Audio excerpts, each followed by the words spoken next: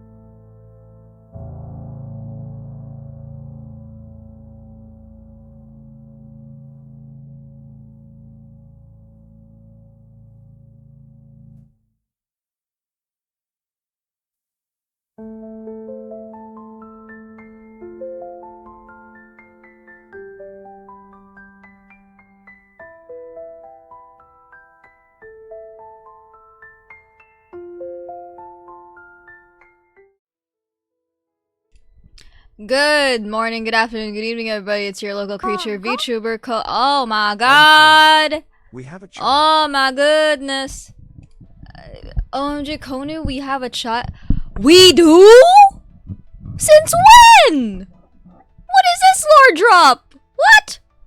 Anyway, hi, good morning, good afternoon, good evening. It's your local creature VTuber, Konu D. I used to be a three-legged crow. Right now, I'm cosplaying the Doctor from Arknights because we are playing Arknights and we're playing Path of Life. Since when did we have a child, Walks? What is this update? Thank you for the resub for 9 months, by the way. But like, what? Oh, it's because it's 9 months.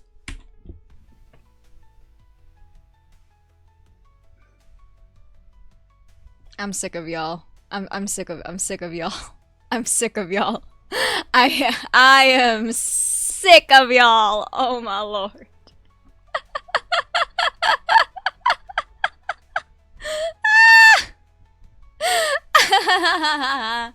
Okay. Yeah, you got me. You got me. Okay. Alright. Alright. Heard you. Understood. Okay. So yeah, this is gonna be a long stream. Just so everybody knows, it's gonna be a very long stream because I'm gonna do a lot of reading.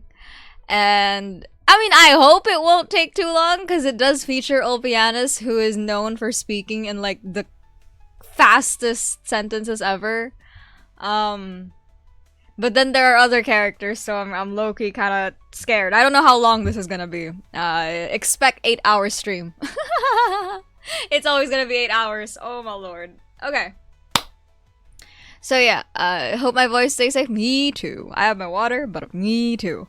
So anybody who needs like snacks, you need dinner, water, anything you need, go get it now. Cause the chances of me taking a break are little to zero. The only time I will be taking a break is probably to go to the bathroom. So, yeah. We will be here a while. As usual, we will be finishing it in one sitting.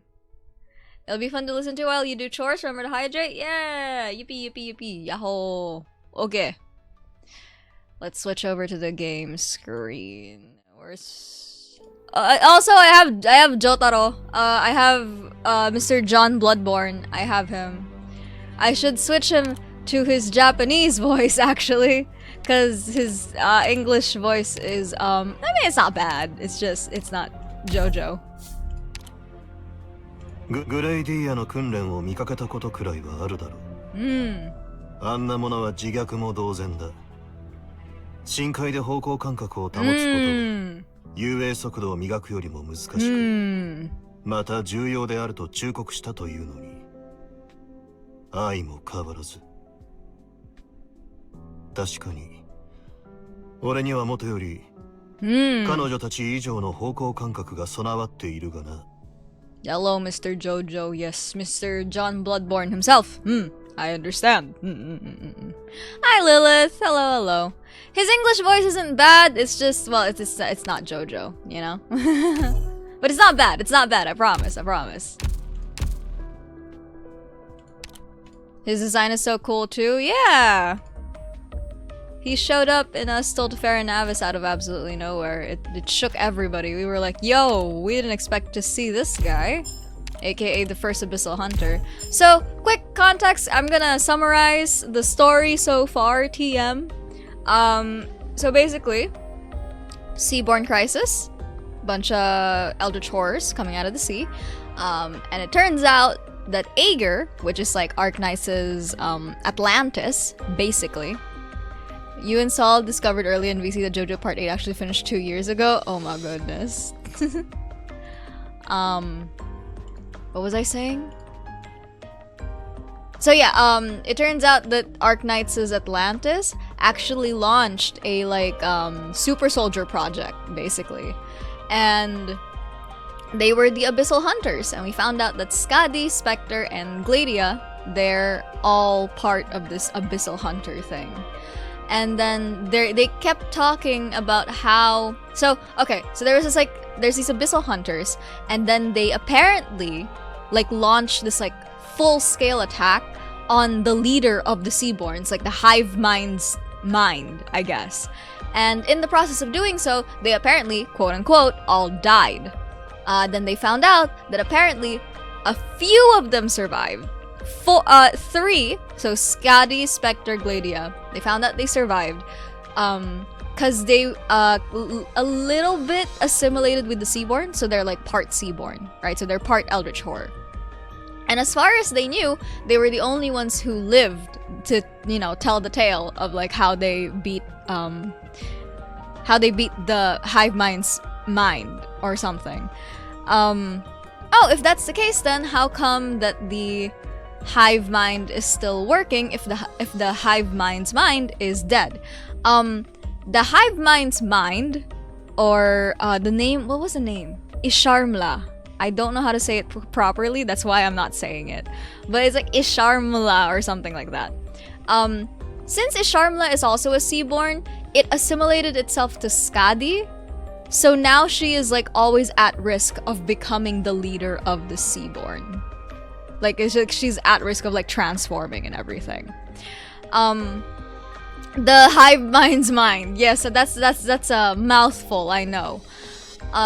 So all of that happened, right? That's the basic plot of Undertides. And then we hit Stultifera Navis, where Aaugughghgh and Iberia cross paths, basically. That's where we first met Lumen, that's where we first met the Inquisition, everything like that. And we find out that it turns out there is a 4th member of the Abyssal Hunters who survived that entire attack, and it was the guy who started the whole project to begin with, Ulpianusssss. And he's a mess. Respectfully, I'll say as respectfully as possible. He is a mess. He's a mess. We're gonna learn about him in Path of Life, the event, but he is a mess. I'm gonna warn y'all now.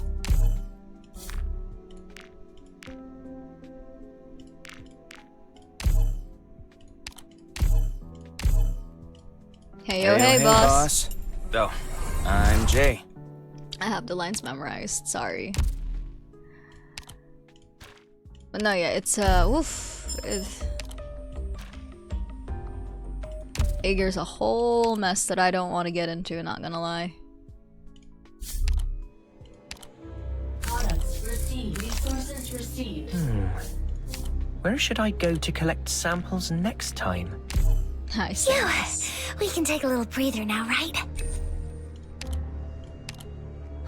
Rhodes Island really treats us well. Oh, don't be so humble.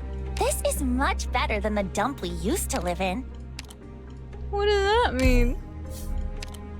I'm leaving behind all the things I'm thinking. Okay. Alright. All good, all good, all good. Ulpipiiiii. Where's Ulpipiiiii? Where is he? Where'd he go? Where is he? Kaniplat is there. I still don't know how to say that guy's name. Pipi. Yeah, if you hear me calling him Ulpipiiiii, don't question it. There he is. How many hands do you have? Hi, Ulpipiiiii. He's so angry all the time. He's so angry. None of these documents matter at all, all, Doctor. Doctor. The only thing that matters is how you act.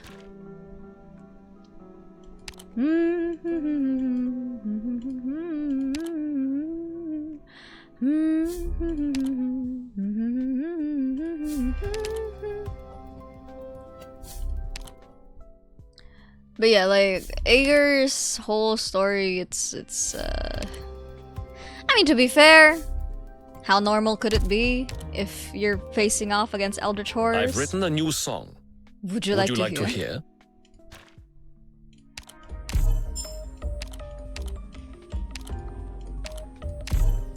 How normal could you be if you're facing off against Eldritch Horrors? Ah, German! Surprise! German jump scare.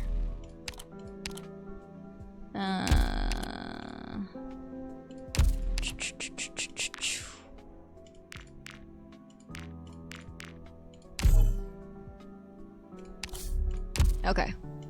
Let's start. I'm waiting for them to give us some compensation, cause they decided to put in Dissociative Recombination, which is the title for chapter 15.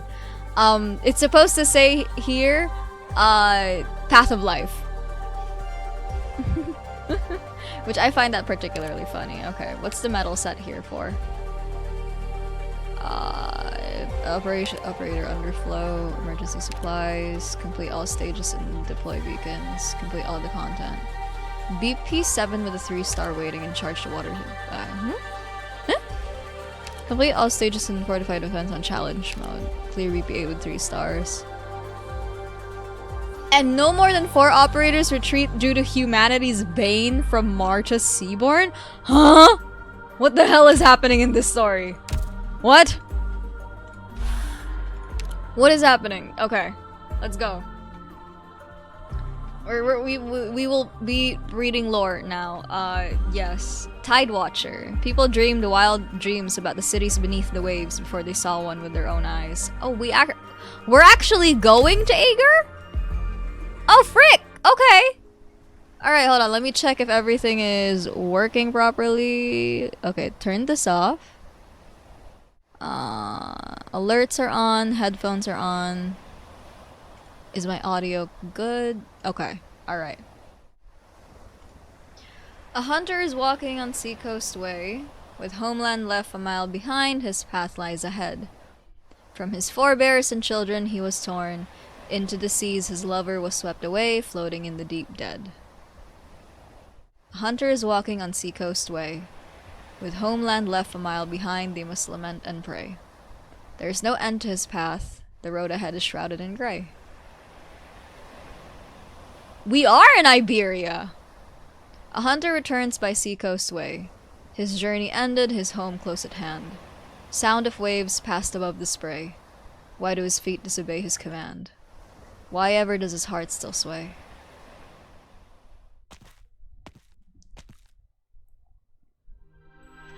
Long time no see, Scotty. Been a while, Doctor. You were supposed to meet that chatty Liberi, but you don't seem surprised to see me. You and Elysium are both Rhodes operators. Oh yeah, Elysium is in the story, by the way, just so y'all know. This is the first time we get to see Elysium's updated sprite, which is where he looks a little more adult-like. Which is really fun. It's really fun. He's fun when he's in Iberia. Trust and believe. You and Elysium are both Rhodes operators. True. You're an hour later than Calcit estimated. I guess the Inquisition's review process is strict, even with an official notice from a saint. After only 3 months, nearly all the town's residents have moved inland, aside from a few workers, replaced by lots of people from the penal battalion. Icon is already— No, you're okay, Diamond. You're alright. We just started. OMG, they're all John Bloodborne. I mean, John Bloodborne was the start, and then the rest of them were his, essentially... What's the term? Soldiers? His little guys? Like, they all came from, like, his experiments. So, yeah, of course, like, they would all look like they're John Bloodborne. You knocked out last night? That's good. You deserve sleep. You deserve sleep. What? They must be preparing for something. Aaugughghgh contacted Iberia a week ago. This forgotten town has become a lot less quiet since. Disciples? Not really. Not really. You'll see. You'll see. I don't need sleep, I need answers. Being surrounded by sea scum already sets the young soldiers on edge. Hearing Aaugughgh's voice only made it worse. Oh, okay. So, context for this. So, in the lead up to this event dropping back in the day when it first came out, the trailer included somebody from Aaugughgh, which is again Arknights Atlantis, so under the sea. Somebody from Aaugughgh sent this like voice message essentially to the entire world of Terra, essentially declaring war. They really said, lay down your weapons and surrender, and we will assimilate you peacefully. That's essentially what they said. I'm paraphrasing, but that's essentially what they said. So everybody was on edge when Aaugughgh decided to give contact, because Aaugughgh doesn't contact anybody. They've never done that. They keep to themselves. They're like an isolated community.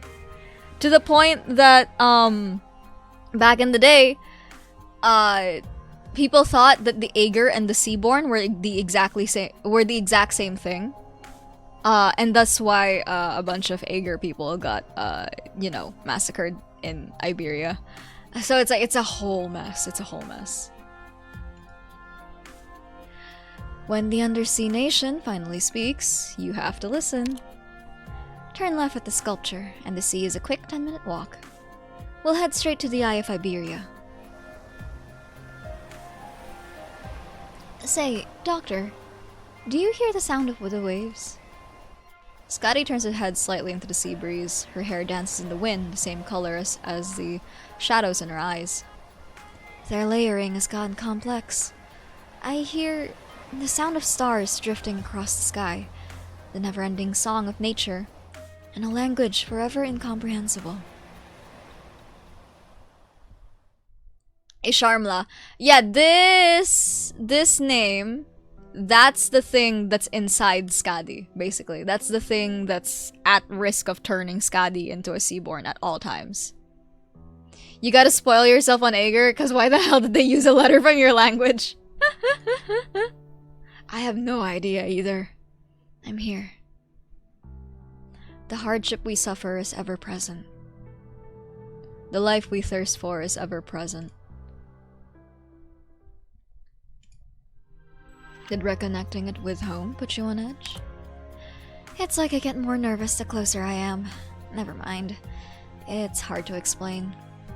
Maybe I'm sleep deprived. Ever since our last voyage, I feel like I've inherited Shark's nightmares. Shark is her nickname for Spectre, because that's what Spectre is based off of. Spectre is based off of a shark.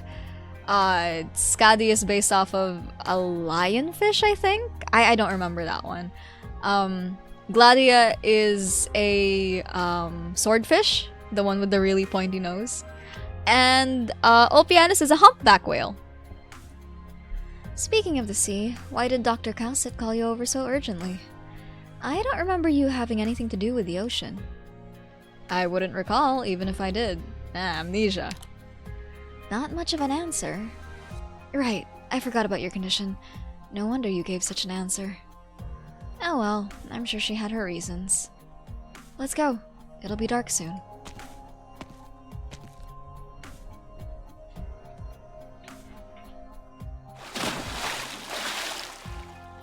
Oh, there they are! There's the girly pops. I would take a step back if I were you. I need to shake myself dry.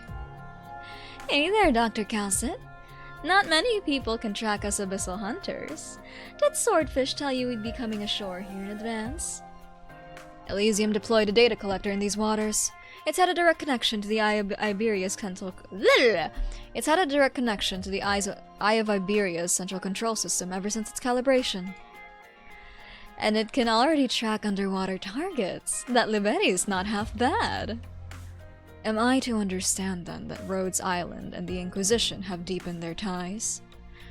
1 week ago, the Undersea City contacted Iberia via a special comms frequency, informing them that Aegir would be establishing a waterway between Aegir home territories and dry land. In the face of such a grand project, Iberia could only gather intelligence through the Great Lighthouse's positioning system. Thank you for the 5-stream streak, Diamond. Did you know that Arknights starts with the letter A? I did not know that, no. Evidently, your position as chief designer of warfare did not afford you any knowledge of this. Tell Cowsit what we discovered, Shark. The captain and I have swum out to where the Stultifera sank 3 times now. Our last dive was only 10 days ago. The first time, we could still see the exploded wreckage on the sea floor. Under what little light filtered through from the surface, the gilded interior was more like a smudge of paint. But this time around, the entire thing had completely disappeared, replaced by a cluster of coral thrumming with life. I may be accustomed to dreaming, but that felt unreal even to me. Oh right, you can't read, that's my bad. Yeah, I can't read. I'm illiterate. That monument to a lost civilization and its history stood but for a brief time. The Stultifera Navis has been completely claimed by the sea. Or to be precise, it's become part of a seaborne nest. Their environmental assimilation is accelerating. Oh, frick, right. Oh, frick, they ate it! Oh, that's bad. That's bad. At a frightening pace. But there was something even more noteworthy. We found traces of battle, recent ones. A completely barren patch of sea lacking even marine snow. A warped and shattered stretch of sea floor clearly pockmarked by micro-singularities. Only the fleets of Aegir's legions could be behind that. As a landwalker, Cowsit, the knowledge of and interest you hold towards Aegir are nothing less than extraordinary. Though separated by the boundless seas, Aegir has always been part of Terra. Regardless, Gladia and I have decided to head to that city. A risky decision, no doubt. Perhaps a tad. Considerably. As such, we hunters have been observing it for a while. Before our final operation, I attended a military conference between the Academy of Science and the Academy of Technology as the Abyssal Hunter's chief designer of warfare. Okay, so bit more context. Gladia is, as mentioned, chief designer of warfare. Ulpianus is chief researcher. Like, they are like some very high-profile people, truth be told.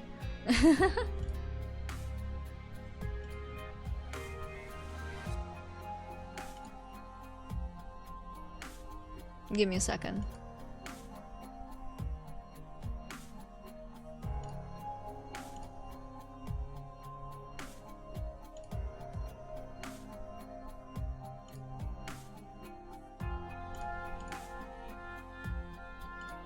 Okay.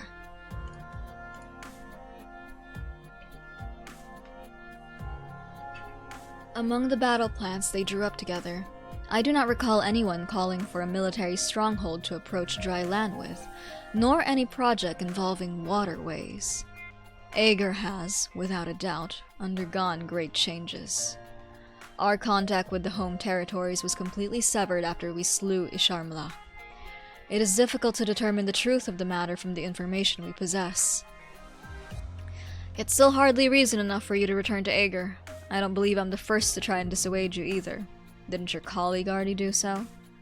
Do you mean Ulpianusssss? He would understand that the land holds no answers for us. We must return to the sea. If his strategy is to maintain a distance from Aaugur, then all the more reason for us to return in an official capacity. Ever since I awoke from my dream, the waves would tell me time and again that the lost should return home. The Abyssal Hunters must return. Very well, I understand. Then I'll go with you, Gladia.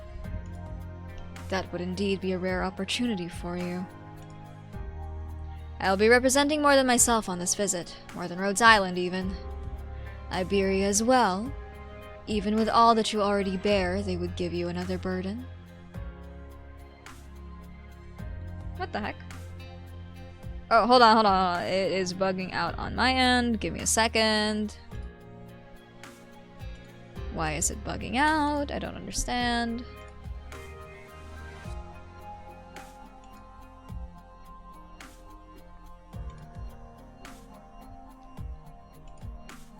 Wow, I can't have a single smooth stream, I swear. It was also my decision. Rhodes Island's cooperation with the Iberian Inquisition has only just begun, much like our own. Cosset stares at Gladia. The hunter's face remains devoid of expression. Even the blowing sea wind failed to crease it. After a short moment of silence, Gladia nods her head. Oh, the Eye of Iberia. Where is he? Where's my boy? No, not that. How do you do a Spanish accent again? I don't remember. Because they all have Spanish accents. Frick. I don't remember. Whatever. I'm not even gonna bother doing an accent. I don't know how to do it, so I'm not even gonna bother. How many days has it been since we were contacted by Aaugur, Irene? Sorry, Irene? Irene. They're Spanish. Irene. Sorry. 8 Whoa, I can't. 8 su santidad. And outside of the necessary deployments, meetings, and to rest, you've spent those 8 days here, watching the sea. They haven't given us a concrete time frame for the next contact. I understand you don't wish to miss their next move, but look at the sea before you, Irene. The colors of the deep sea bubble up, nearly indistinguishable from one another. Against the vastness of the ocean surface, the sky seems gloomy. The waters crash against the reef, whipping up waves several meters tall, their roars dashing against a small corner of the land. By Iberian standards, an ocean without a hint of sea terror flesh is a gentle one, no matter how noisy it may be. An old friend of mine was once the most talented bard of the port. But after that grand port sank into silence, he fled north, past the starving masses and into the Iberian interior, to the small town that would one day become the capital. I saw him kneeling by the broken town gates, weeping uncontrollably. From his weeping, the town obtained its new name, Perdonidora. Forgiveness has left us. However, what people needed at the time was not mourning, but consolation. Many prefer to use the shortened term, perdoni, forgiveness. And now, the last eye of Iberia, the final legacy of the Golden Age, shines bright once more. What do you think that signals, Irene? Hope and determination. Hope and determination. Of course. Ah, youth. The determination in your eyes is brighter than Darius when he was your age.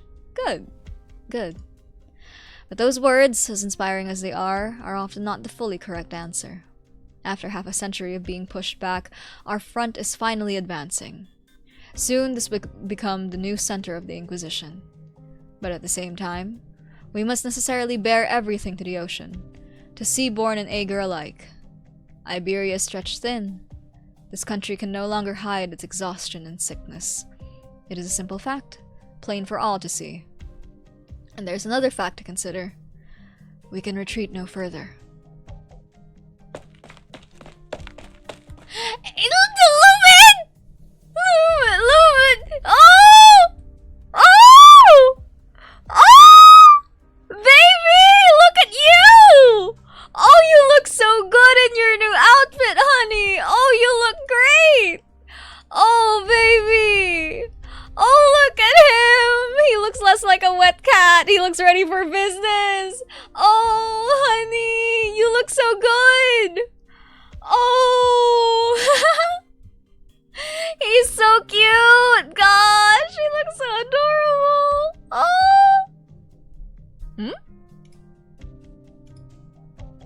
I thought I heard something. No, but he looks so good.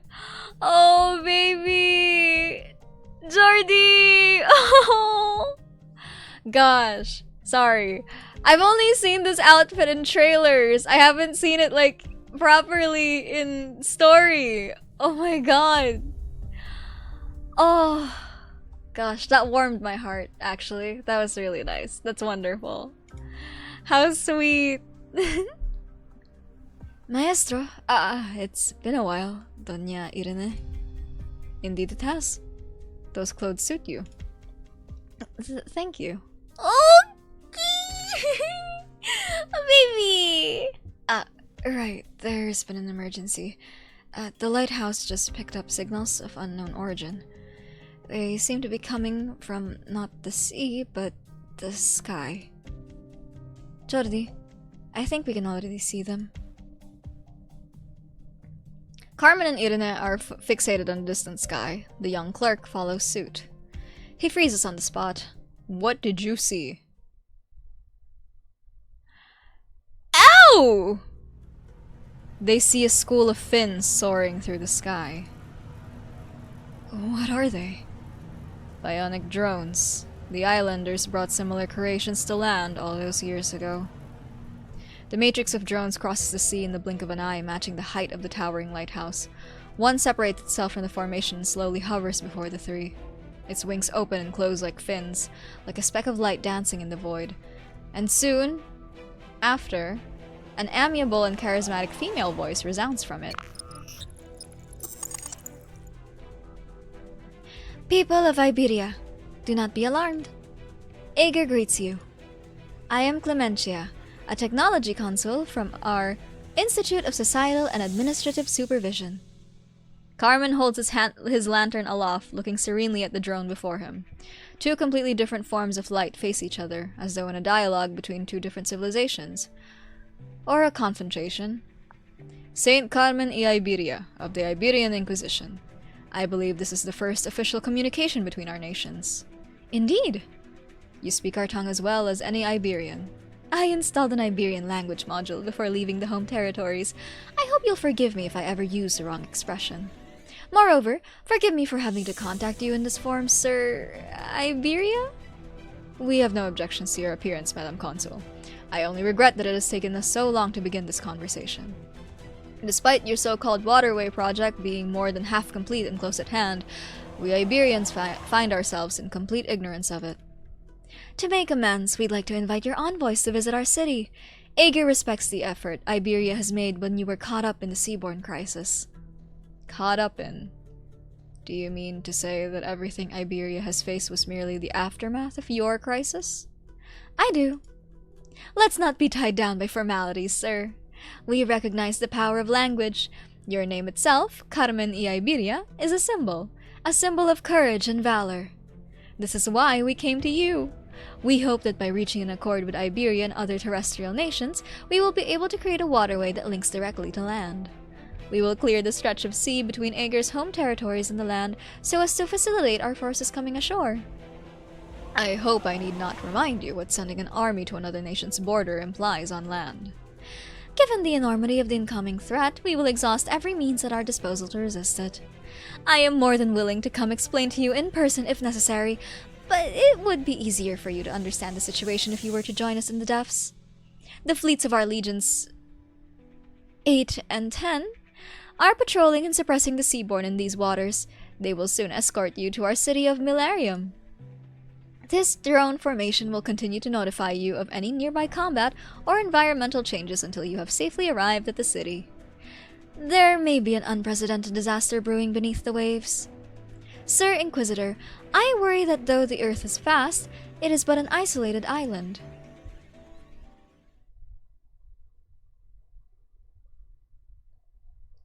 The lights of the drone matrix cut out, putting a stop to their sudden communication. The sea breeze continues to blow as the old man slowly lowers his lantern. A waterway that links directly to land. She's eloquent, but arrogant, no doubt. A haughty adult wielding a weapon, loath to use finesse when dealing with an unarmed child. Irene, inform our cooperation partners of this most recent communication. Kasset has already agreed to serve as Iberia's envoy. The Abyssal Hunter should have also made their decision by now, considering they've always had reservations about the waterway program. Right away! I'll also keep the other Inquisitors in Gran Faro abreast of the situation. I've made recording of your entire conversation with Ager, Maestro. Please, take a look. As for whether you approve of me going... I recall you submitted your application a week ago. Yes. Since the Ager fleet is on their way now, I was wondering if... Never hesitate when you've already made up your mind. It only makes you less persuasive. When I was younger, Uncle Thiago was always worrying about me. He'd tell me, Jordi, you should leave Gran Faro, leave Iberia. But he never told me where to go. Ager was always my homeland under the sea, but I had no way of approaching it. I had never heard the voice of Ager or seen its cities. But now it's so close. The Inquisition has approved your application, Jordi Fontana Rosa. You will serve as an envoy of Iberia and accompany Irene and Kasset to the Ager city. Thank you, Maestro. Don't thank me. This isn't a reward. Your work since joining the Inquisition has not been particularly good. I chose Irene because she has already readied herself, even going as far as to renounce her long-standing faith. And I chose you because you are still bewildered and frustrated. Your weakness will consume you. Joining the Inquisition was a test. Returning to your homeland is another. I understand. Oh.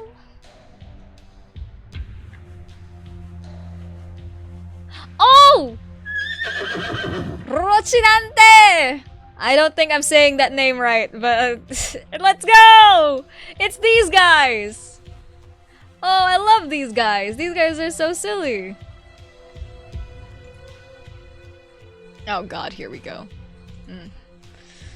This is the deepest part of the trench. They hollowed out its sides to make their nest. That's why we never noticed it before, despite circling this place several times. Yes, I smell it too. This scent. After destroying the ocean's native ecosystem, the Seaborn have created a new one that serves only them. A comprehensive seaborne ecosystem, where at once it only existed in an oceanic abyss. Return, Rochinante. I will carry on alone. Swaying its neck in annoyance. The entire continental shelf has changed. I must know who churned these waves. Tell the night to continue the hunt. We will not be parted for long.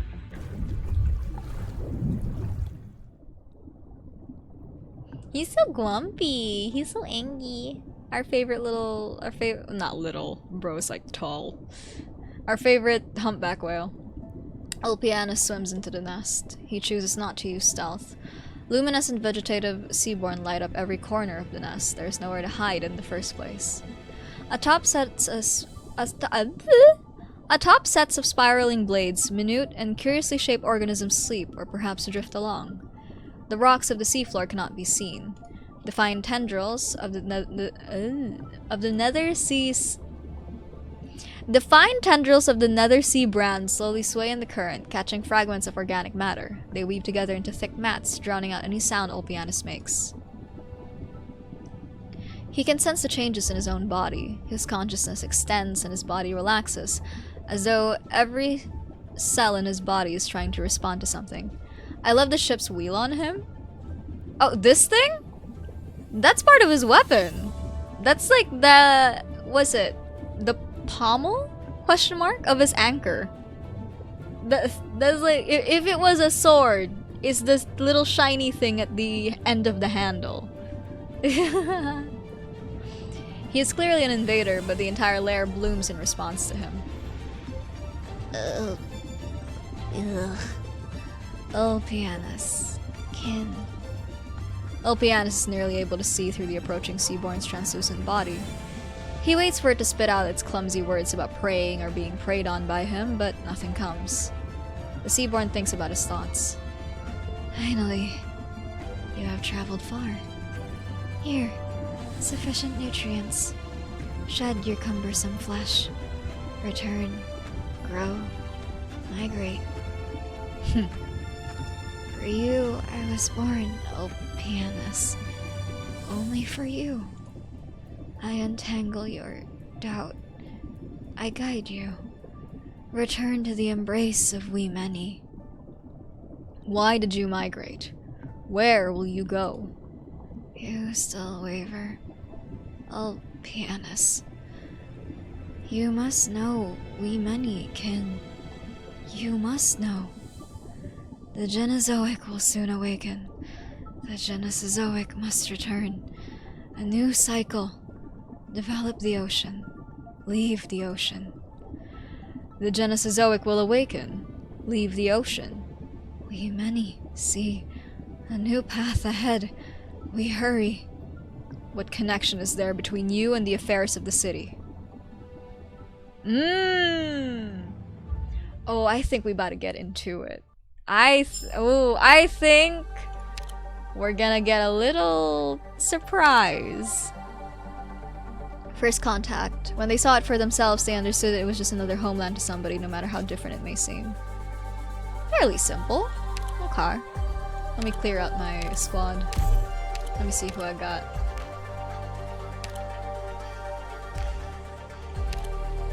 Thank you for the hydrate. I did in fact just drink a bit of water. I'll take Ulpianusssss with me for obvious reasons. You... and then Logos. Do I need Ebonholes for this? Nah. Tragodia. Give me his cat skill. And then, where's Lodestar? Okay. That's only 7. Who do I need to raise affection with? Oh frick, I almost forgot. Jordi. Who do I need to raise intimacy with? There we go. Let's bring these boys. Of course, I'd love to. Oh, Jay is pretty good actually, considering we are fighting Seaborn. Jay is really good if you want to fight Seaborn, because he silences the enemies. Let's go.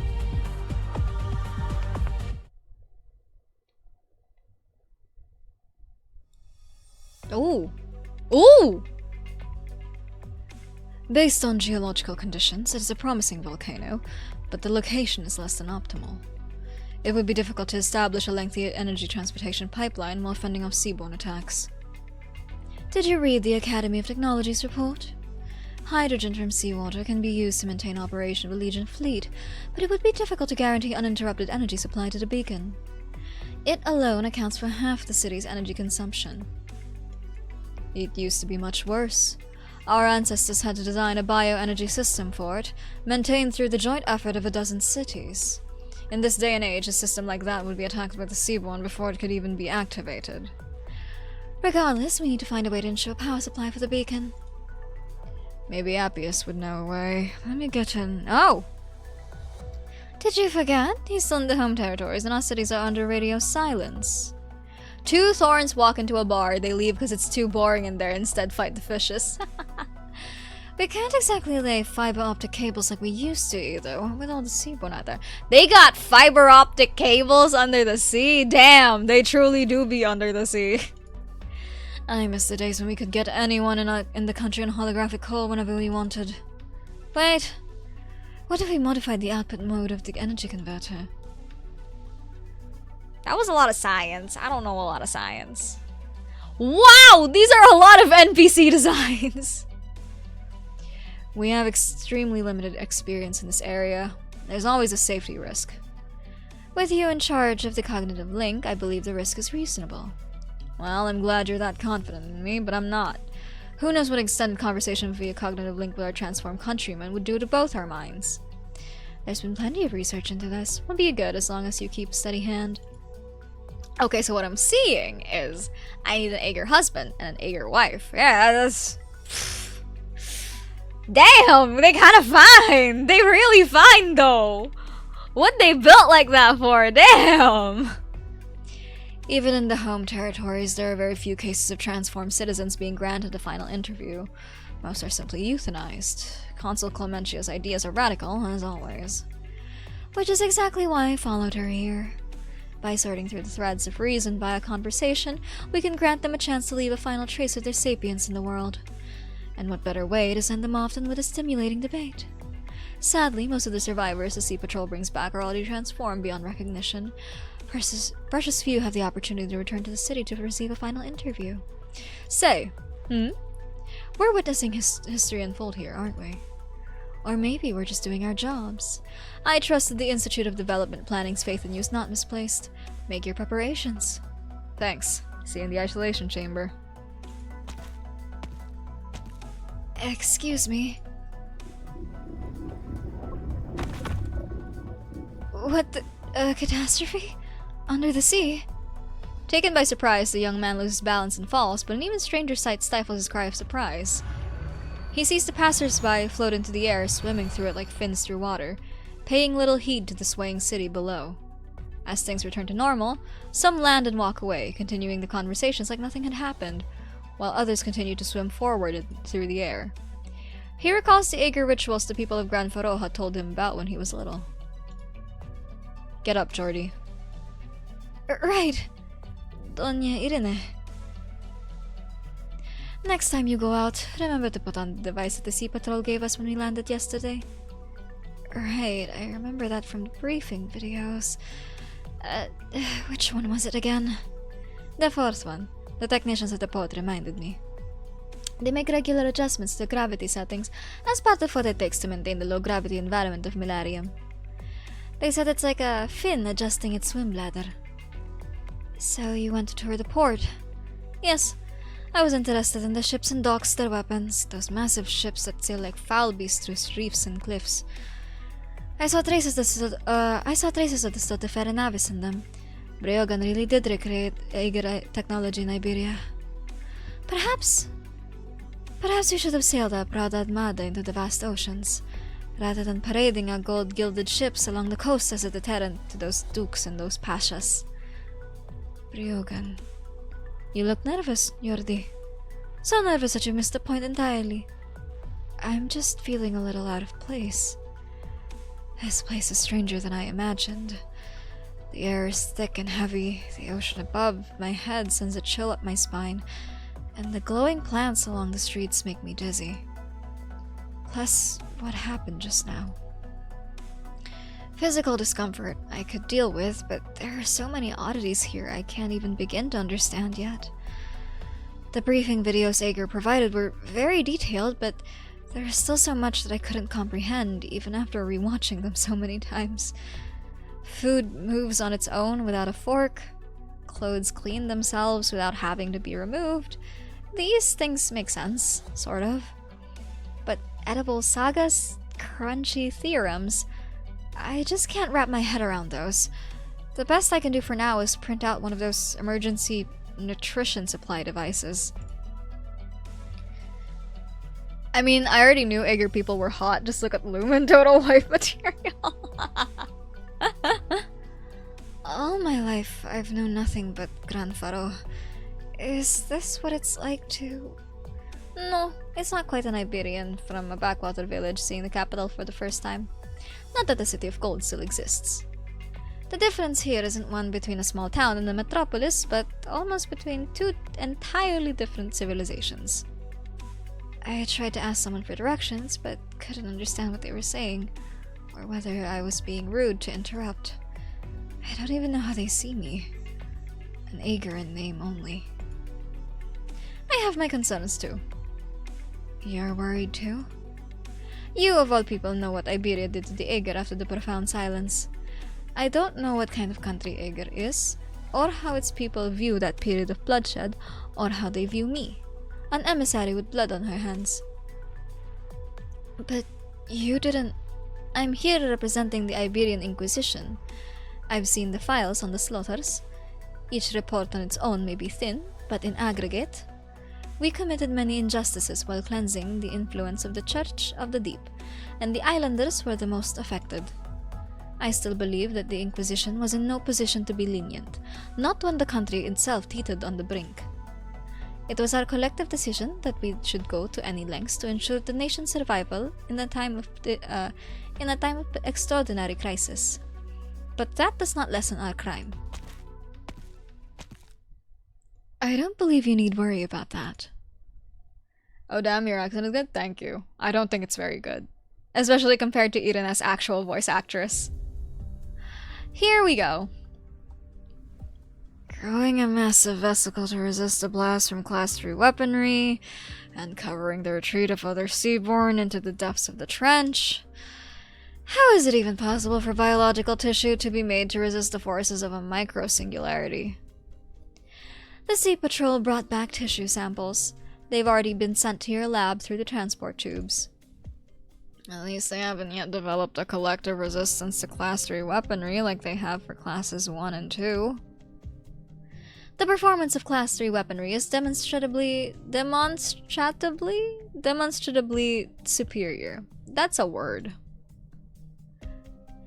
But even more concerning is that an individual Seaborn has evolved measures specifically to counter it. They're more organized than before. You've been analyzing the Seaborn's adaptation to various weaponry ever since Malarium set sail. Did you already foresee this? Advisor Blandus? To an extent, but we need more time to confirm our theories. Thank you, Secunda. Your reports are always so detailed I dare not blink for fear of missing something. Little Handy, get me some eye drops. Ignore that command, Little Handy. Just a bad joke. If there's nothing else, I'll be going. I need to speak to the technicians about the damage suffered by our ships. I'd rather you stay just a while longer, unless you're hurrying to get some rest after work. Isn't it somewhat ironic considering you've... Huh? Isn't it somewhat ironic considering you've also received numerous health warnings but haven't seen a doctor yet? Very well. Still, I'd appreciate if you could hear me out. It won't take long. I just need to confirm something. Have you read Gladia's report? I have. Then you should know about Ulpianusssss. I thought you'd at least show some reaction. Of course I'm concerned about the reappearance of the Abyssal Hunters after 5 years of silence, especially when the Waterway program is at a key juncture. And Ulpianusss's unusual activities are of particular note. He clearly made contact with Gladius Group and is aware of Malarium, but has made no attempt to re-establish connections with Aegar. Meanwhile, we've heard from our Iberian sources that he's also declined to work with Iberia. He may be proud, arrogant even, but he is no fool. He must have his reasons for acting alone. Regardless, I intend to find out where he is and what he's planning. The utilitarianism, that impatience, he's rubbed off on you. We had hoped you'd be better than that. I can only pray your decision-making will be more prudent while tracking him. Nevertheless, I have faith you'll keep me updated on his whereabouts. What are you talking about, Advisor Blandus? Neither of us is part of the Abyssal Hunter program anymore. Anymore? You're the Weapons Technology Advisor for the Waterway program now. Aren't utilitarian, impatient decisions the usual business in your field? And shouldn't you be getting information about Ulpianusssss from Malarium's official sources? Why involve me? Of course, of course. Just a momentary lapse in judgment. I can't fault you for carrying out your duty as Prefecta of the Sea Patrol. I just ask that you remember what Ulpianusssss did for us, for Aegar. Yes, speaking. What? Missing? I'm on my way. Who's missing? One of the technicians on the Waterway program has gone AWOL. Oh no. And you are... Avitus, from the Institute of Prehistoric Studies, Academy of Science. We study the documents and artifacts of the prehistoric civilization. Irene, emissary of the Iberian Inquisition. Jordi Fontana Rosa. A pleasure to make your acquaintance. And don't worry, I didn't come to lecture you. I simply felt it was my duty as a citizen of Ager to free our landbound friends from their needless concerns. Needless concerns? What I mean to say is, Ager understands that Iberia took measures proportionate to the extraordinary nature of the times. We can find similar periods in our own history, or even that of the glorious prehistoric civilization. The exclusion of outsiders as a necessary means of maintaining social order appears to be an inevitable step in the progress of civilization. Besides, we welcome our displaced countrymen to return to the sea, just as we respect the decision of those who have opted to leave.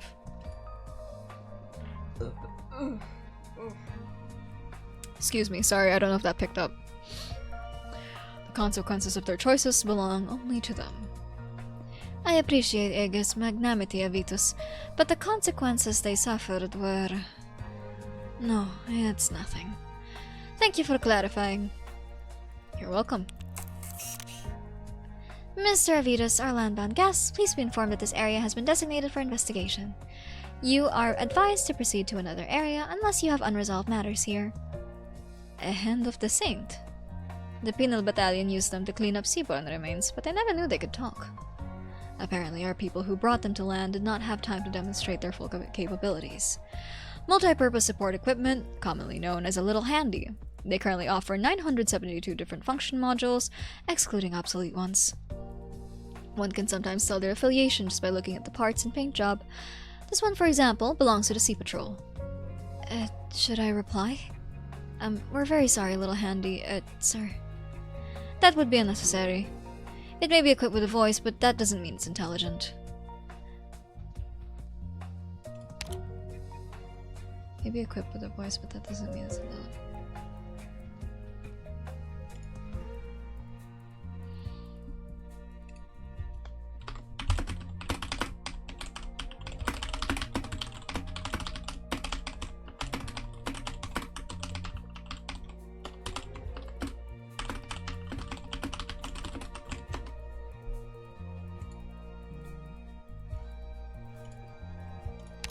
I assume that with your technology, maybe... It's true that the topic of simulated personalities has fascinated many a researcher. The first attempt was created 230 years ago and continues to operate to this day. In fact, I can put it in an application for you, if you wish to talk to it. However, whether from the perspective of neuroscience, psychology, sociology, or anthropology, simulated personalities have proven to be rather disappointing in terms of their benefit to research.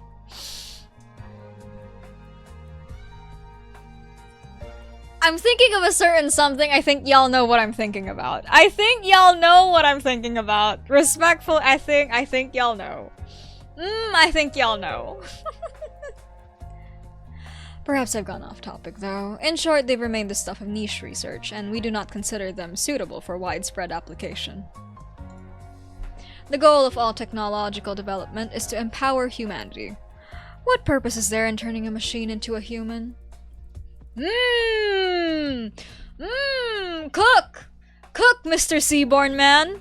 What purpose is there in turning a machine into a human?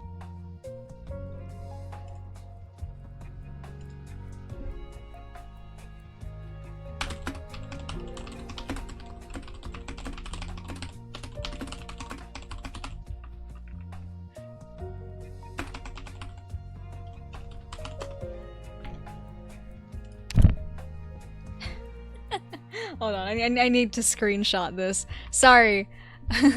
I feel bad for the poor VOD watchers. For the poor VOD watchers who will see this eventually. Y'all should know that I'm working on another video essay, and this like really helps part of my my theory crafting, theory building, or whatever it's called.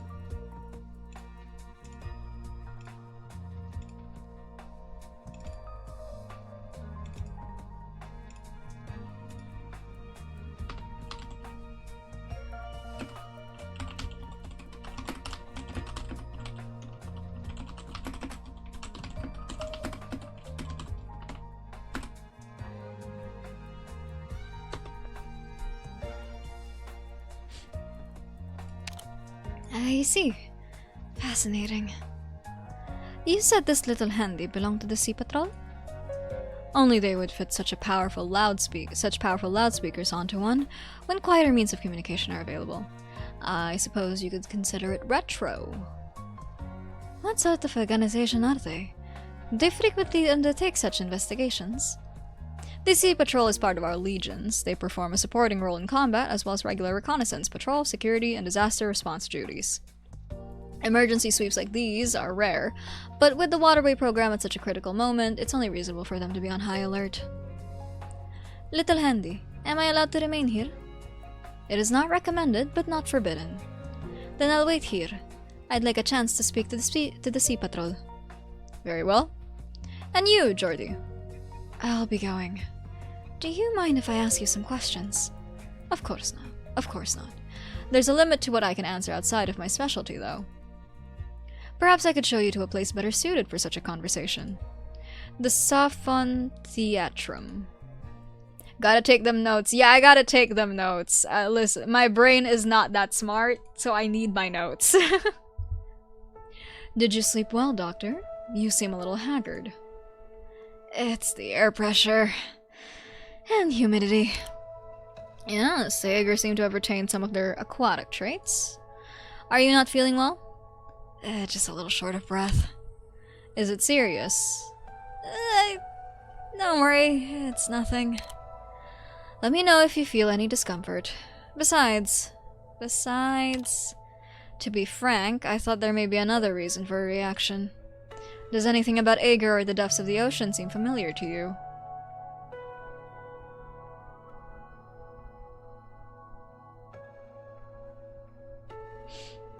What's the correct answer? Because I know what relation the Doctor has to the ocean because I played Integrated Strategies 3, which is the Mizuki one. But like, we don't know yet at this time, so I'm like, maybe, but only vaguely. I know it might be difficult, but remembering even the slightest detail could be of great help to us all. Sorry, I can't remember anything else. Oh, Tragodia's gone? Wrong.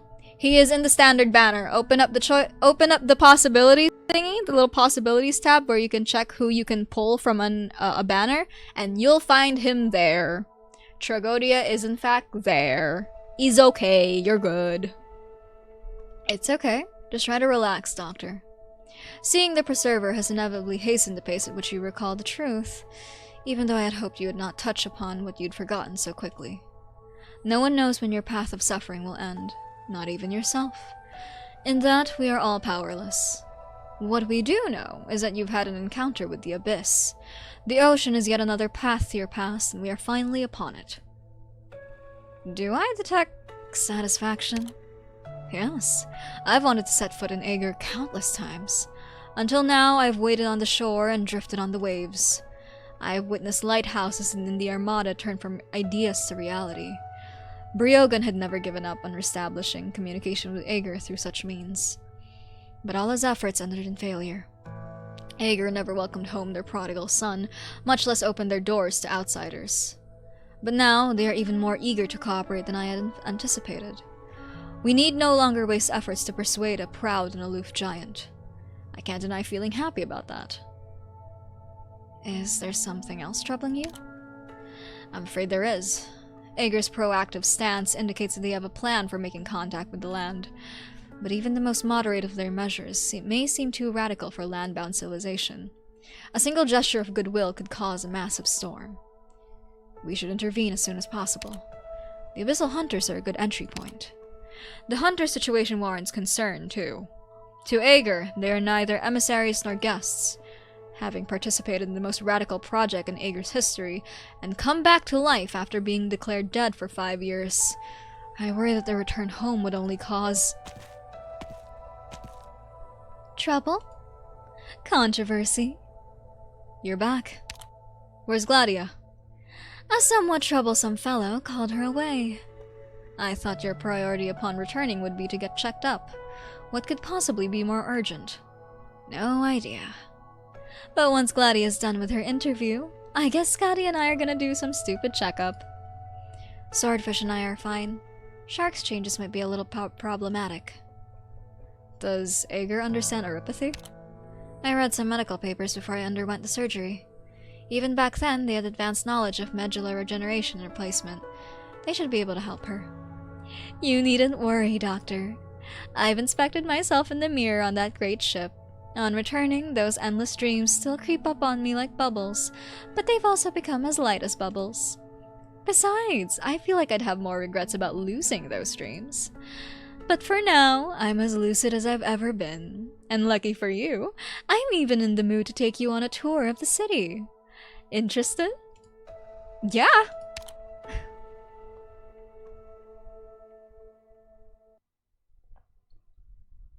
Let's go!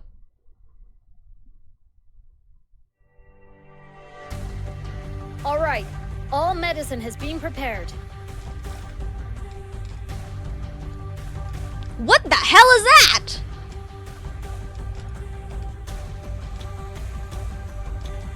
No tardará mucho. My mouse is acting up again. We will be struggling today, folks.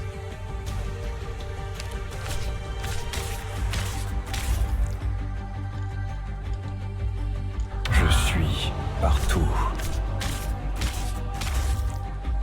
What?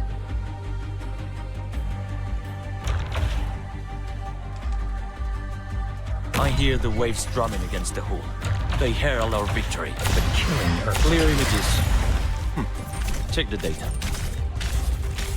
Awaiting PNO2.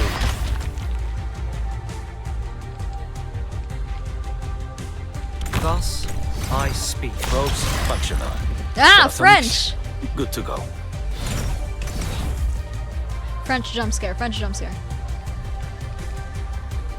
They will cough up some useful info. The scent in the air is changing. Morning star. Clear images. Check the data.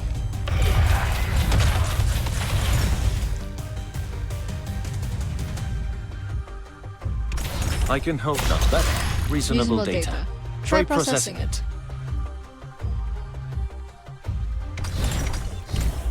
I think the cats were a good choice. Also did 2 pulse, 0 Tragodia still. Pats your head, pats your head, pats your head. Got an upgrade to Gummy though, let's go! Gummy's nice. The ferry of the other side. Probes functional. Corazonix, good to go. No, I don't even have. It's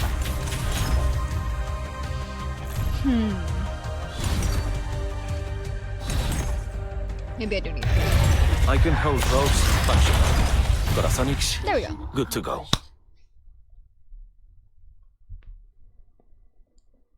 Ooh! This background's nice! Did you think we were touring a museum? You were looking at the instruments like they were exhibits. The third place I mistook for a museum then. What's with the water flowing around the pillars? Why is gravity reversed in there? What's that space that warped my fingers? There are some things even I can't explain. Technology has advanced a lot in those 5 years. Those pants seem really unpractical. I know, right? But I mean, at the same time, considering they do... My argument was gonna be, at least there's no chafing. At least there's no chafing in that particular area. Yeah, it is technically swimwear. Because they do fight underwater. So it's like, yeah, I kind of get it, but at the same time, it's... Wait, that tower... There's a launch pad at the heart of the city? Good eye, Doctor. That's a beacon launcher. One with plenty of history. You know about it, Shark? My parents took me around the home territories when I was little. There are similar structures in many cities. I thought Aaugughghgh children were raised collectively. I was, but Shark has a special relationship with her biological parents. They're more like friends than parents. They reached a consensus with the Institute of Incubation to bring me along whenever they worked on a new dome project. I spent most of my time in the Institute of Incubation, but I was able to see the cities, learn, and even work alongside them. So, what's this beacon launcher for? Exactly what it sounds like. It launches beacons to mark the waterway. Those are some huge beacons! Aaugur had almost mastered the oceans around 300 years ago, efficiently using natural energy in its various forms and recording every seafloor trench in our navigational charts. Then we cast our sights on another ocean, one brimming with stars. Our fleets and even our cities were meant to cross that boundary that should have never existed, and light the fires of civilization up beyond the barrier. Beyond the barrier. The Preserver was right, Doctor. Kristen's achievements are not beyond Augur's reach. So, Kristen, okay. We didn't play through this, but there's this event called Lone Trail, and Kristen, basically, first astronaut. You can hear her in the 2024 concert as well, in Control's Wishes. No, the song before Control's Wishes, where she has this like whole little speech monologue thing, which is really iconic. I might pull it up if we take a break or something, which we probably won't, but you know. The sea and the sky are closer than we thought. People back then tried plenty of things, surveying and deciphering the electron clouds, developing new technologies and materials, exploring forms of life that can adapt to space. This beacon launcher is a product of that era. It was intended to capture even the faintest signals from the stars, and plant beacons that would never fade from our star charts. Nanomachine swarms would form networks between the beacons, allowing us to traverse vast distances in an instant. Or so we dreamed. You never told me any of this before. Lucid moments were hard to come by on land. But yesterday I dreamt once again of walking from the Sophon Theatrum straight into that epoch. Then I saw Laurentina dance. She leaped from the waves to the stars, stirring up stardust that trailed the hems of her dress. From afar, the voice of the master of all creation answered her in song. The universe and imagination know no bounds, and Laurentina's dances will never cease. Spectre closes her eyes as though sinking back into the dream. What is it? Just trying to picture it. Perhaps that day will really come, Laurentina. Before pushing open the door to the stars, they wanted to prepare themselves for any threats beyond the barrier. That is, until the Seaborn appeared and interrupted the dream. We poured all our efforts into studying them, setting aside all else. Art, science, and previous visions for the future. The Seaborn fundamentally changed Aaugur.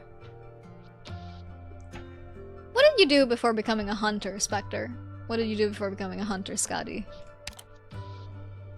I was just an apprentice sculptor. The Institute of Development Planning provides tailored career proposals for each citizen, which are usually in line with our wishes. I suppose I would have gone into dome design, sculpting, or dance. Say, Calcidon Doctor, we've shared a lot of info during our time together, but we've never even talked about our old lives. Because they've changed. I guess you're right. Sorry for bringing up something so heavy on a tour. We have all the waves in the world hanging above our heads. Would you care to share a dance before dealing with all this bother, Doctor? This is why Spectre is the favorite shark nun, as the kids say. Gladia? Gladia's hand instinctively goes to her weapon as the woman approaches with a ceremonial sword in hand. But all she does is put her arms around Gladia's shoulders. Gladia smells stimulants in the air. Aaugur do not make a habit of greeting each other with physical contact. She could not remember even her mother ever doing so. But this woman's action felt completely natural. Consul Clementia. I was not aware that this was the standard salute between chief designers of warfare. Nothing makes me happier than seeing the hunters return as lucid as ever. Your soldiers' reactions when they first saw me suggested otherwise. The operation to eliminate the Firstborn cost Aaugur all of its abyssal hunters. Secunda made many rescue attempts but was unable to penetrate the rampaging mass of Seaborn that guard that region after the death of the Firstborn. This is Clementia? Damn, is she a cuttlefish? She's got the little ears. Your mother, Horatia, had no choice but to publicly declare you dead. But I know her. She doesn't really believe that. Or perhaps Consul Horatia, foremost of the Institute of Scientific Development Planning, simply could not accept that I had died for nothing. Maybe she's a sea bunny. Ooh, maybe she is! That's true. I know her too. But I don't think it is appropriate for a meeting between two chief designers of warfare to revolve around a complicated mother-daughter relationship. Of course, of course. It could be a sea bunny. Yeah. Look at the city.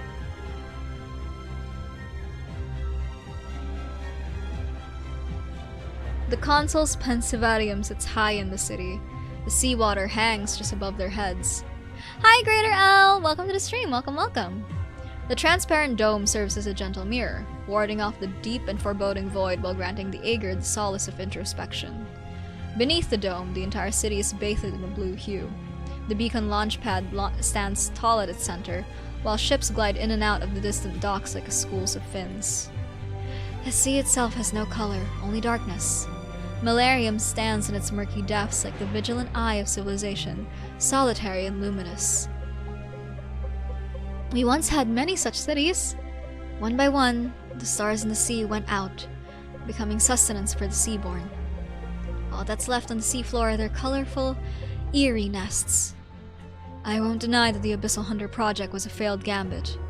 The death of the firstborn did not stop their evolution. So I want to know what solution Aaugur has come up with next. What you have come up with. What is this waterway program? Gladia, I didn't mean... I'm simply part of an even bigger gambit. One with even higher stakes. The weapon classification scheme remains nothing more than a strict control over weapon usage to delay the evolution of the seaborn. This time, however, we have taken into account every weapon at our disposal or under development. A mix of conventional ballistics and Class 1 weapons initially proved highly effective. The seaborn were unable to comprehend why they were being burned by the seawater around them. But it took them only a year to adapt. 11 months in, we accelerated the adoption of Class 2 weapons, which operated on completely different principles, etc., etc. Until their evolution outpaced the ability of the Academy of Technology to innovate. Yes. At day's end, all we're doing is merely buying time. Aaugur has committed vast resources to study the seaborn. To eradicate them at their origin, we must comprehend them at their source. The information you've brought back is highly valuable, and Briogan's discovery on land corroborates the Academy of Sciences' research. The Seaborn and the Ferenmuts share the same genesis. Ah, there it is. There it is. Yep. Is Aaugur coming ashore to seek memories even more ancient? Not just that. The Seaborn share a common genesis with the Ferenmuts, but much about them is very different. Unnatural, one might say. Their recent activity demonstrates a clear sense of purpose. They have quickly abandoned their reliance on the sea and begun to migrate towards land en masse. Left unchecked, it is not out of the question that all of Terra could become infested with Seaborn. We already saw hints of that in Iberia. As for Aaugur, the land is both a source of answers and a solemn responsibility. Horatia has issued new war orders on behalf of the Institute of Development Planning, and Malarium has come bearing new Class 4 weapons from the Academy of Technology. They are a form of biological weapon, very different from all previous ones, designed to induce death in nearby seaborn nests and newborns while driving away adults from the area. We have successfully located most of the nests in the target region. The ones near Iberia are the only ones yet unmarked. Once the beacons have been placed and the weapons activated, we will finally have cleared an entire region of Seaborn and establish a route back to Augur's home territories.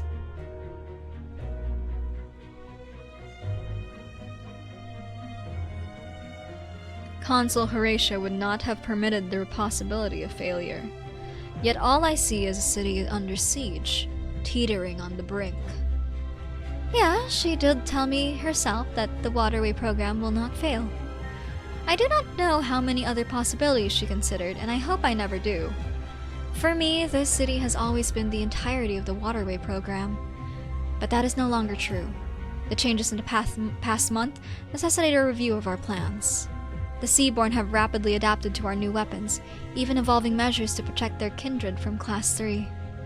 But a successful extermination operation should have left no opportunity for them to communicate with other individuals.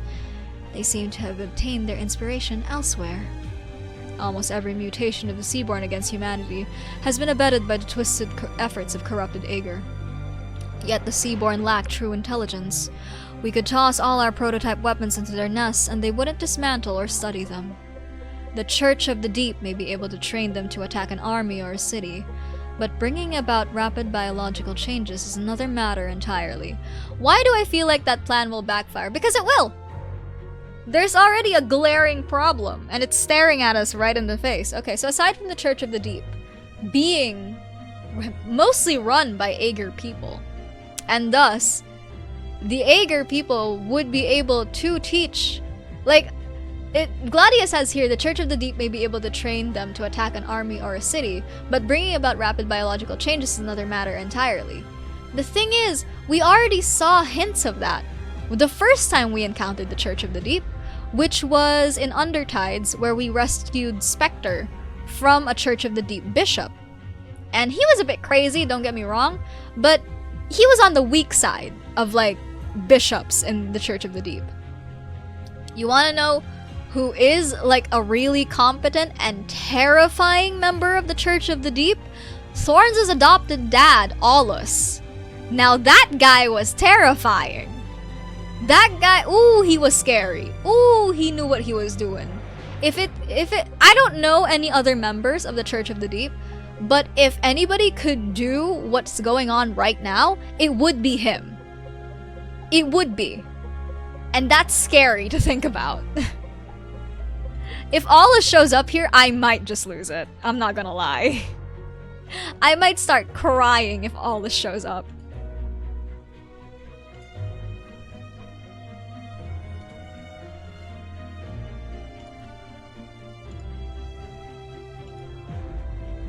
Unless they're not being influenced by the Church of the Deep, but by another Firstborn. I see you've read my belated report. Indeed, Ulpianus claims that the one we eliminated was not the only one. The Abyssal Hunters were the first and last aaugur to enter the Firstborn's lair. Even now, the Seaborn defend the ruins with a frenzied fury. We've not found a way to get through. Amongst the Hunters, Ulpianus spent the longest time there, enough for him to witness the truth. You're still deliberating on whether to believe him. Yes. It could be the sea dissolving the mystery of the Seaborn, or the path that leads us to destruction. Could a hunter survive for months on Seaborn remains and remain lucid? Would a lucid hunter willingly stay with them, rather than returning to civilization? There are too many unanswered questions about Ulpianus in that fateful operation. And so, I regret to inform you that aaugur has no choice but to welcome its hunters home with a tribunal. Ah! Yep. There was a catch. There was always going to be a catch. I thought we had designated this area for investigation. Madame Irene, from Iberia. May I ask to whom I am speaking? Secunda, Prefecta of the Sea Patrol. I regret not being able to greet you personally upon your arrival yesterday. The Sea Patrol is currently investigating the disappearance of a citizen. We have not requested assistance from Iberia, and respectfully request that you exit this area as soon as possible. I would like to assist as myself, not as an envoy. Your offer is appreciated, but unnecessary. I want to... Any news from the other teams? One moment, getting the video feed now. Ma'am, no unusual movements at the port. Alert the other teams to monitor the closed civilian gates and keep a close watch on the circulation system around town. Roger. You're okay with talking about this in front of me? This is part of our regular duties. There's no need for confidentiality. But you had your little handies clear the place out. Only to prevent unnecessary harm to civilians. If you insist on staying, you'll be responsible for your own safety. The missing civilian is Tulia, a scientist from the Waterway program responsible for recording and calibrating data on seaborn nests. She went AWOL 30 hours ago and hasn't been seen since. Could it be the Church of the Deep? That's what we intend to find out. Her disappearance has not affected the overall progress of the project. As important as recording and calibrating the nest data is, her role was by no means irreplaceable. If the Church's goal was to assassinate someone to disrupt our plans, they would have not picked an ordinary data scientist. Unless she learned something she wasn't supposed to. I need to inspect her home. You're sharp, Madam Irene, but I would recommend against coming with us. I'm simply investigating a common enemy in my own way. Suit yourself. Great teamwork. Give me 5. Cutie. Okay, hold on. I need to check something really quickly. History and murders aside, Rankwood is a fine vacation spot. Yeah, Tragodia's here. Lemwen's here. Oh, I thought they moved Mizuki and Gnosis. Huh. Well, I guess they're there.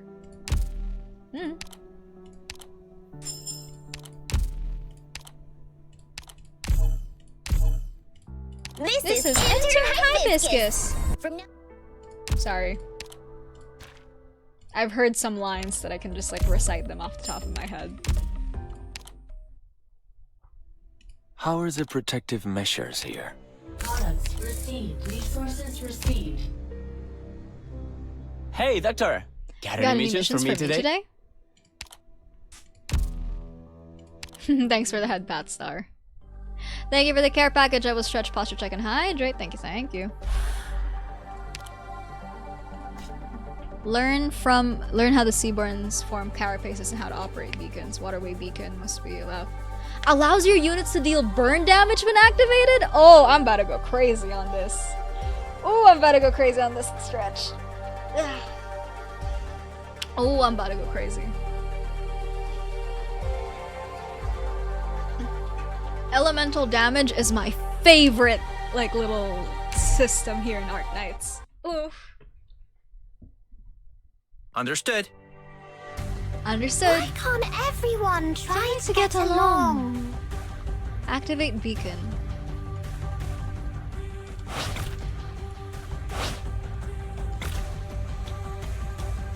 Oh, okay. Freeze! So many sea monsters. It's impossible to deal with them all at once. I'll come help. Wait, there's nowhere for me to stand.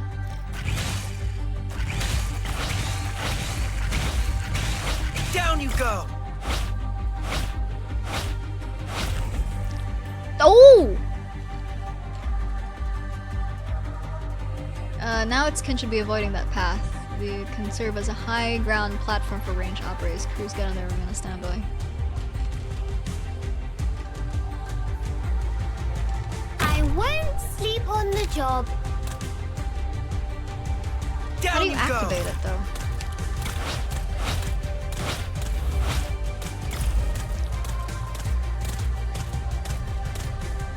When there's sea monsters, make sure to use the waterway beacons.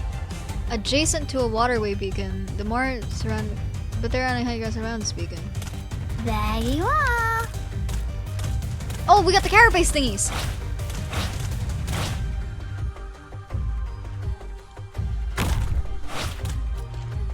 Freeze!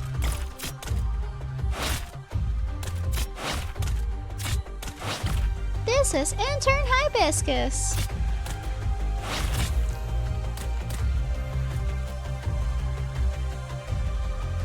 There we go. There you are. Please hold on. Once the waterway beacon is fully charged, it slows down the movement speed of all in our. Ooh. Okay. Use the waterway beacon to wipe out the rest of Seaborn. Bet. Sure. Okay. There you are. So it charged. Okay. Heard you. All right. Oh, this is gonna be a fun little mechanic, isn't it? Oh, now they do burn damage. There Oh, that's so fun. They're gonna make it difficult for me in the EX stages, but like this is fun actually. Oh, I could double the burn damage now that I think about it. I put you in and he does his firewall thing and anybody doing attacks passes through. Oh, y'all cooked! The Seaborn are cooked! I'm going to destroy them. Oh, absolutely. I was very impressed by everyone's performance. It was fantastic. Oh, I'm gonna have so much fun. Tribunal welcome. People look for the familiar in those whom they have not seen for a while, forgetting the existence of time. Deployable for high ground operators. Is there any beacon? There's no beacon. It's just a carapace. Okay. Alright, that's fine.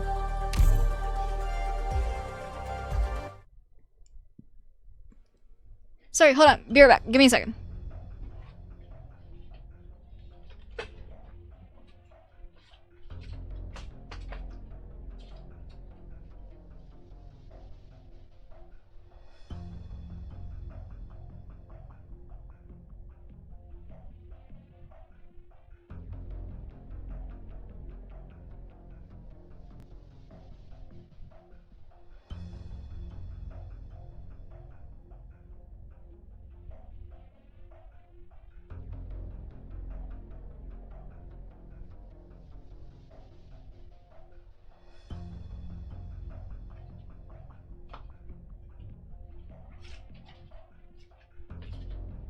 We'll have some fried fish. Nice, real. Real. Okay. No one has been in here the whole time. Affirmative. No signs that the little handy logs have been altered either. Excuse me, how do I view those records?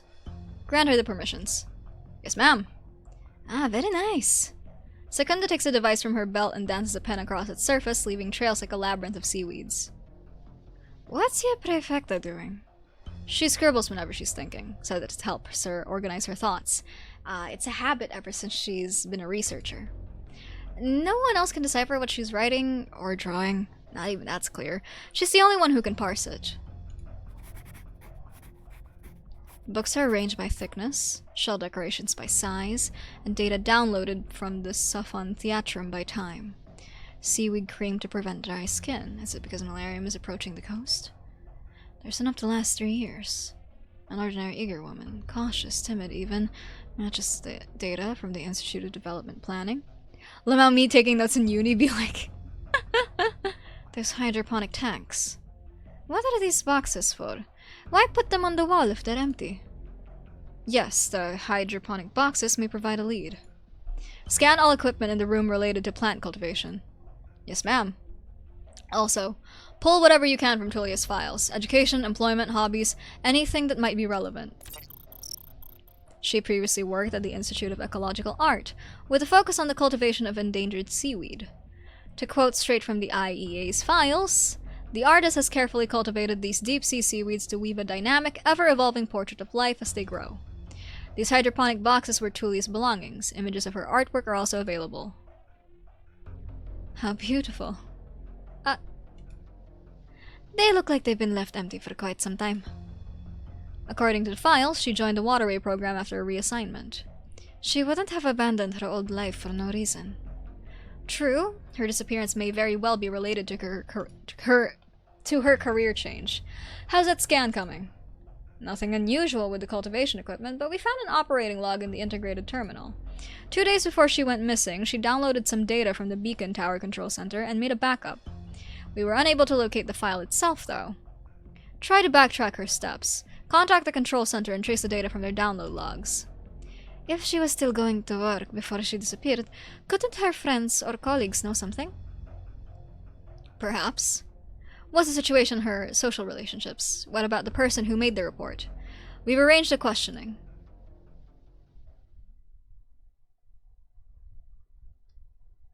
Yo, why are the locations so pretty? Anything I can help you with, Jordy? Sorry, I have so many questions. I don't know where to start. This, metal tree? Do I just ask it?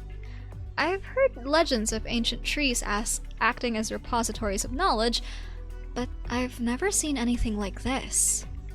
This coral-shaped integrated terminal is the culmination of centuries of Aeger's knowledge and culture. Everything we think, know, create, appreciate, and even the questions we have yet to answer, they're all here. It's the heart of the Sophon Theatrum.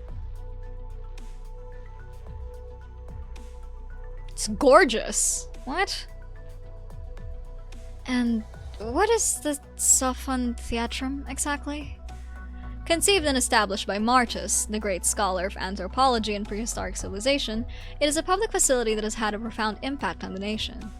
Aside from the mutually supporting atoll city clusters above sea level and modular city networks in the trenches, most of our other cities have unique forms and designs. Yet, even so, nearly all of them have chosen to adopt Martus's design and establish their own Sophon Theatrum. Look around you. This is a place for people to think, doubt, and debate, eventually coming to an understanding and making a decision. A coliseum of wits, if you will. The most complex equations, the most ancient drawings, the most beautiful songs, and the most well-traveled roads were all born here. I believe this is exactly what Martus himself wanted. You keep mentioning this Martus. What kind of man was he? Simply listing all his contributions to Aegur would take an entire day, perhaps more, but I do happen to have some insight into his personality. Oh, you knew him? No, he lived more than 2 centuries ago. He had gone from Aegur long before I was born. But professors like to speak of his eccentricities. He was unmatched in theoretical and deductive reasoning, yet was always reluctant to draw a conclusion. Even on issues where the answer was plain to all, he would refuse to put the question to rest until after an extended debate with himself. Some would say that trapping himself in endless debate showed he cared too much about the value and meaning of things, but is that not in our human nature? Which is why he built the Sophon Theatrum. We needed a place where we could engage in intellectual discourse, both with ourselves and with others. I wouldn't say that I'm up for a debate, but I do have a lot of questions. Should I ask you, myself, or this terminal? It seems our little discussion must give way to a greater showdown. What do you mean? They're holding a tribunal, and it concerns 3 of those you arrived with. The Abyssal Hunters!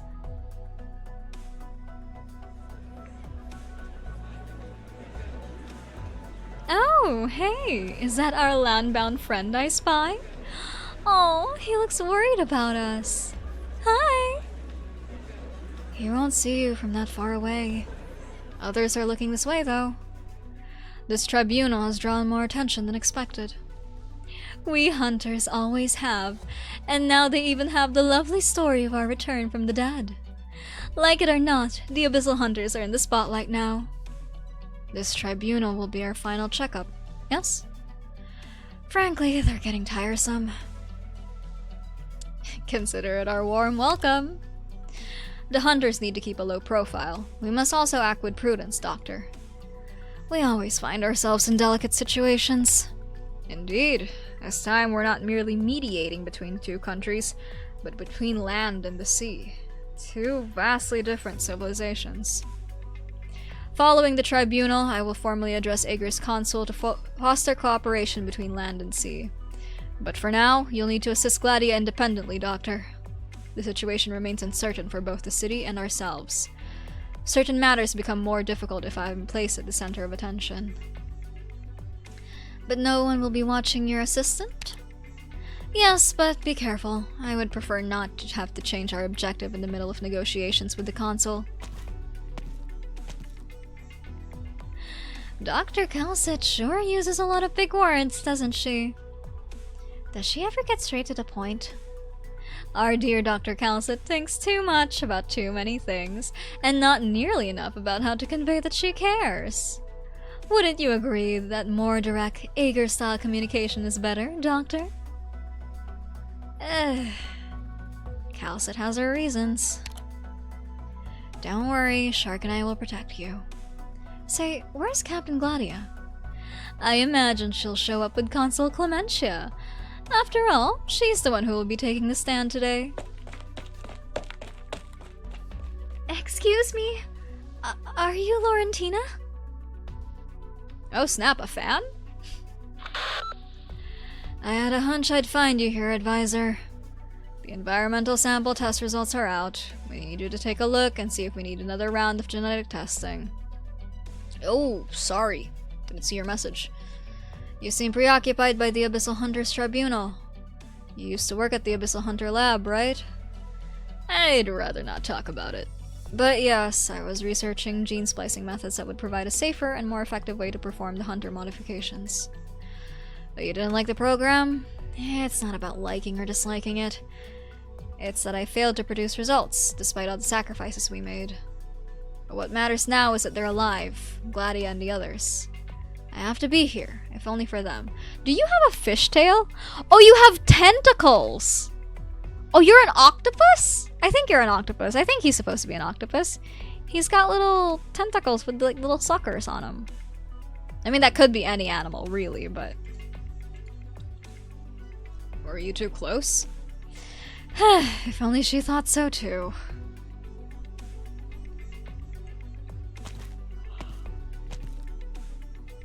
Magister Avitus, may I sit here? Of course, Cassia. Whoa!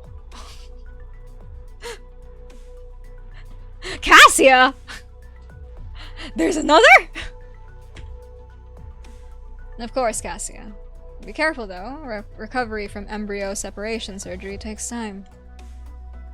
This is Georgie, a guest from Iberia. Thank you, and hello. Oh, hello. There are more participants than I expected. Even when the Institute of Facility Management held a tribunal to discuss modifications to the city's unit framework, only 2 departments were involved. The tribunal system exists to solve problems, after all. The only reason to involve more departments is when the problem is too complex for one. But the Sophon Theatrum is already half full. Is the return of the Abyssal Hunters really such a big deal? It's a project that took 2 centuries of debate before implementation. Its philosophy shook the very foundations of Aaugur, and its every progress tucks the string of Augur's future. Besides, the Waterway program is reaching its most critical juncture. Even the smallest thing out of the ordinary is worthy of attention.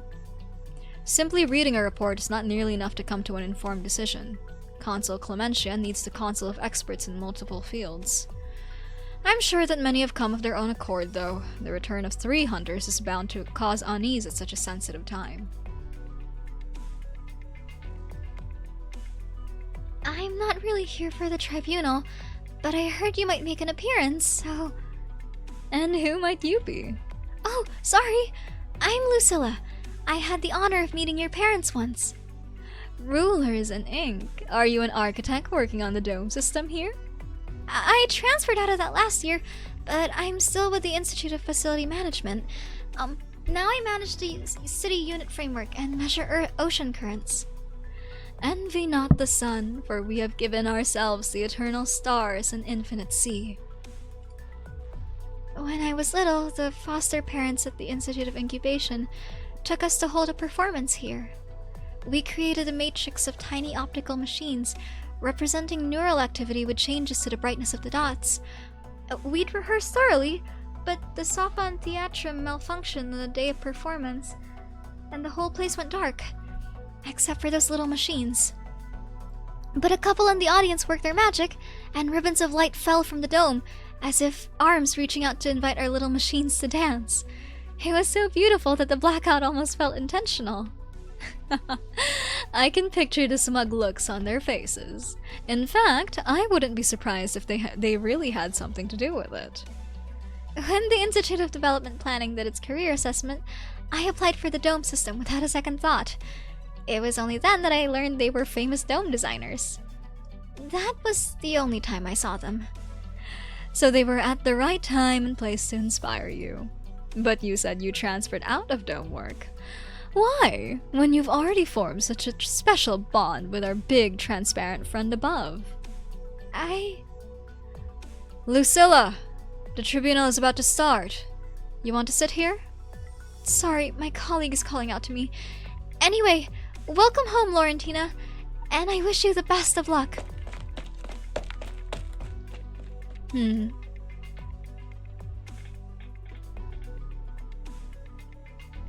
Pretty much everyone's here. Hey, where are you going, Doctor? I'll just be watching from the stands. Calcit's words really got to you, haven't they?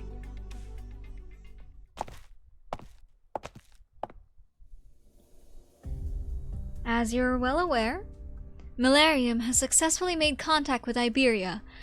As such, the waterway program now enters its most critical phase. A thread of light leaves the massive coral-shaped terminal to surround her, forming a giant ethereal ring in the air that dances to the console's words. More threads weave together to form cities and tides, hunters and seaborn, transmuting words to images and giving substance to sound. The crowd quiets down. And at this crucial juncture, we also welcome home our surviving abyssal hunters, Gladia, Scotty, and Laurentina. The results of their physical examinations and Gladia's mission report have been uploaded to the Sophon Theatrum's terminal and are available for your perusal. I'm sure many of you have already done so. Concerning the irregular circumstances therein, I now call upon Consul Gladia, leader of Aegir's Honor Exercitus and chief designer of the warfare of the Abyssal Hunters, to answer your questions.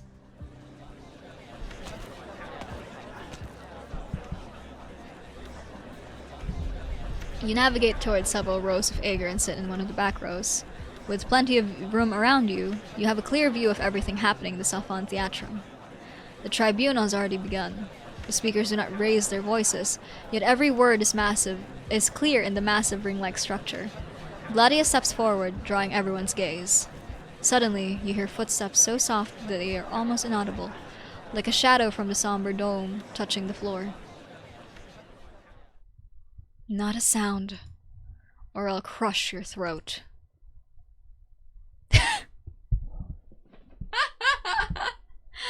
Why do you always greet us like this? Every damn time! Ulpipiiiii, please!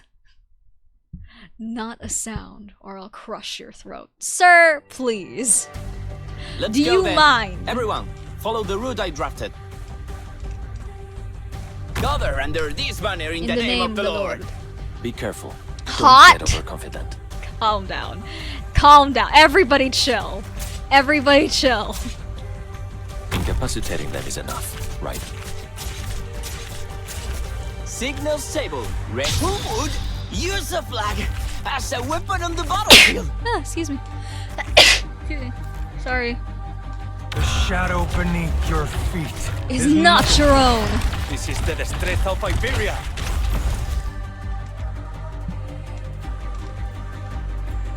Once Thank the wind you. fills Sorry. our sails, it's time, It's time to to act. act. Doctor, probes functional.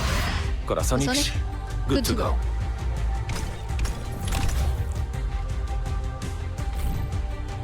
No problem. Let's get this done quick.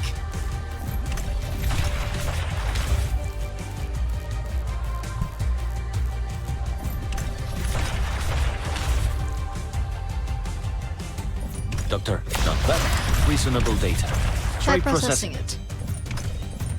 Doctor, not bad. Reasonable data. Try processing it.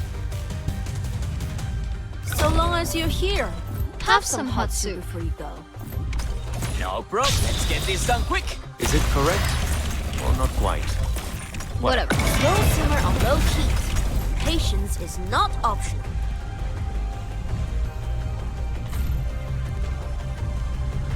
Thus, I speak.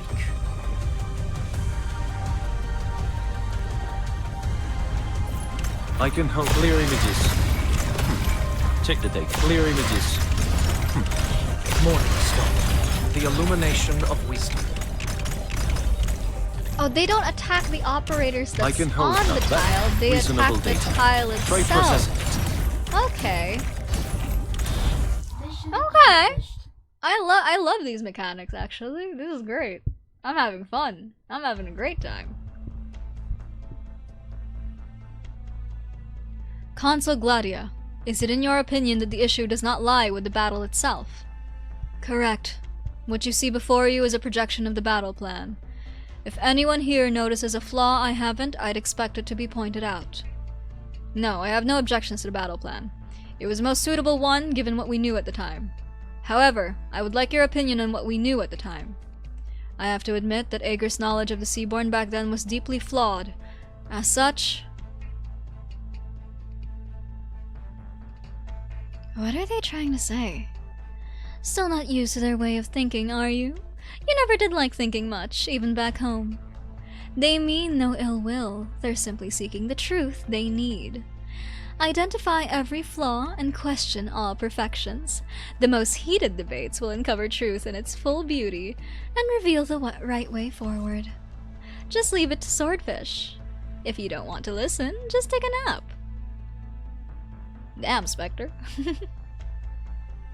In conclusion, our greatest error when designing the warfare 5 years ago was failing to make allowance for flaws in our knowledge. Until every last truth of Terra is revealed, we must admit that our understanding of the Seaborn will remain flawed. Our warfare design must reflect this revelation. I concur. Your conclusion should be incorporated into our future battle plans. It has been an honor to reflect upon this critical battle and reach a fruitful conclusion with you. That said, that battle 5 years ago is not our only concern. We have more pressing issues to worry about. Your physical examination has revealed mutations that cannot be ignored. The same goes for Skadi and Laurentina. I do not doubt your loyalty, but we need to know how assimilation by Seaborn genes will affect your behavior. Apologies for my candor. Malarium will soon identify the locations of the remaining nests, and the Seaborn will be driven out by Class 4 weapons, opening up a waterway. Is there any possibility that the Abyssal Hunters will become an enemy of Aaugur and of yourselves?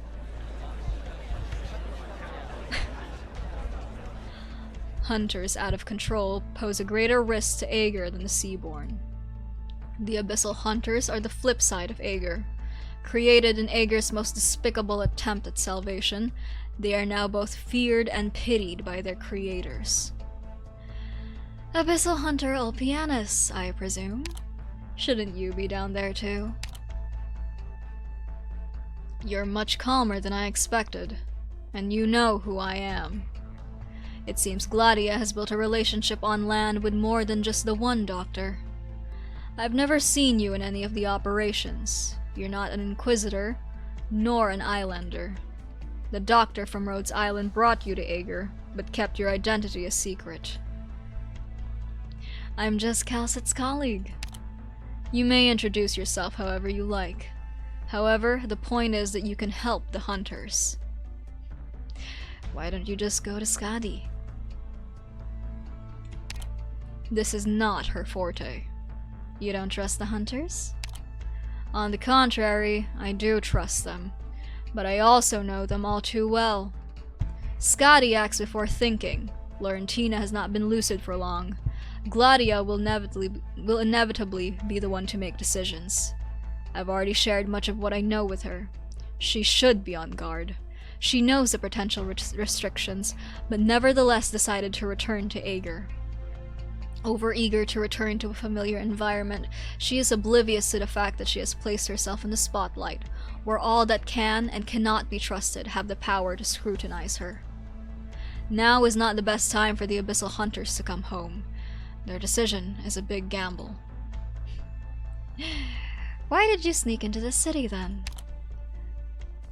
Gladia and the others are not in a good situation. They underwent modifications, but unlike me, they were not part of the Abyssal Hunter Project's core research. Explaining the changes in their bodies will be difficult for them.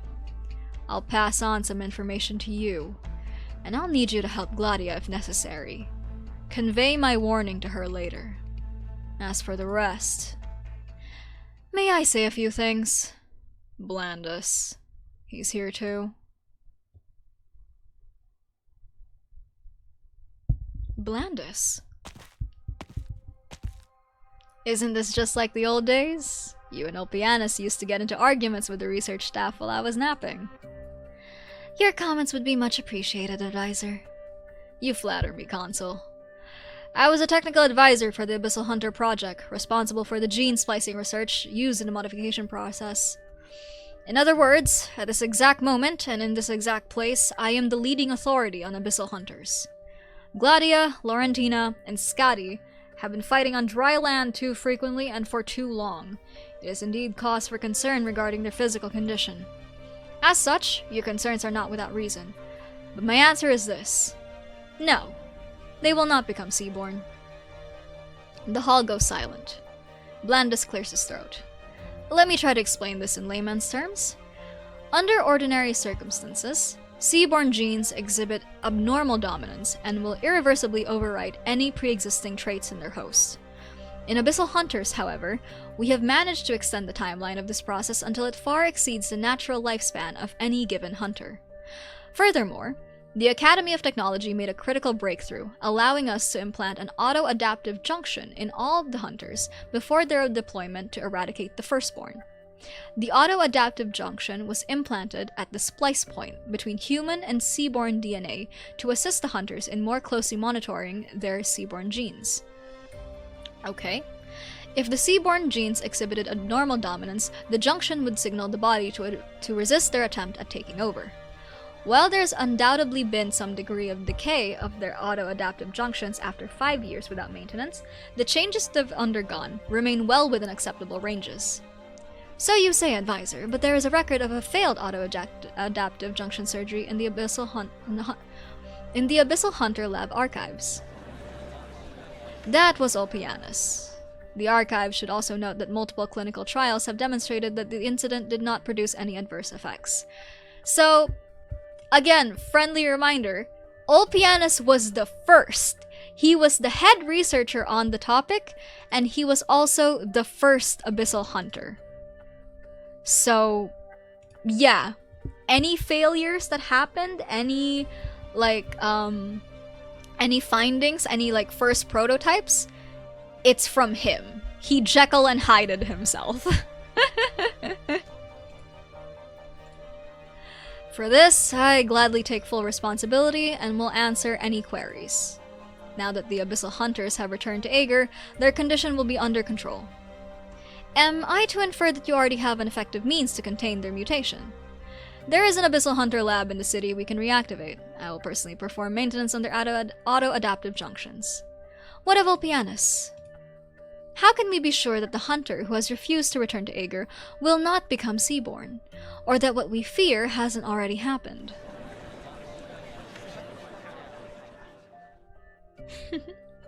Sounds like you're pretty dangerous. It's only natural that they would be skeptical. It is both human nature and a hard-learned lesson to be wary of what you cannot control. I'm equally curious about your motivations.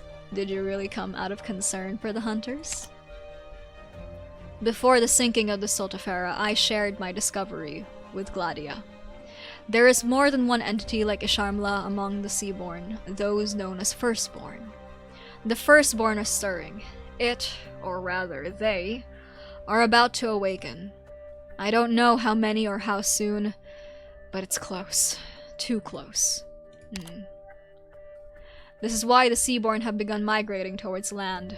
I've ventured into many nests recently, and as a whole, they are feeling a sense of crisis. Perhaps not even the ocean contains enough nourishment for the awakening of a new god. Will it become another profound silence for the land, or another calamity for the seas? The Great Migration almost perfectly coincides with Augur's waterway program. One can only speculate about Milarium's role in all of this. Is that not reason enough for me to visit this city?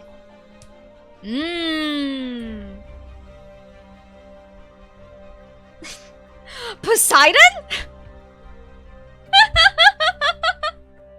There are so many NPC designs, and you can tell they're NPCs, but at the same time, why is there so much variation in the NPCs? What is going on? I mean, we've seen it before, really, but what is going on?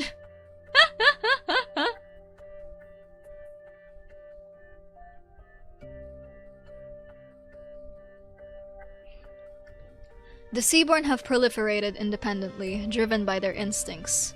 But they came from the Firstborn and cannot defy their fundamental nature. In other words, even if the death of the Firstborn failed to halt their evolution, it should not have caused the rapid emergence of new, previously undocumented traits. I believe I already addressed that in my report. Yes, the multiple Firstborn hypothesis, a logical enough explanation, but that is exactly why I am skeptical of Ulpianusssss. Our well-laid plans ended in failure. The 3 surviving hunters washed ashore on unfamiliar land, before being reunited with the hunter who was last to leave the nest.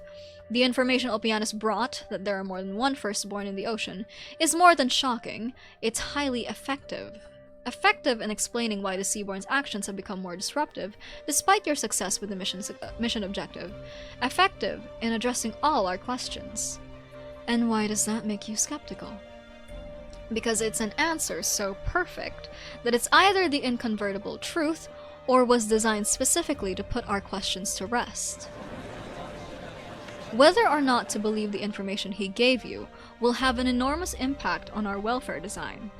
If Ulpianus lives, then the most effective way to verify his claims would be to track him down, perhaps even question him directly.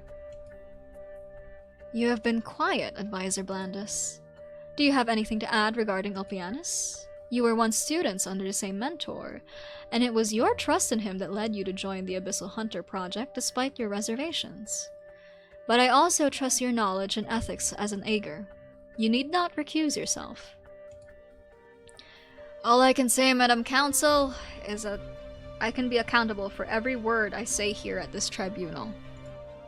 I will not intentionally put forward a hypothesis in his favor, nor will I make any conjectures that could hurt him. That is all.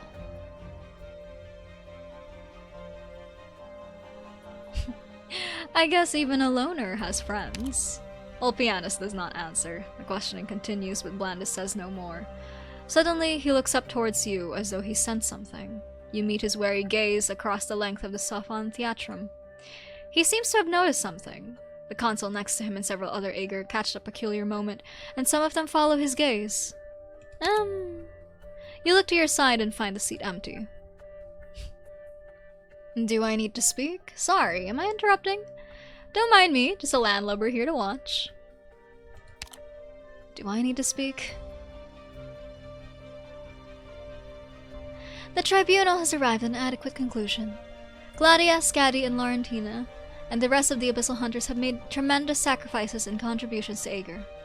It is a blessing for Aaugur that new ideas continue to emerge from their knowledge and experience, even after 5 years.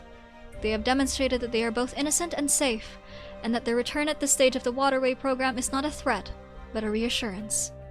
Yet now our attention turns to another of the surviving hunters, Ulpianus. He has concealed his movements for reasons unknown and has attempted to influence the other hunters. Both actions clearly contravene his duty. Based on our present information, we are unable to determine his motives, goals, or even whether he still qualifies as an Aaugur. Ulpianus must be found. If his intentions are indeed benign, as Gladia claims, our suspicions must be cleared through proper questioning. Those whose questions have been answered may now leave. Those whose questions have not may continue their inquiries. Do you have anything to add, Consul Gladia?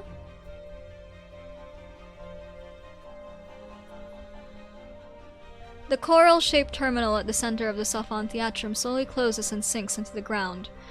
The space is now flat and empty, like a stage ready for a new play. Gladia stands alone on it. I have told you all I know. I have no objections to the tribunal's conclusion, nor to the suspicions cast upon Ulpianus. People begin to file out, many turning to nod towards Gladia as they reach the exit. The remaining audience continues to ask questions, and Gladia responds to each one, whether she is able to answer or not. The water caustics cast by the dome weave a picture of light and shadow with the ring of light surrounding the space, dancing on Gladia's expressionless face. Even as an Aaugur, I find this hard to understand sometimes. They fling words at her like spears one moment, then thank her for her contributions the next. They're sincere, you know. Science requires people to separate facts from feelings, and they're good at it. I know, I'm just... never mind. As for Captain Ulpianus, all they have are suspicions. Swordfish, the doctor, Calcit. Someone will think of a way. What next? We wait for Swordfish, which, unfortunately, will take a while. You're sighing too? She used to visit the Sophon Theatrum to watch plays whenever there wasn't a mission. Sometimes I went with her. Captain Gladia? She's fairly well versed in the arts, her mother's influence, supposedly. Unlike everyone else, however, she liked the highest, furthest seats, so I would always end up having to sit apart from her. Why? For her, keeping the distance helps filter out the noise. Ignoring some of the finer details makes it easier for her to fully immerse herself in the story. Right now, though, she's the one at center stage. She's lost her accustomed sense of distance, becoming the subject of judgment, scrutiny, and discussion. No one in her position can remain unperturbed. I'm starting to get why I sighed. Why? Because only now does it really feel like we're back. What we just encountered is but a minor hiccup of a lengthy voyage. Cheer up, Doctor. Far greater trials await us ahead.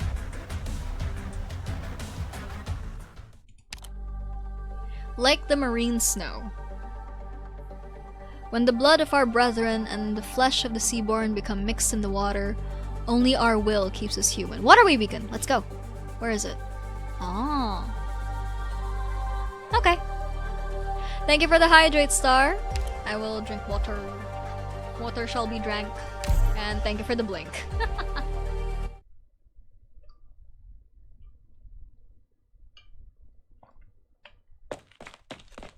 Yeah. Gotta hurry. Caulerpa archaeosphaeridium. Is that an actual species, or did they just like whip out a bunch of Latin? Hold on. Caulerpa archaeosphaeridium.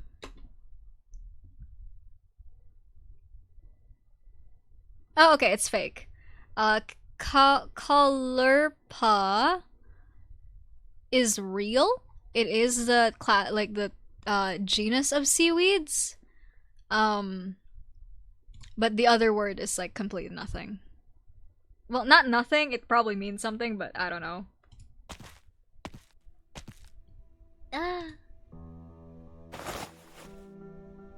Hypnae fenestralis.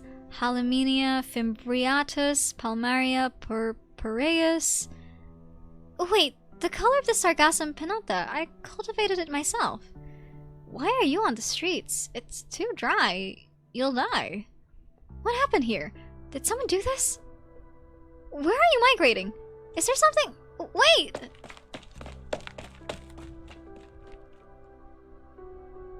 They're gone? This pipe. Ugh! Girly pop, is you good? This is... Ugh. What's going on? I just got a little puffer fish thingy. The rumbling. Is the city moving? Something's moving. Who's there?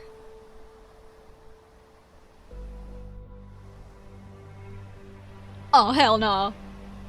Ah! Vacuole inflates merrily. You're cute, but go away.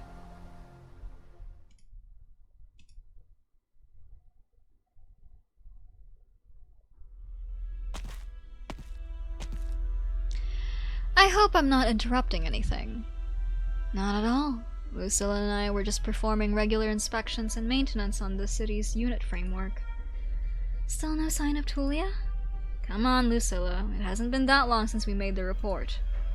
I can tell you care about her. But she mentioned getting into any trouble recently. She isn't one to look for trouble. I can't imagine her offending anyone. What you say certainly fits her profile. Did she ever talk to you about the waterway program or beacon data? No. I wouldn't say we're close exactly. We talk from time to time, but she's more of a loner who prefers to work on her own stuff. Wait, is she a suspect? Sorry, maybe I'm making her sound suspicious. But it's probably just stress. There's been fighting almost every day in the 6 months that Malarium has been away from the home territories. Everyone here is on edge. The Church of the Deep continues its attempts to sabotage the waterway program. We've eliminated many cultists over the months. Yep, Church of the Deep continues to... And until they were exposed, they appeared just like any of our countrymen. But she'd have no reason to... Well, to be honest, I've never quite understood why she chose to join the Waterway program. What do you mean, ma'am? You already know that she used to work at the Institute of Ecological Art, right? The IEA moved to another city when this one evacuated its original position and received new battle orders. Right, and she had the chance to go with them to continue her work, but instead she chose to... Sorry to interrupt, but could you explain more about this evacuation you mentioned? You remember, don't you, Lucilia? You were working on the dome at the time, so you had the best view of the whole thing. Yeah. It was one of Ager's largest volcanic power stations, feeding countless laboratories, and Millennium was responsible for its construction and defense. The city was parked beneath the power station. Through the dome, I could see its red glow illuminate the ocean for miles. The heat it generated attracted many different creatures. It was the largest endangered plants reserve in Ager, and the ideal environment for Millennium's ecological art to flourish. Then that light turned dark. Seaborn? Yeah. A year ago, swarms of seaborn arrived on the ocean currents, and Millennium ordered an emergency evacuation. Without the natural environment to support it, the Institute of Ecological Art, like other related institutions, was forced to relocate. But there was a full legion in the city. We could have retaken the power station.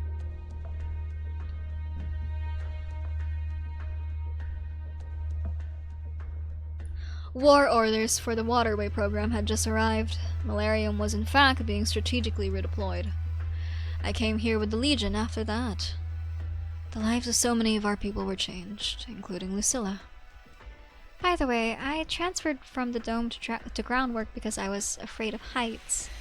Sorry, off topic. So you mean to say that Tulia might have had ulterior motives for joining the Waterway program? That is a serious accusation. I don't believe it either. No, I'm just telling you what I know. But it's undeniable that there are 100,000 souls in the city, and not all of them are fully committed to the Waterway program. Most just carry on with their lives, not understanding the kind of path we're clearing out in the ocean. Even our Iberian guest here came to learn more about the program, didn't she? Whether Tulia is linked with the Church of the Deep or not, the fact remains that she made an unauthorized copy of data on the Waterway program. We'll have to find her to learn why. But Millennium isn't that big. She'd have been found by now, even if she was hiding between dome layers or in the corners of the circulation system. True, she may well have already left the city, but we were unable to find her biosignature in the nearby waters. Nor were there any unscheduled ship movements at the port, and she couldn't have gone far beyond our sensor range in just a few days using civilian deep water equipment. However, the city did make a short movement around 30 hours ago to receive the Iberian mission. Perhaps... could she have left the city at that time?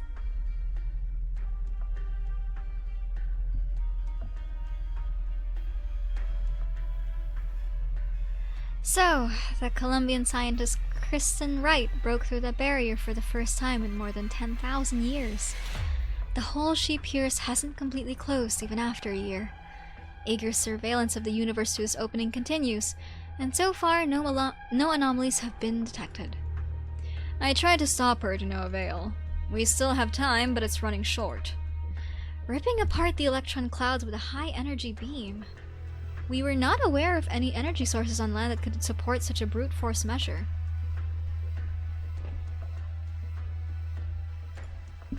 Her method came from the same place as Ager's technology, prehistoric civilization.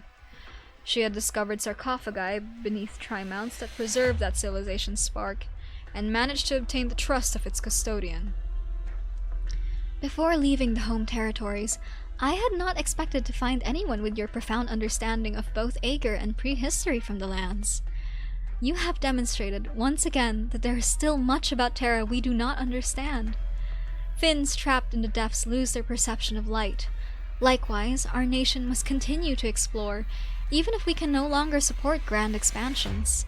The Stargate, The twin moons, the barrier, the ruins in the mantle. There is much on this planet that was not formed naturally. Our Voyager fleets, having traversed the far side of the planet, have even detected highly unusual terrain concealed behind the distant dark fog. There, the sea currents abruptly cut off, as though they had reached the end of the ocean. That is merely a hotbed that has long since cooled. The most important prehistoric relics lie in the Aaugur heartlands. You know this, Madam Consul. The prehistoric ruins beneath the seabed are a gift from the ocean to Aaugur. They nurtured your civilization, and have granted you power and knowledge far beyond the terrestrial nations. And with them, responsibility.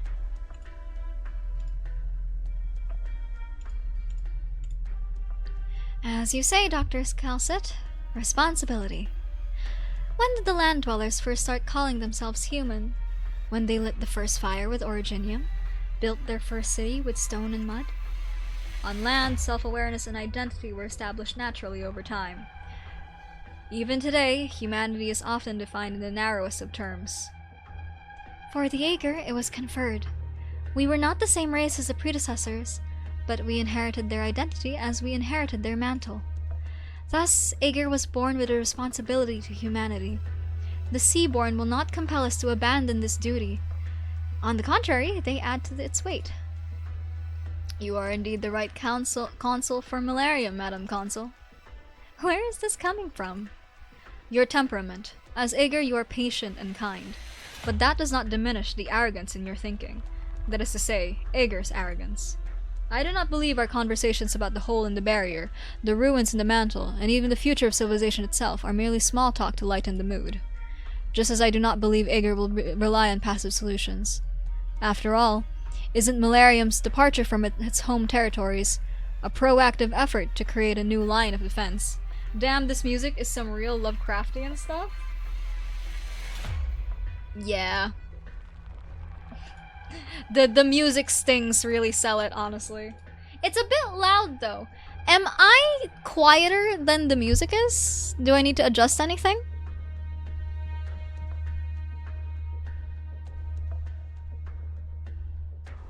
Because on my end, I sound perfectly fine.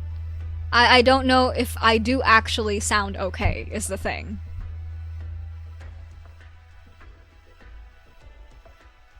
Music is quieter than you on stream. Okay, alright, good. Okay, that's good enough. That's good enough.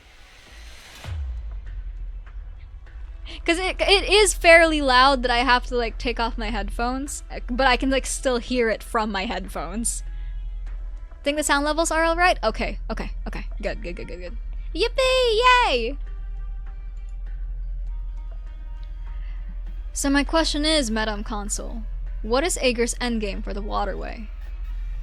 I have already told Gladia Augur's answer, that which she would call arrogant.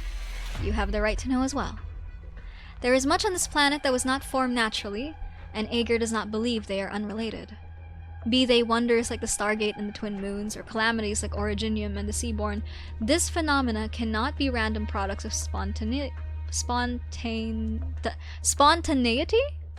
They must be interconnected in some way. To solve the Seaborn problem at its source and stop Terra's crisis, we need to fully understand Terra, including the hidden secrets of the land. But those are for the future. If you simply seek my answer for what's at hand, my endgame for the waterway is to ensure that hundreds of thousands of Malarium's inhabitants and tens of thousands of penal battalion troops in Gran Faro live to see Augur's main force arrive. Distress signal. From the squadron tasked with beacon deployment at Nest 37.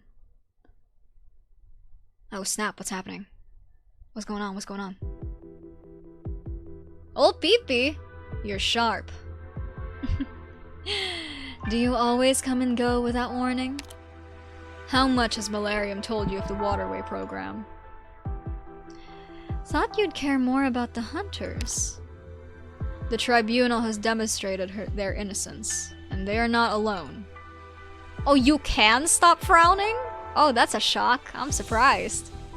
Besides, Gladia's returned to Aaugur and its conspiracies of her own accord. Now there he's back to frowning. Let's continue where we left off at the Safan Theatrum. Me with my Seaborn wife and Aeger husband, both are women. The war between Aeger and the Seaborn has gone on for more than 2 centuries, but both sides have set their sights on dry land at almost simultaneously. The sudden migration of an entire species, and a change in direction for an entire nation. Perhaps deep down they stem from the same cause. You still have our reservations about us, Ulpianusssss. I know more than I've told Gladia. This extra knowledge forces me to be cautious about Aeger's past and future actions. But it's too soon for her to know, and not your place to know at all. Our only concern for now is the waterway program. A path connecting the land and sea. Neither that doctor nor the Inquisition fully trust in this, or else you would not be here. Clearing the seas with powerful weapons to buy time for the main force from the home territories to arrive. Aeger's warfare design is always simple and effective. But there have been anomalies in the city that we cannot ignore. I heard about a missing person. That consul is a formidable woman. During Malarium's voyage, she has culled many of the corrupted and thwarted their sabotages, while the 2 escorting legions have sustained far fewer losses than expected. Everything has gone well. Almost too well. Now, a staff member in the program has gone missing at the most crucial stage. This is just the beginning. I'm looking into it, and will eliminate any potential threats. I can enter most places and evade the Sea Patrol's regular rounds with ease. But I fear the problem runs deeper. I would rather not barge into an important lab or the consul's pensivarium unless I have to. I'm not your messenger to the hunters, Ulpianusssss. After all, Aeger sees you as a threat, don't they? Rhodes Island wants to work with me. And watch me, I assume. So be it. One more thing. Skadi, if you truly care about the hunters, keep a close eye on her.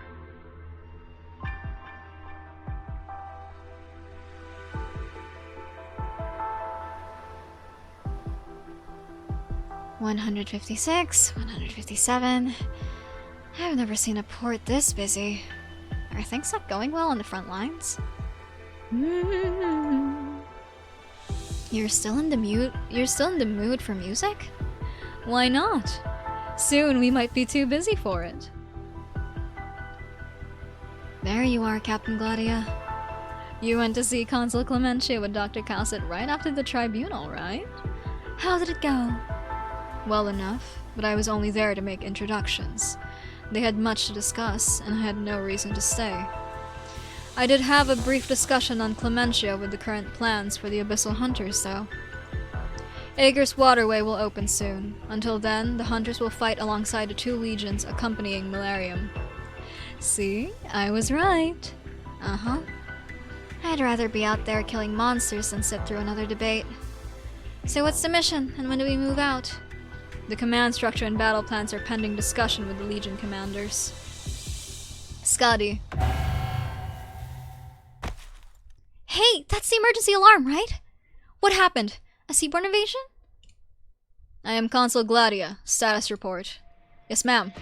2 squadrons from Legion X were sent to Legion 10 were sent to deploy the beacon at Nest 37 today as planned. But we just received a distress signal. They were attacked by Seaborn on the way. The Seaborn were paired? Unclear. The situation is still developing, and the Academy of Technology hasn't had time to produce a report. Are there any corvettes on standby in the port? Always. You can claim one by logging into the terminal. Thank you. Keep me posted about the squadron's coordinates. Once close enough, the Abyssal Hunters will disembark and swim into battle. Roger. Laurentina, with me. Skadi, you stay behind. Captain? Don't overthink it. The contact between land and sea is paramount. Cowsett can't be in 2 places at once, so I need you to keep the doctor safe. This is an order. Received.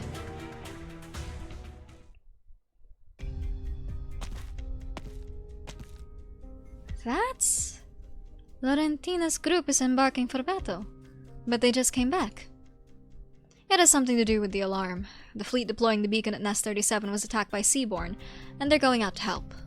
You know the Abyssal Hunters? I do. We had a brief partnership on land, facing challenges and battling enemies together, including the Seaborn. That's impressive, given their temperament and fighting style. I'd go up and greet Council Gladiev myself if we weren't in the middle of an emergency. I haven't had the opportunity since they returned. Does everyone in Ager know the Hunters? Of course not, but I once worked with them, and even aspired to join them. Someone from your team said you used to be a researcher. My expertise in genetic engineering qualified me for the Abyssal Hunter program. I studied under the head of the project, who was also the first Abyssal Hunter. At the time, few were compatible, and even fewer successfully underwent the operation, but he and Gladia had already achieved spectacular results. Their most remarkable feat was a 3-day battle with the Seaborn, in a hydrothermal vent that bought time for 2 energy survey cities to evacuate. The Seaborn evolved constantly. With the use of weapons strictly regulated, they were the safest and most effective countermeasure. I watched them leave and return every day. I watched them lie down in the regenerative gel, exhausted, waiting as I recorded the data, tested their functions, and repaired their bodies. Those were the costs of victory people could not see. I'm not entirely sure what motivated me at the time, but one day I submitted an application to become a hunter to the Institute of Development Planning. I'd have done the same. What? I mean, I'd have wanted to apply myself. To see your mentor and everyone else risking their lives like that, no one would want to feel that they weren't doing enough. You seem fit enough, and as a researcher, you're beyond familiar with their functions and combat style. Wait, then why didn't you... Because my application was rejected. But why? I didn't ask. And my mentor wouldn't have answered. So you joined the Sea Patrol instead. Because it's the unit that works most closely with the Hunters. Yes, and monitors them. The Corvette is ready for you. Alright. Sorry, Irene. I shouldn't have bored you with my past. It's fine. Back to work. As the fleet battles the Seaborn, we must also locate the missing scientists for answers. The Sea Patrol's objective remains unchanged. As for you, Irene, you're staying with us. Wait, what for? We won't be in the thick of battle, but it's still dangerous. It's the Sea Patrol's duty to keep you safe. I appreciate, Prefecta, but I'm good. I'm not afraid of the Seaborn. Every Inquisitor has Seaborn blood on their hands. Former Inquisitor, as I recall from your files. I appreciate your assistance during the investigation. Like I said, you're sharp and brave. But you didn't come to Ager to fight. Go back and stay with the other emissaries. Are you implying that the war between Ager and the Seaborn is beyond the land dwellers' comprehension? Yes. Your concerns are justified, but trying to comprehend is why I'm here. There are many things I, as an Iberian, need to understand. Ager, the Seaborn, true war, and everything that's happening in the depths of the ocean. The land isn't far from here. Ager has only a single city in this region, but beyond it lies the entirety of Iberia. Don't worry, I don't intend to get myself killed at sea. Such maturity at your age. You must have a good mentor. From what I've heard, better than yours at least. Prepare a set of deep water equipment for Irene. Let's go. Damn, get his ass. Get his ass! Oh, that's a long message. Give me a second, sorry. Embark. I need you to shut up, Ulpianus. Sorry. Another under this banner in the name of the Lord. The scent in the air is changing.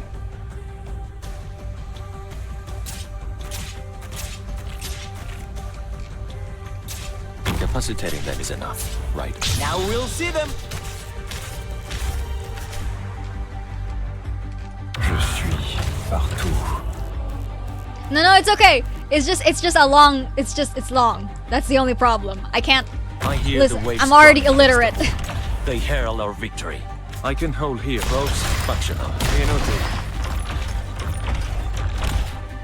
Please, my illiteracy is off the charts right now. Killing urge doth seize your flesh. Thus seize thy flesh, or whatever. Doctor, is it correct? Or not? Auf eure Plätze! Surprise, German. Today we'll cough up some useful information. Let's get this done quick.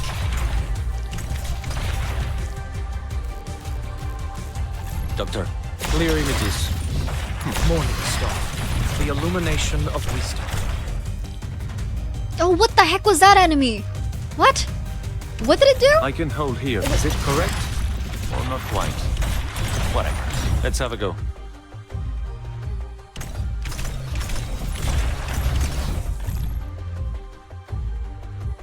Signal set. Sorry, but I'm really not religious.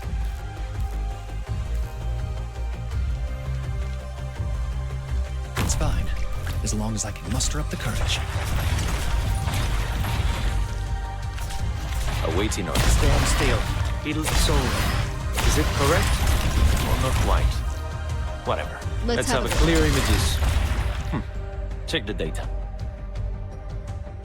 The scent in the air is changing. Doctor, is it correct? Well, not quite. Whatever. Let's have Now Oh, we'll the see elemental damage is going crazy. I love this, actually. Ooh, I love this. As long as I can, don't worry.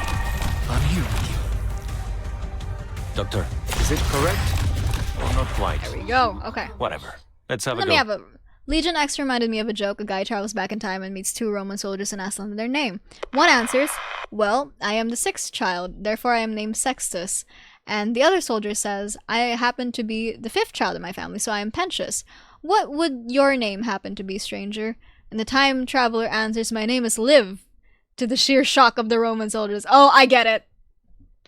I get it. I get it. Oh. I understand. Oh.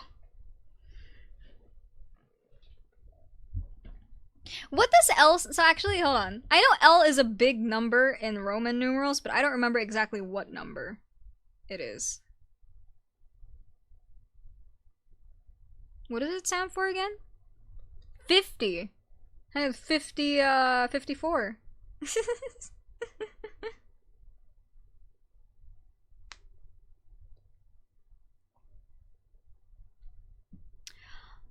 Yeah, 50. Yeah. Audio log 13. Unknown language, unknown time. The reactor of a United Star Line starship still burns so brightly. Since the atmosphere control center crashed, we've been shrouded in dull gray clouds. A radiant sight like this certainly lifts the spirit.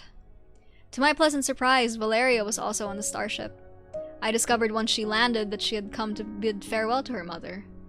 Ever since joining the Stargate modification project, she has been completely absorbed in her duties. It was surprising to see her still concerned with worldly matters. If she still has a mind for such things, perhaps we might finally talk about that wedding that's been put on hold for the past 10 years. Oh! Relationship drama. Yo! Hey, yo! What's happening?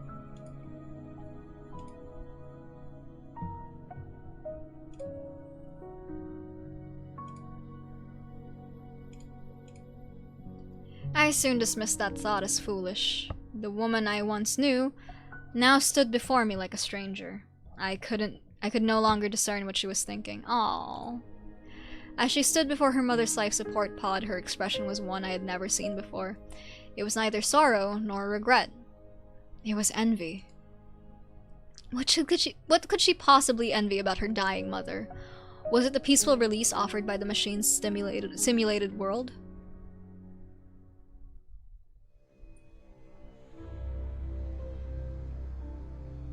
You're still here, Jordy. Everyone else has left. Sorry, I didn't know there would be a tribunal today. That's okay. The search logs. You've asked quite a few questions. How big is the ocean? Is it bigger than the land? By how much? Can Aaugur cities float to the surface? How did the Aaugur tell whether it's day or night?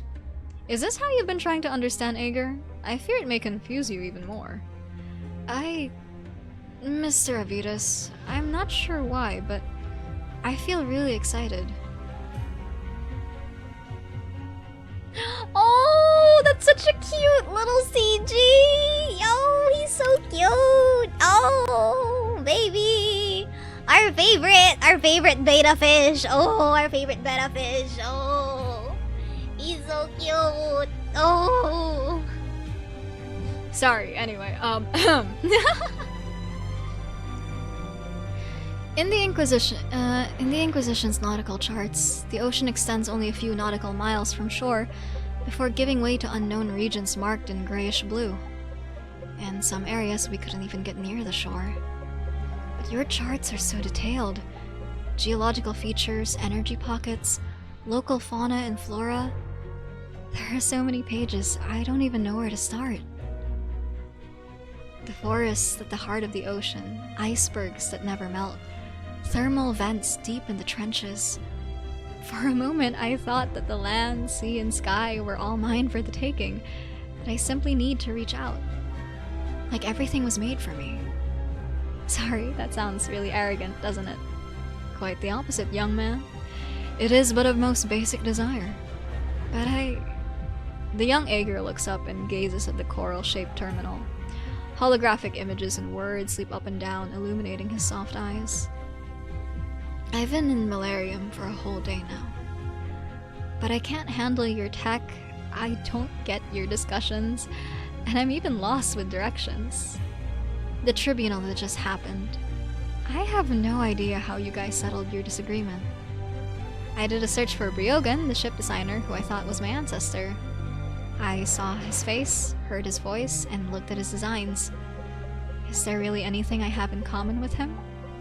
Would his descendants really turn out to be someone like me? I couldn't find a single sign that says I belong here. Aeger's like a lighthouse, bright and tall.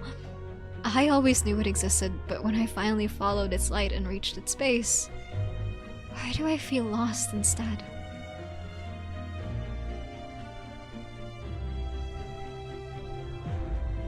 Briogan. It's been many years since his name was last spoken. He was a remarkable man, even amongst the Aeger. He was the most talented designer in the Academy of Technology, but left everything behind to go ashore, right when his country needed him most. Even the city's connected to him, albeit in a somewhat unusual way. How so? It was through the city that he went on land. The Institute of Development Planning even tried to penalize a few consuls for failing to stop him. Listen, Jordy. I cannot ascertain whether you are truly bound to him by blood, though such a connection holds little significance. What matters is that there can be no doubt that you are Aeger. I know I am. But how do I prove I belong here, if I can't even trace my own heritage? A true Aeger needs no proof of that. But I understand. We all search for answers in the past. I'm no different. I can say with a straight face that I am one of Aeger's foremost authorities on prehistory. I firmly believe in the weight of history, and that it contains truths and patterns that will show us the way forward. But what if it's a way of destruction for Aeger? I'm sorry, what was that last part?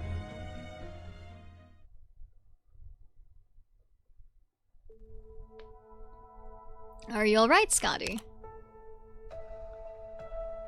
Huh? Did you say something, Doctor? Sorry, I was just thinking about shark and swordfish. They're probably on a killing spree right now. I'm not worried about them, they're strong.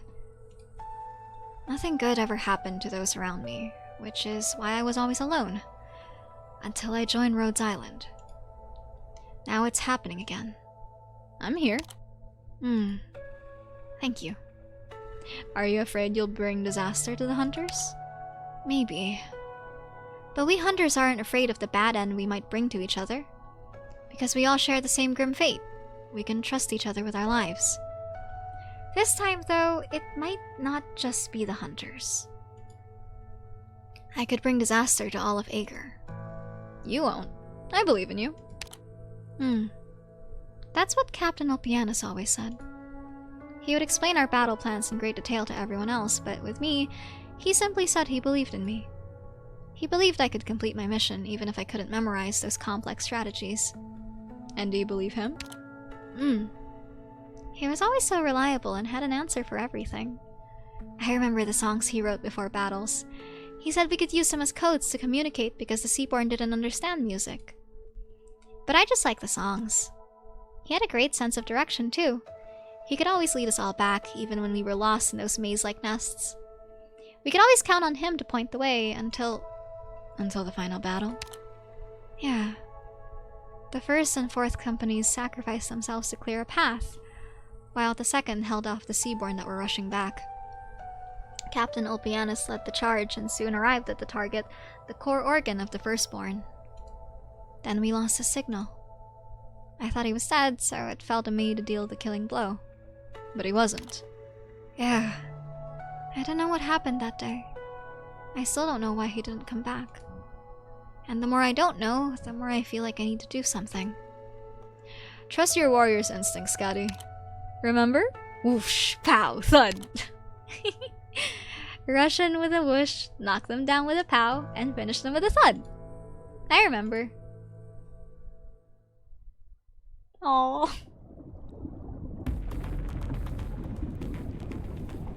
Arrived at target coordinates. We came as fast as we could, though not fast enough, it seems. This is a graveyard. Giant shipwrecks and seaborne remains lie entangled in a grotesque embrace. Pale flakes descend like snow. While some have given it a more romanticized name, marine snow, it does little to hide its cruel nature, fragments of organic matter, both seaborne and human. The sweetness of blood and the stench of death, intensified by the cannon's lingering heat, spread with the falling flakes. The abyssal hunter's strong sense of smell magnifies all of this, and Spectre cannot help but cover her nose. This shouldn't be unfamiliar to you, Shark. The fleet pins down the seaborne with superior numbers as the hunters flank and eliminate the swarm's core. We've used this tactic often. This is the same scene we see each time we leave their nest. I know. Perhaps we've spent too much time on land. It's not a pleasant thing to recall. One engineering mothership, 10 battleships, numerous smaller ships. The wreckage positions on the seabed indicate they stayed in formation. They were not taken by surprise. There are signs of gravitational distortion on nearby rocks. They tried to stop the seaborne using force fields. But the seaborne were faster. The ships weren't even able to form a crossfire. They fought with them in close quarters. Something's not right. What's the matter? The squadron's destination was Nest 37, but all the ships appear to be headed for Malarium. Besides, now that the squadron was destroyed, why haven't the seaborne made their next move? Swordfish. Let's go.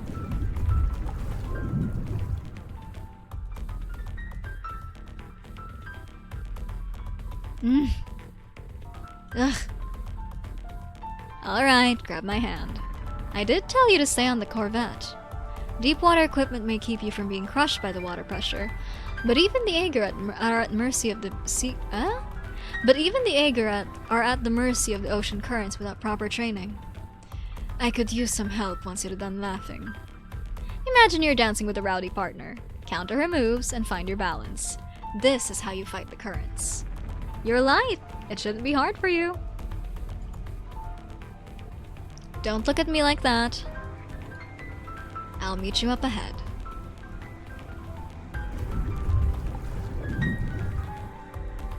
A broken lighting array. Trace amounts of organic tissue on the broken metal frame. Human and seaborne. I love her little lantern. Yeah, her lantern is really cute, isn't it? All Inquisition members have a lantern like this. So, like, aside from it being cute, right? It's lit with a specific kind of flame that essentially, like, wards off Seaborn as much as possible. Seaborn don't like the whatever it is that's inside that lantern. They get, you know, spooked quite a bit. And that also is in gameplay. In the stages where we had to fight Seaborn that caused a lot of, like, nervous impairment, there are these things called lanterns. You have to put operators beside them to activate them. And they would essentially heal your operators of nervous impairment caused by the Seaborn. It's really fun. Yeah, sorry. Lore yap. No one asked for that one. Some tissue that matches the sample provided by the Institute of Development Planning. It's Tulia.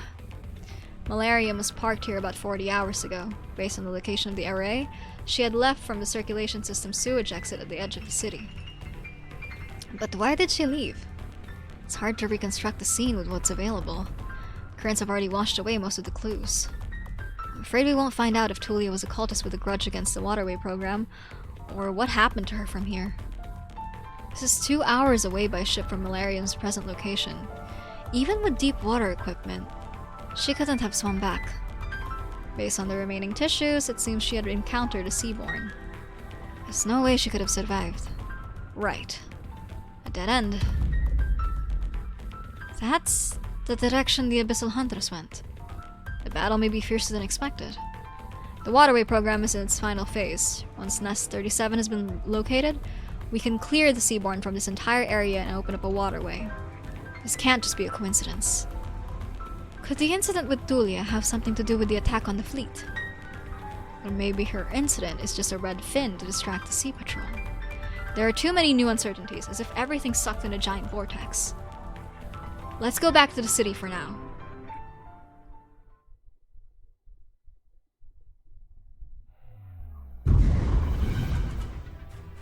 Hard bank to port, full speed ahead. Go around that ridge and turn back. That should lose a third of the seaborn on our tail. Sir, the seaborn have breached the hull. They're inside the ship. Keep the evasive maneuvers going, helmsman. We'll deal with the ones inside. Camouflage coating down to 10%. We'll be fully visible soon. Buy as much time as you can. I just realized that the NPC designs are different depending on what position they are.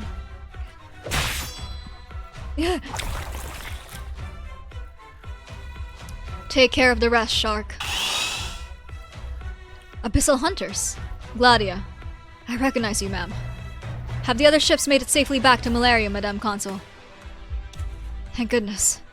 The more of our elites we save, the more strength we'll have for what's ahead. Are you the commander of this vessel? Yes, ma'am. We were ambushed. A large swarm of seaborn left their nests and appeared on the squadron's route, virtually unheard of in previous beacon deployments. We couldn't reveal our battle plans. We had to retreat. Our ship was the fastest in the fleet. The most logical tactic was for us to delay the seaborn while the main fleet retreated. How many survivors are there on your ship? 26, less than 1 in 10. Why the silence, Madame Consul? I see. I'm sorry, Commander. Your ship and your 26 men are the only survivors. All seaborn inside the ship have been eliminated. There's no better way to tell you, so I'll make it brief. The 1,000 or so men whose retreat you were covering fell into an even bigger ambush. We happened to see your ship weaving through the complex terrain as we arrived. But what you couldn't have seen is the seaborn had you completely surrounded.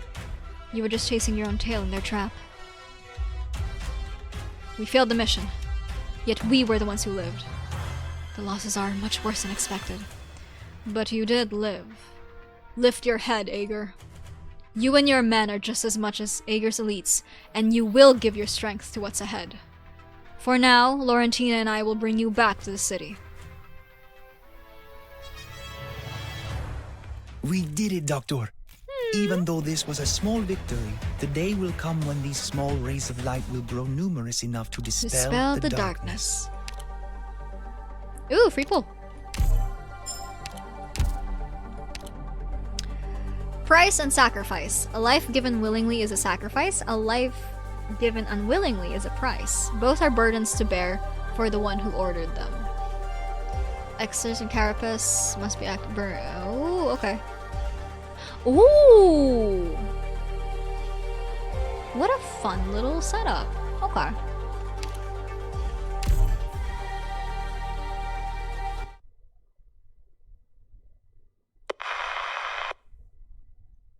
Voice log 21. Unknown language, unknown time. Valeria has been back for half a month now, but I fear the package from Talos may never arrive. This precious Talos! Sorry, the reason I reacted like that, Enfield. Arknights Enfield. I fear the package from Talos may never arrive. Those precious prototype technologies and biological specimens were lost, along with the civilian-grade environmental simulation unit I ordered. No notification, no incident report. The Cosmos simply slammed the door in our faces without warning. Poor mother. She must endure the life pod a few days longer. This may be selfish, but I was the one to insist on bidding her farewell in a simulated environment. Until the moment she entered hibernation, she wanted to see her grandchildren. How could I tell her the grandchildren she envisioned simply do not exist? No doubt she still dwells in that glorious age when we journeyed among the stars. It's the only way she could see that continuing life doesn't just add to the pain. I chose Thales Union Industries products for their reliability. Mother's too sharp. If the simulation was even a generation older, she'd see right through it. I should have realized the risks of interstellar transport sooner. Valeria's leave is all used up. As she left, she was still talking about her grand mission, showing not a single sign of regret. I don't know if she was leaving her regrets behind or never had any in the first place. One day, I too will sign my name on the consent form and shut down Mother's life pod. Well, this is a rerun. This is a rerun of an event. This event came out like last year. And so I don't know. This is like the reruns here on EN server on global. It's all scheduled. So I don't know.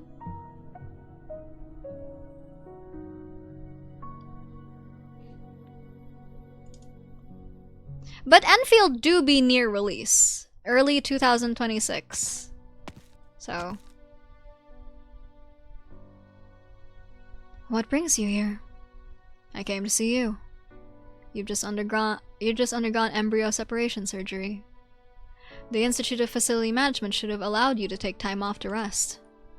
The surgery is as non-invasive as it gets, you know. There's no need to rest that long.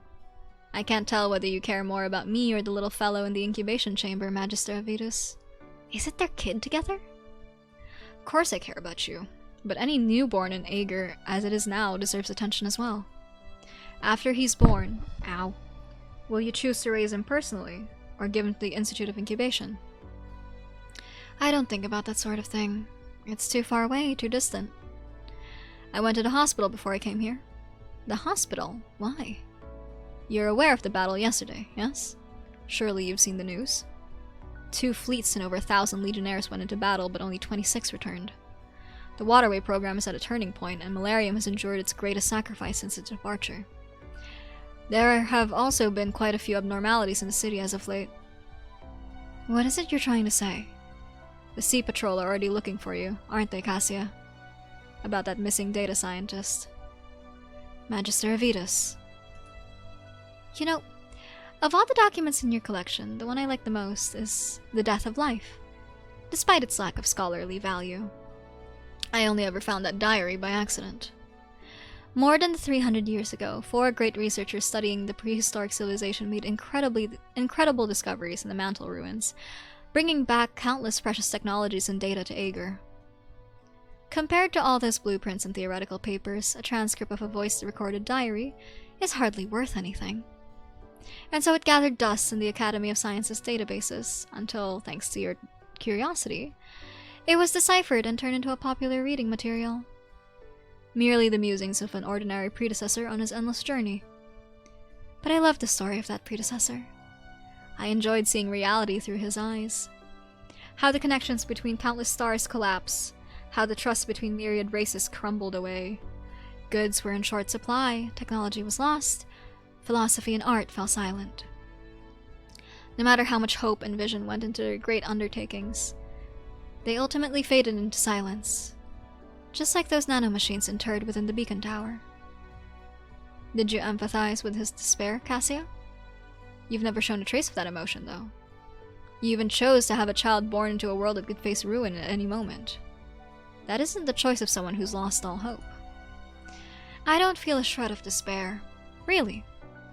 That old-fashioned, dispirited middle-aged man. It's hard to imagine how I could empathize with him at all.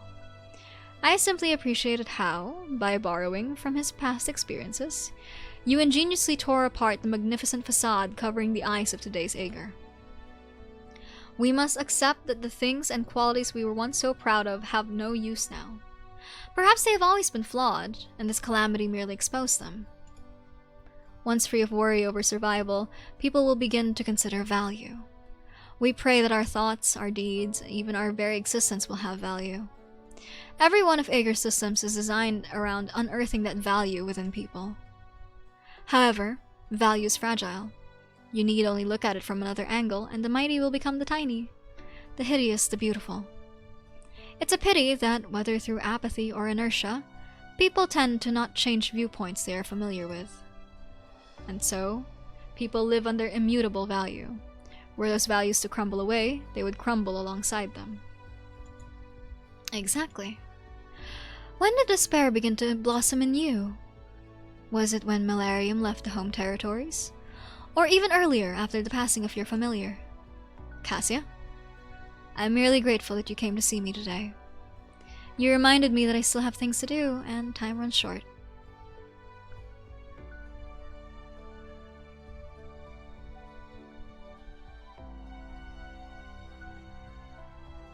I'm surprised you allowed such pessimism to spread in your city, Clementia.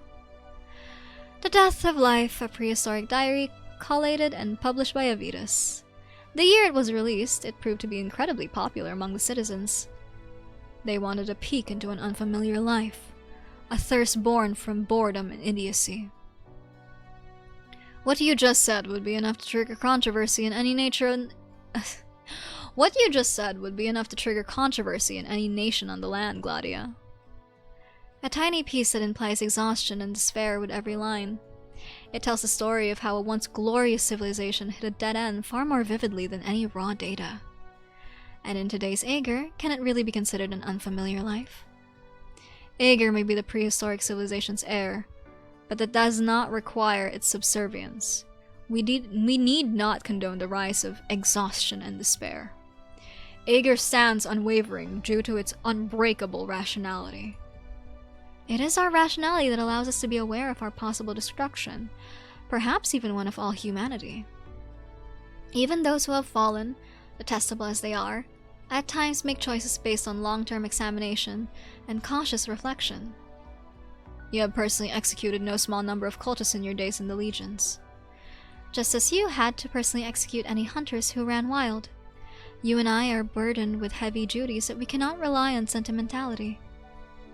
Was it this rationality that led you to hastily throw the hunters into the battle for the waterway program, despite their recent return?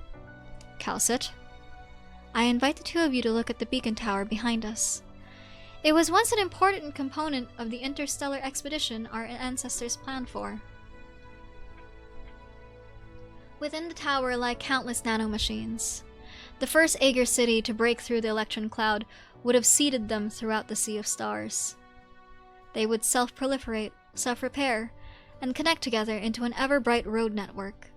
With this, our fleets would have been able to jump freely between the stars. After the outbreak of the Seaborn crisis, Aegir turned its eyes from the stars, and the bioenergy system requiring support from a dozen or so cities was cut off. The nanomachines were incompatible with other energy sources, so after losing their specialized source, they all died within that tower.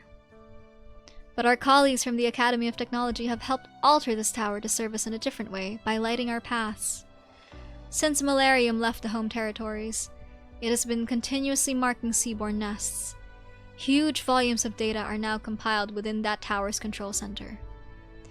With the precise location of these seaborne nests, our Class 4 weapons can destroy the primary nest in any targeted area of ocean, driving away the occupying seaborne. This will clear a path of pure water leading back to the home territories, one that can support a waterway our main forces can pass through. Perhaps the seaborne will eventually regroup, but at the very least, their accumulated nutrients will rot away in their absence, and any re-established nests will bear no fruit. You are lecturing us on the core concept of the waterway program, Madam Consul. Yes, I am, Doctor. The Abyssal Hunters only managed to save 26 lives in yesterday's battle. The Seaborn were clearly forewarned.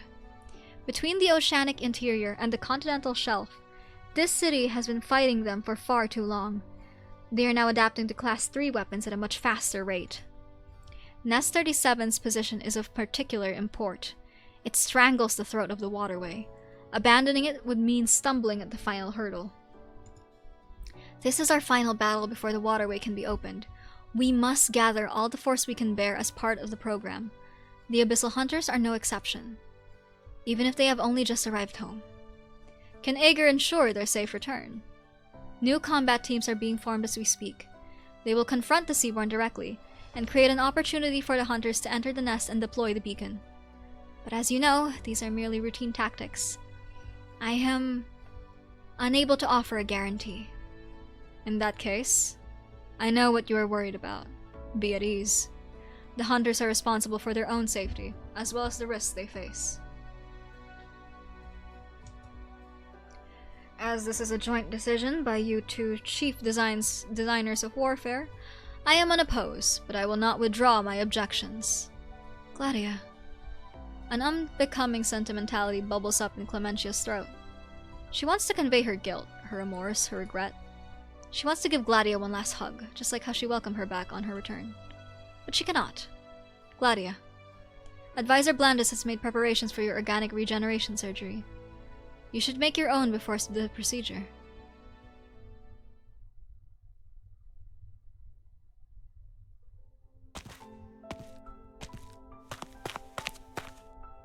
Doña Irene! Jordi! You were gone for a whole day. I was investigating a few things with the Sea Patrol. I also went on a trip into the ocean. I didn't enjoy it very much, so don't ask. Alright then. What about you? What have you been up to? It's not unusual to feel some discomfort. Cheer up, Jordi. This is your homeland. Judging by your expression, you've already studied Ryogan's data? The young Aegir somehow nods his head while also shaking it. How did you do that? I'm not 100% sure, but there seems to be no real relation between me and that great naval architect. What does that matter? Uncle Thiago hoped I'd leave leave Iberia, but he never told me where to go. I'm Aegir, so Aegir is where I should be. But people need some sort of concrete connection, even just a name or some notes, to truly trace their family history. Avita said that even though the Seaborn crisis has been raging for over 200 years, Aegir still has 100 or more cities comparable in size to Malarium. If I'm not Briogan's descendant, then which city did my grandparents live in before they became islanders? Or was it one of the ones that's gone now? What kind of work did they do? How did they live? In the end, who were they? Sorry, you don't need to hear all this. You've just arrived here yourself, but you're already assisting the Sea Patrol with their investigation. While I'm just... You've got nerves of steel. I'm just an Iberian who can't do a thing here. Dr. Calcit is in charge of negotiations with the leader of the city, and the hunters have dived right back into their familiar battle. While my lantern and hand cannon aren't especially helpful right now. Aegir will permit Aluberi to look around its warships and ports, but will not allow her to join the legions and help the fight against the Seaborn. I can't understand that sort of war. Down here in the depths, all I can do is investigate any abnormal activity within the city, in case it could jeopardize the cooperation between Iberia and Aegir. Why are you telling me all this? My hometown was destroyed in a catastrophe, Jordi. I don't have many memories of it. The scripture I carry is the only connection with it I have left. It saved my life, and in doing, became my guide, my faith. But when I saw the Inquisition's dungeons, climbed aboard the Sotifera Navis, witnessed my mentor's sacrifice, only then did I realize what faith was, accepted its weaknesses, found its meaning. You mean... I don't have nerves of steel, Jordi. I get lost and confused too. It's just that, more often than not, that confusion becomes a specific issue you have to resolve, one after another, as quickly as you can. Arresting the cultists, taking back the lighthouse invaded by the tides, finding a lost warship out at sea, aiding an ally investigating a missing data scientist.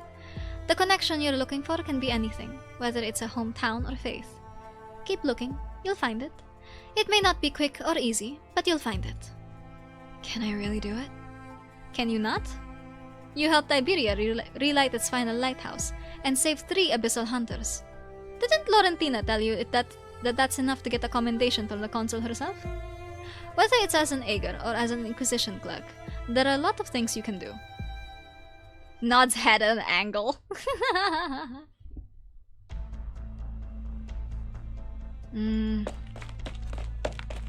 Prefecta! You're back to the city. But from the look on your face, I take it the investigation didn't go so well, did it? Lucilla? Forgive me, I need to report on my progress to Consul Clementia. I'm not at liberty to divulge any details.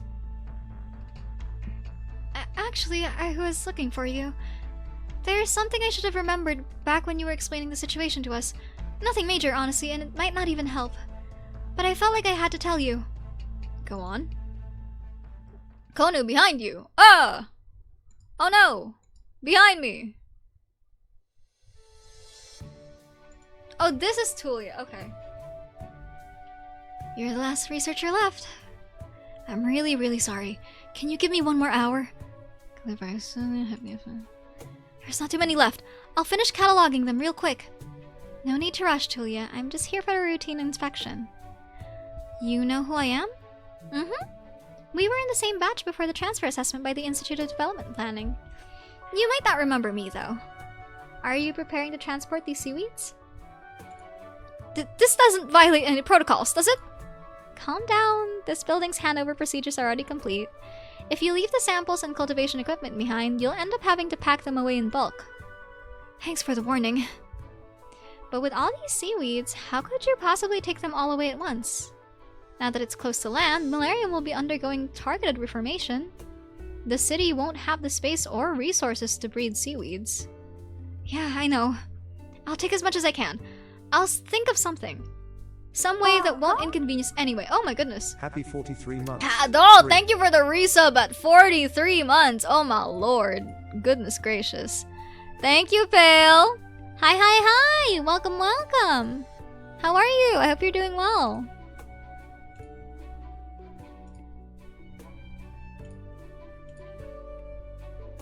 But the base by the volcano is already... That was once Ager's biggest and dangerous plants reserve. I saw it get swallowed up by the seaborn. These primitive seaweeds are some of the simplest, yet most tenacious life forms in the entire ocean. Whether in bright shallow seas, the dark abyss, the flat sea floor, or cracks in the cliffs, they stretch out best they can. And they're as old as the ocean itself, pretty much this planet's living fossils. Just sickies, but good. Hope you're doing well. Oh, I hope you get well soon! I'm no legionnaire, and I can't go fight the seaborn. These remaining seaweeds won't help us solve the seaborn problem either. But I can't just let them wither away in here. You really love your work, huh, Tulia? Don't you? My little handy sent over a loading module. Sorry, but I can't stay in chat. Do you need any help? No thanks, but I'm fine.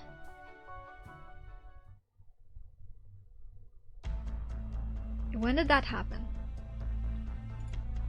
The day before the Institute of Ecological Art relocated. I don't know what happened to her after that, and I don't know if she thinks Malarium abandoned the volcanic power station and plants reserve. But I can't imagine her doing anything bad because of it, because she's never abandoned anything herself. Tulia's residence had quite a few hydroponic tanks, but they'd been empty for a while. What you just told me might actually be significant, Lucilla. But if I may be so bold, why do you care so much about her affairs? From what I've heard, you could hardly be considered friends. She has something I don't. Okay, I've said what I had to say. I'll be getting back to work now, Prefecta. There's just been more and more happening lately. The maintenance required for the city unit framework has multiplied several-fold, and I'm running out of ink as it is. Little handy. Prefecta Secunda. Obtain data on the city of Malarium from the Institute of Facility Management right away. Retrieve all locations suitable for enclosed hydroponics. Also, contact Irene. Tulia may have left other clues within the city. Ask her to meet me as soon as possible.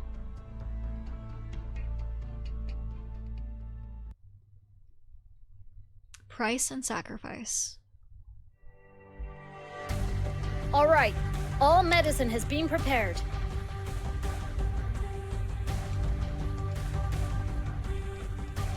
No tardará mucho.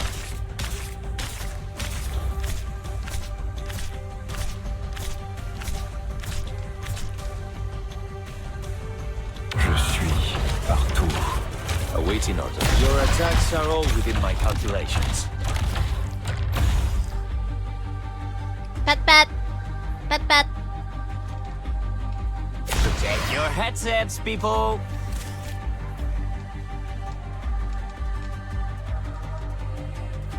For them, the bell, The bell tolls. Lock in, beat 'em up. easy. I hear the waves drumming against the pool. They herald our victory. The reproves functional. I do have to say this is surprisingly easy. I'll do my best to keep everyone safe. Lock them out of your house like a boss? Bet.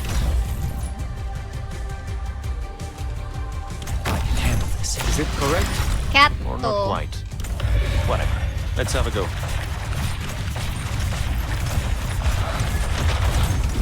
Entendido. What in the world was that?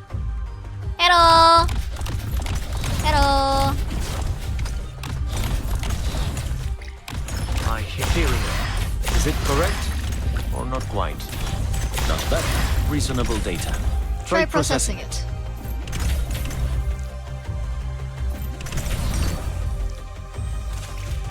I can hold clear images. Actually, let me pull out a napkin. Check the data. You might do something. Okay. I don't know exactly what you're going to be doing, but you're going to be doing As long as I can do this. Here, first step is a deep breath. Doctor, is it correct? Or not quite? Whatever. Let's have morning star. The illumination of wisdom. One last. Doctor, there you are. That reasonable data. Try processing it. Amerikaya! Hello! Hello! Hello!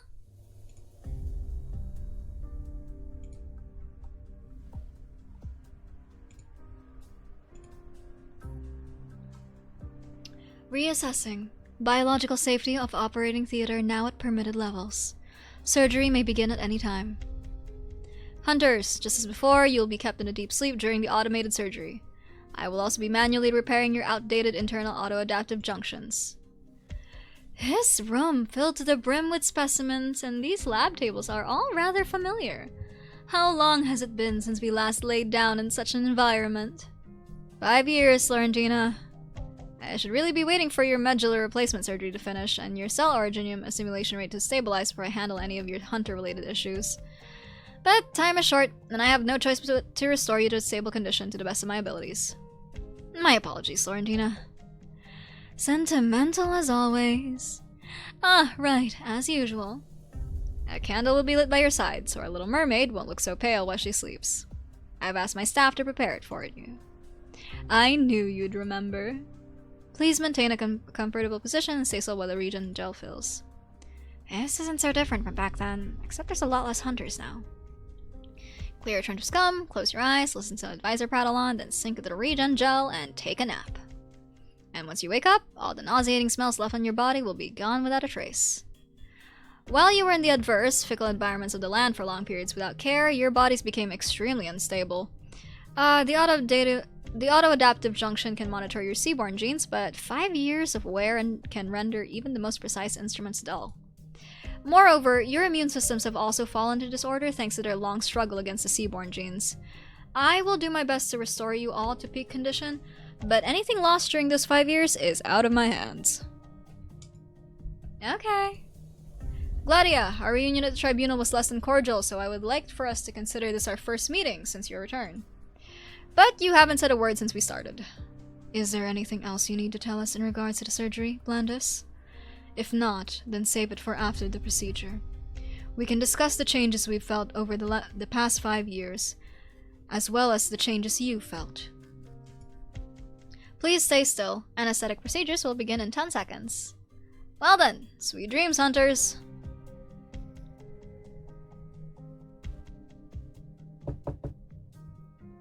Advisor Blandis, some things have come up that need your reconfirmation. Did I not say that once the operating theater doors have closed, I would be mending the hunter's auto-adaptive junctions and must not be disturbed? Central Control has discovered some abnormalities. You should personally check them over, just to be safe. Hold on then, I'll get the door. Don't get the door! That's not... Oh no. Even the old men are handsome and eager. I know, right? Did you see the Poseidon one earlier? Oof. The monitoring units in the dome were performing an emergency scan. We noticed a high concentration of algal biosignatures here. Thanks for informing me. Not a problem. Since you're already participating in Tulia's case, there was no reason to cut you out partway. A place where the dome and the ground meet, this former experimental field for a roadside coral. Though it can't compare to the specialized setups at the Institute of Ecological Art, it's much better for seaweed breeding than small-scale hydroponic tanks in a room. Whether it be in her nature or out of an ulterior motive, Tulia did not apply for authorization to use the space. She found it on her own without telling anyone. Tulia. We can't say for sure if there's a church hideout here or if Tulia is still within. In short, stay alert. Team 1 has already formed a defensive perimeter around the neighborhood and will monitor the roads. Irene, go with Team 2. Enter via surface roads. As for the roads connecting the dome and the mezzanine, leave them to me. Got it. Move out. The Poseidon guy? Maybe he'll show up again. Maybe. Who's there? Have you found something to perfect the Secunda? Do you need reinforcements? Somebody blocks her path, or more precisely, prevents her from leaving. The one in her way lurks in the shadows formed by the angles of the buildings, their entire body blending into darkness save for their eyes. Eyes that Secunda is all too familiar with. Stick to the plan. Secunda cuts her comms. It's been a while, Magister. Magister? I thought he was Consul! Blandis, the weapon... Oh, Researcher A. Oh, I don't like the quotation points. You're not from the lab. No sudden moves. If the bristles long breed calm tooth grass pierce your skin, you'll quickly fall into a tormented dream where you'll sense your consciousness being slowly torn apart. The variety used for euthanasia has been bred to be milder, but wild ones are still plenty cruel. You may look half dead, but I know for a fact that you're the sort who really cares of how they die. Church of the Deep. Don't you dare touch the anesthetized hunters.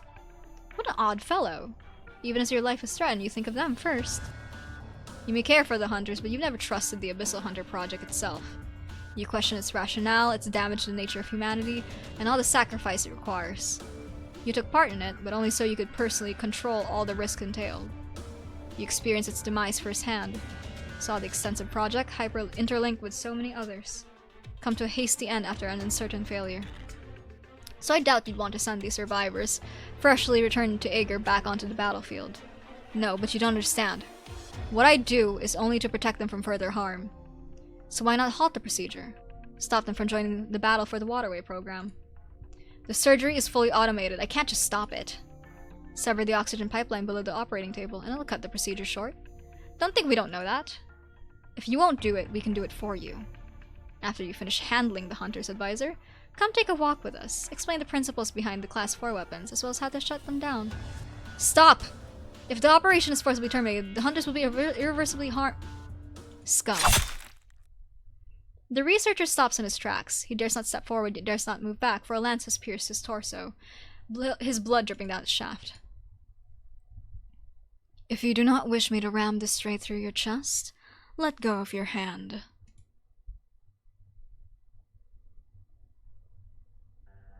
What are you doing here? Don't ask pointless questions, Secunda. You're investigating Tulia too. Did you find anything?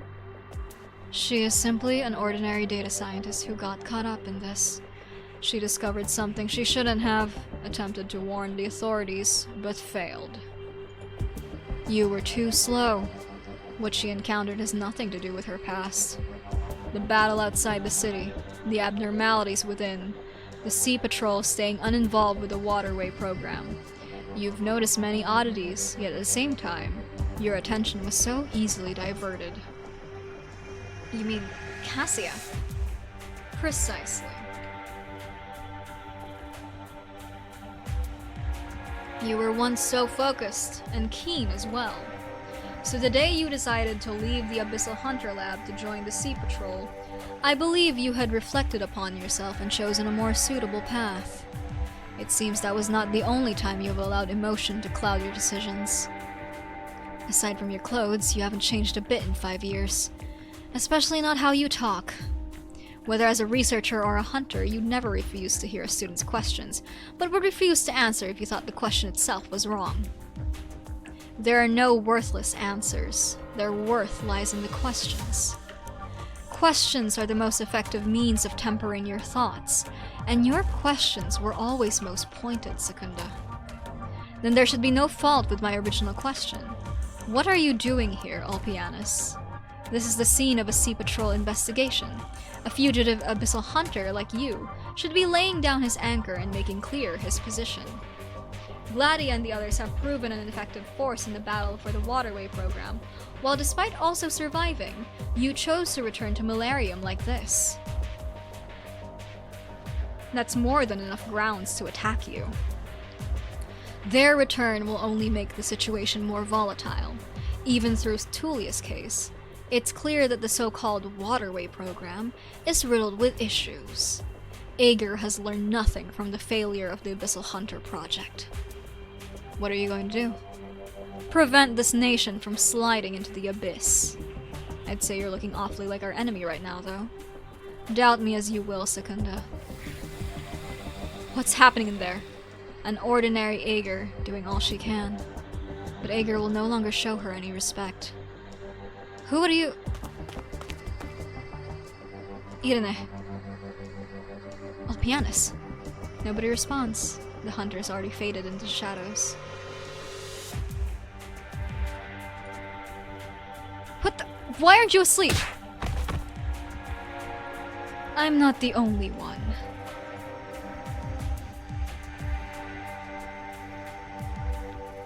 Hello.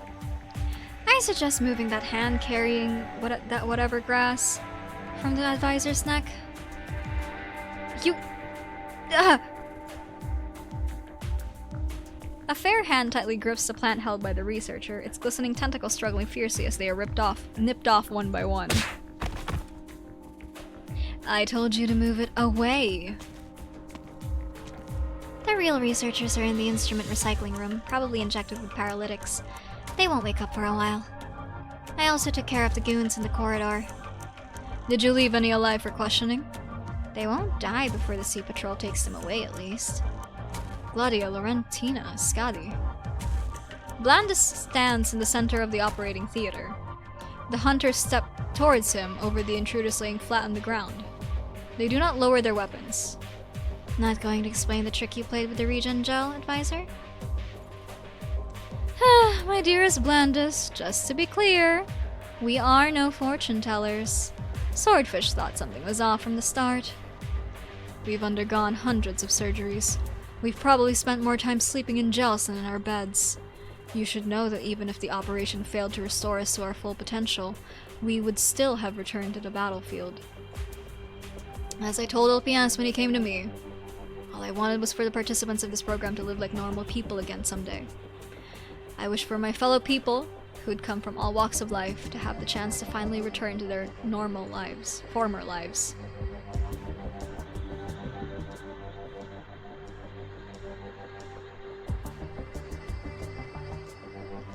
Skadi could continue her life of wandering, hammering away at complex lighting arrays while taking pictures of the seabed nobody else would understand.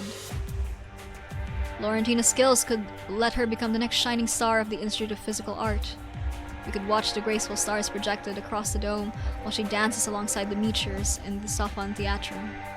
Or perhaps we would find her works on the street corners of each and every city. Flavius, the seaweed breeding technician, Nana, the songwriter, Lunia, the exotic organism researcher, and Celsus, the youngest ever scientific exploration fleet commander. We both still remember the names of all these hunters, Gladia. We've both had our fill of sacrifice. This is far from the first time I've heard this little cliché of yours. Your feebleness and stupidity are already enough to earn you a death by my lance. Luckily for you, those church scum arrived at just the right time to save your hide. Are you saying their actions have coincidentally proven my innocence? That's not what I wanted, Gladia. What I must do will not change. Your innocence is of little relevance. My point was that by choosing to expose themselves now, risking everything to stop us hunters from rejoining the battle, and even holding an advisor hostage, all it shows is how effective the deployment of the Waterway program has been. Blandis, Weapons Technology Advisor of the Waterway program, abandon your little tricks, complete our surgery, and then return to your original post. Clementia's orders are that once Nest 37 have successfully been marked, the Class 4 weapons are to immediately strike against all nests by the Waterway. The church is grasping at straws. As one can surmise from what those dregs were talking about earlier, they will not stop. The Abyssal Hunter project no longer exists, Blandis. If sentimentality clouds your mind and renders you feeble, tear it out. Forget it. Gladia. You're the same as ever. No, even stricter with yourself. What I ask of myself has no bearing here. Just yesterday, out of 2 entire fleets, we were only able to save 26 people from the seaborne encirclement. Before we entered this old lab, I had just learned that those 26 legionnaires had already applied for positions in the newly drawn army. War is never ending, and no soldier can tear themselves away from the battlefield. That's all it is. Nothing more.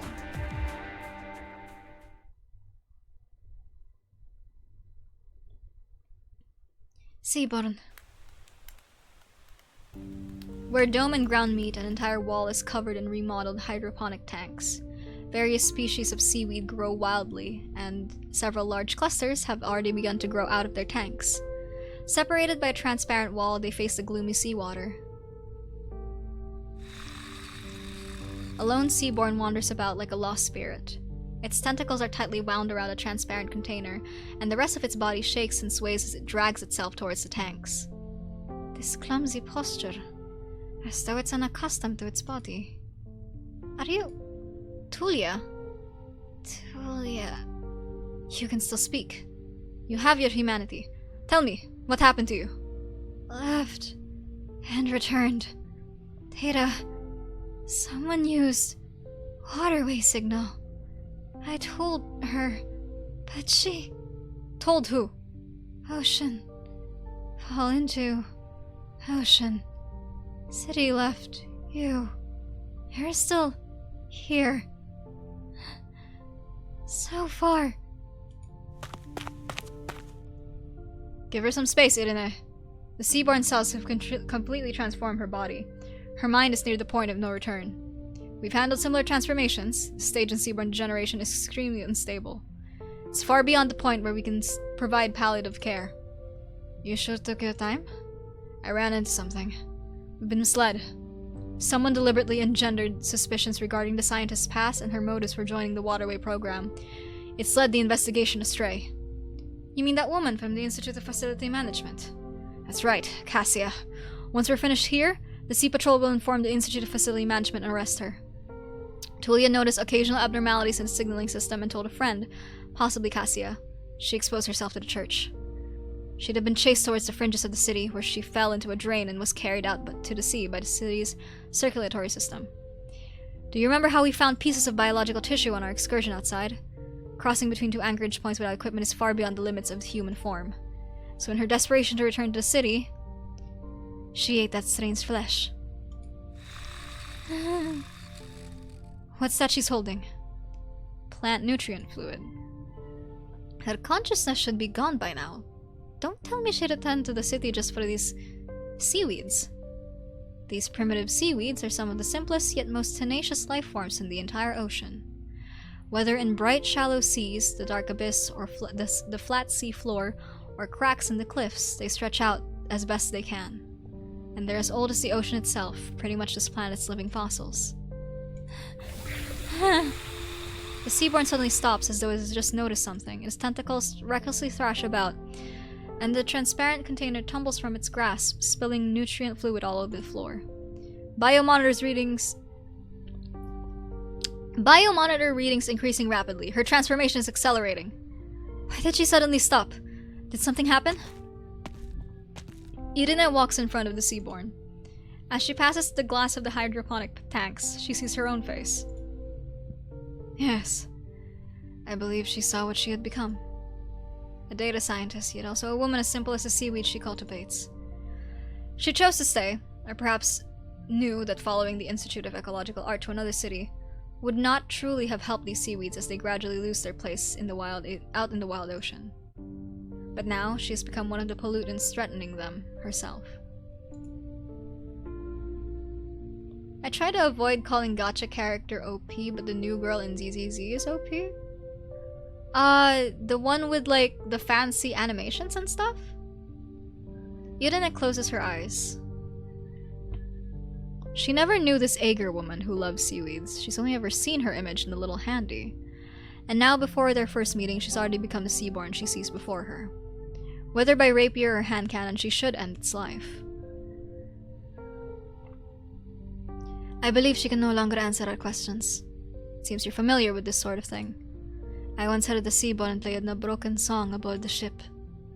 I apologize for underestimating you earlier, Irene. The land and sea are connected. You may not have experienced the front lines of the Seaborn conflict, but you've witnessed both what has changed and what is not, equal in their weight and cruelty. But for now, let me handle this.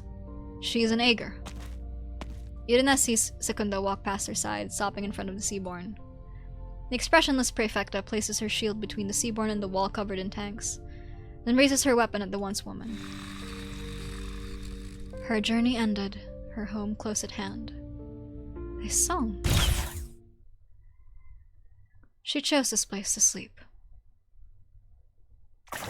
The Seaborn collapses to the floor. The commander's shield blocks its spurting bodily fluids from entering the hydroponic tanks.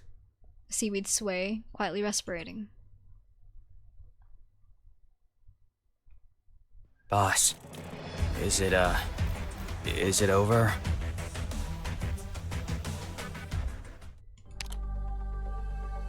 Lethal fate. The Aaugur had forgotten the concept of fate, but must face theirs when matters spiral out of control. Oh god, what is this mess? Oh goodness gracious. Dial in the black and white girl. Oh! Doctor, I'm glad to meet you on land. We're fighting the same war, and that is why I stand before you now. Let's go!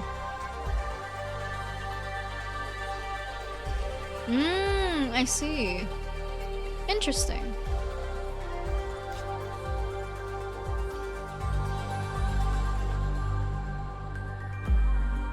It's until 9? Oh, that's new. Normally these things go until 8, not 9.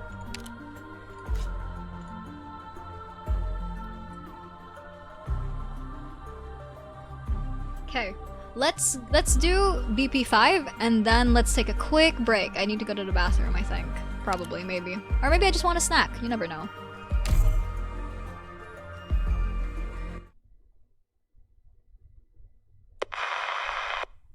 Voice log 33. Unknown language, unknown time. The Stargate's remodeling plan is an apparent success, and we have re-established a connection with Talos. A 2-year backlog of information has been flooding in, but is bare of any good tidings. Thank you for the care package, Bale. Thank you, thank you. Oh. Stretch, posture, check, hydrate. So I'm now realizing why the world in Arknights Enfield is called Talos 2. Because Talos 1 clearly is not doing well. Talos 1 be going through it. Severely.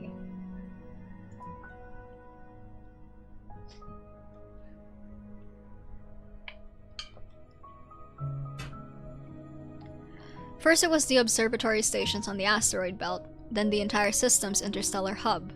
Finally, the cruise fleets orbiting hospitable planets also fell into silence. Even the ancient colonial fleet turned into a nomadic museum was not spared the same fate. Along with these shocking revelations came similarly unexpected data left behind by Valeria. Her notes resembled her very being, long-winded and inexhaustible. However, she seemed to have spent her last days repeatedly poring over literature and history alongside the technical documents, studying how these great men died, what their last words and epitaphs were. Like a child on the day before their coming-of-age ceremony, rifling through a parent's wardrobe in the frantic search for attire dignified enough for an adult. Did she find her own life inadequate?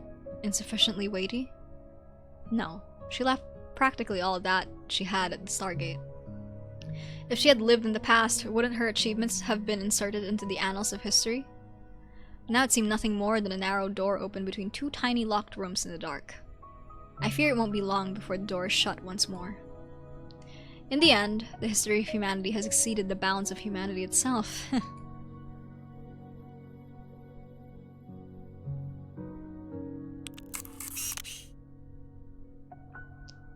Little handy from the Institute of Facility. Reading error occurred to run fault diagnostics.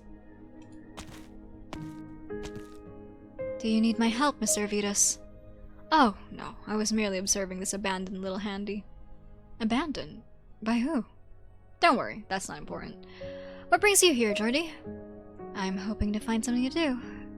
We are clearly in dire straits, and I'm sure this city is full of problems in need of solving. They just won't reveal themselves to me. Generally speaking, in that situation, you should go to the Institute of Development Planning for an assessment. However, if you were looking for me specifically, I'll try my best to help you out. You're a highly experienced and respected scholar, after all, and many in the city call you Magister. Magister? My last work was Death of Life, a book with no educational value whatsoever. I read it, actually, although I couldn't understand much with so many cryptic words. Like Starship, Stargate. It seemed like from another world. Another world? You're right about that. But I find myself undeserving of the title Magister. Oftentimes, I find myself lost in confusion. Jordy, do you remember when I told you that blood ties were unimportant? I do, but I may have been a bit misleading. While we indeed care little for blood relations, relationships themselves are an excellent lead to follow. When one is lost, one ought to find a connection to reality, be it a life or an ideal, and seek a way out. Otherwise, you'll end up like me, sinking into an extended questioning of the value of your own existence. If I may be so bold, can I ask what your own relationship is? My familiar. How exactly? She shared the same thoughts and goals, and would enrich both my spirit and my ideas. I loved her as ardently as I loved Aaugur, as well as everything we've done for it. I live a life surrounded by mountains of prehistoric material written in their strange script and incomprehensible grammar. I enjoy the process of translating it into Augurian text. That was how we met.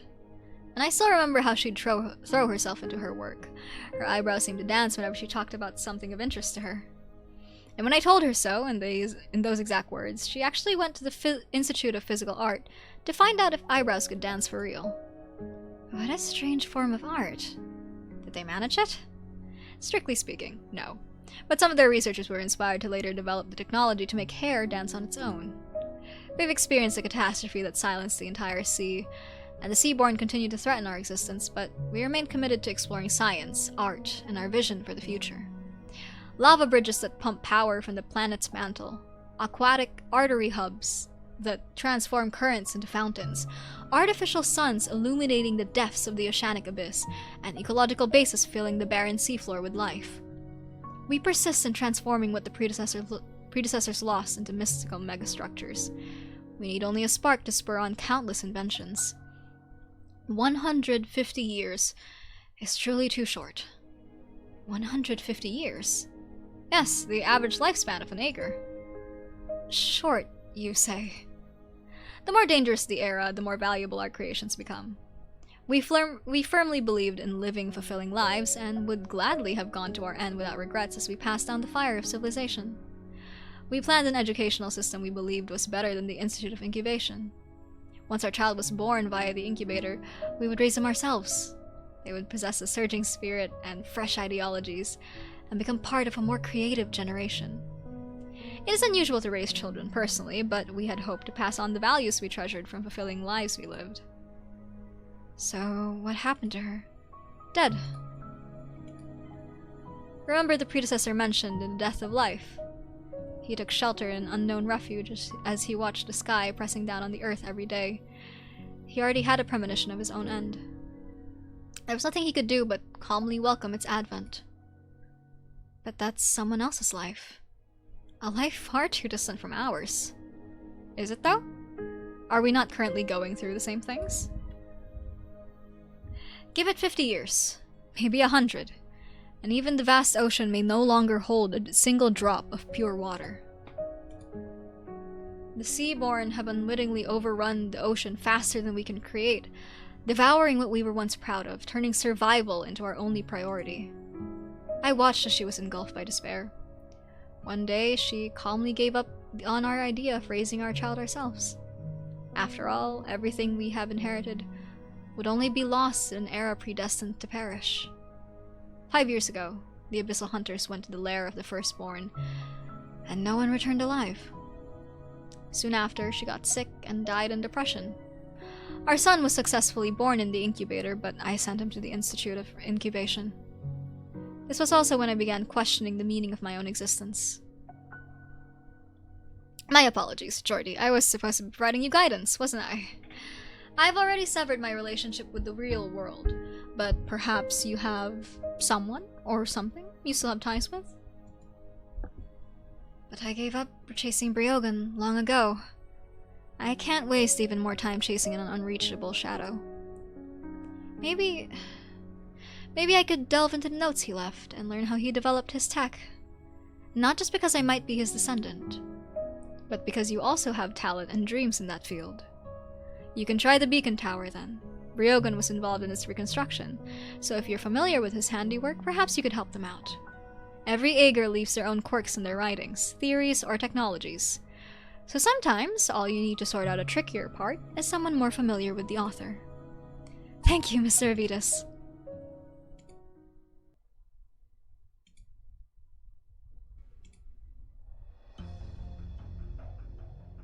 Advisor Blandus, are you alright? Of course, of course. The cultists failed to stop me from performing the surgery on the hunters. I'm asking about your physical condition. Thanks, Secunda. I see you're still... Given your strange aversion to medical aid, someone has to confirm you're alright. Although judging from your condition, I'm guessing I'm not the first to try sending you to the hospital. Perhaps the waterway program is too overwhelming. I'm something of a doctor myself. So I do know how to... I'm something of a doctor myself. So I do know how to keep myself healthy. Healthy enough to not slow down the program anyway. You know, you should take a look at the plant the cultists were using to kill people. It's difficult to imagine someone at the Institute of Ecological Art using it as paint. Well, seeing how you're not in any immediate danger, I'll need you to cooperate with my investigation. I saw Ulpianusssss recently. I see you have too. Only briefly at the Sophon Theatrum. And you didn't report this? Catching a momentary glimpse of a familiar figure is hardly worth reporting. I'm not joking around, Advisor Blandus. The data scientist's case has been confirmed to be a murder by the cultists, and it may be related to the assault on the lab. Ulpianusssss seemed to know the victim well and openly expressed his distrust of Aaugur. He's always been like that. More action than words, and ever unwilling to reveal his reasons. His unique style doesn't explain all the doubts about him. I still need to check if he's linked to several church cases. Secunda, do you really lack any other leads or suspects more worthy of investigation? Or should I ask, is this obsession with Ulpianusssss merely your own whim? Secunda, I'm the one who rejected your application back then. What did you just say? I said it was me who rejected your application to volunteer to become an Abyssal Hunter. Ulpianusssss concurred, but I was the one who officially rejected you. Why? I saw your documents from the Institute of Development Planning. You'd written genetic research in the box asking for your aspirations. You only had to look at another file to see that becoming a hunter was another of my aspirations. We considered you extremely talented, even among the participants of the Abyssal Hunter project. During our technical discussions, you were the only one to ask Ulpianusssss 10 questions in a row and get answers for all of them. The highest record for a freshman researcher. Damn! How bad is Well, no, not how bad. No, actually, you know what? Screw it. How bad of a teacher is Ulpianusssss? 10 questions in a row to get at... What? Sir, how are your teaching methods? I'm curious and a bit concerned, truthfully. I'm worried. The early transformation techniques were dangerous and unreliable. We were always searching for a better integration method. It was ultimately your theories that advanced the program's technology. Best teacher in the world? I don't believe it. I considered it an honor back then, at least. But the program itself is nothing to be proud of, Secunda. The concept was born nearly 2 centuries ago, a far cry from the average citizen's impression today. It was only 20-some years ago that Ulpianusssss made it into a reality. Very bad. In the 100+ years before that, it was never afforded any systematic scrutiny or research. Only endless debates. Apparently one of the profs at your college is like, I don't believe in teaching, and has different students teach the class every week. Oh god, I had a professor like that. Ooh, I had a professor like that. It was rough! Oh god. Well, to be fair though, with us it was law, so like we would be tackling like different, frick, what are they called? Like the different, I forgot what it's called. Different categories. There we go. Jesus Christ. It took too long for me to find that word. It was so like there were different students assigned to different categories of law, and some of them, like if you really wanted, you could make it into a group project, but you would still be graded individually. So like it was rough. God, it was rough.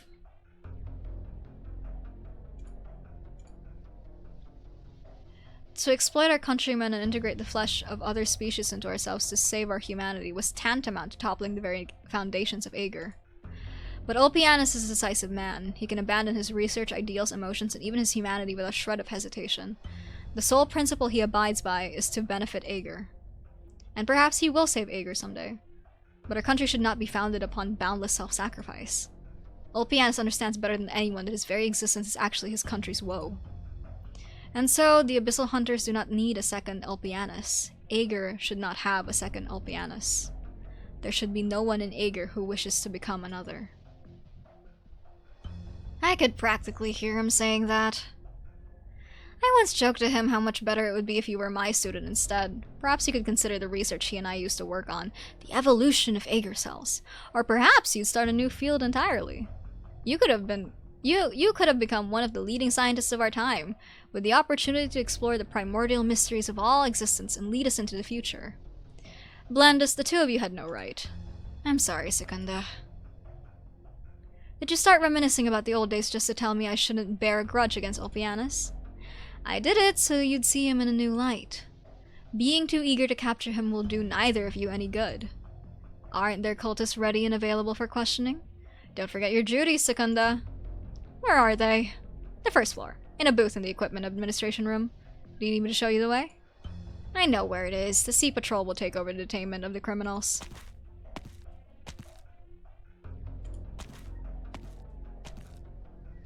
I'm so sorry, but you can't go any further. We're currently... Wait, didn't I see you at the tribunal? I know who you are, the emissary from land. If you don't mind me asking, what exactly are your duties on this diplomatic mission? Hi! Cassia popping their head in. Hello! The data scientist seems to have completely transformed into a seaborn by the time she was found. It would be difficult to obtain any further information from her, other than the fact that the set of data seems related to the waterway and the beacons.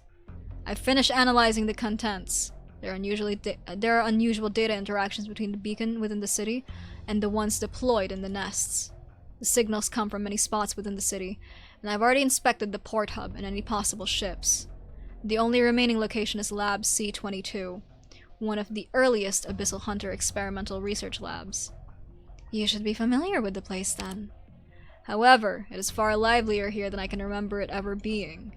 Secunda has even deployed a garrison in the name of protecting Blandus. A hindrance. I'll help draw their attention if needed. I can manage the Sea Patrol for now. You should focus on the toughest target. You would be the Doctor of Rhodes Island, yes? In the flesh! You say your institute helped diagnose and treat neuropathy in our hunters, and now you hope to assist me with their organic regeneration surgery? Absolutely. Then you can leave with peace of mind. The church's assault here was just a minor episode, and the hunters have already returned to their hibernation. I'll be constantly monitoring their physical conditions, so your gaze, no matter how vigilant it may be, will be of little use in their recovery. I see the hunters were telling the truth. You really have a terrible sense of humor. I see they have developed a deep friendship with you while wandering about on land. Insist all you want, it doesn't change the fact that you will be of no help during the operation. I mean no offense. This place was just recently raided, so please return to where you came from, for your own safety. Blandis no longer pays you any attention, his gaze falling back onto the holographic projections before him.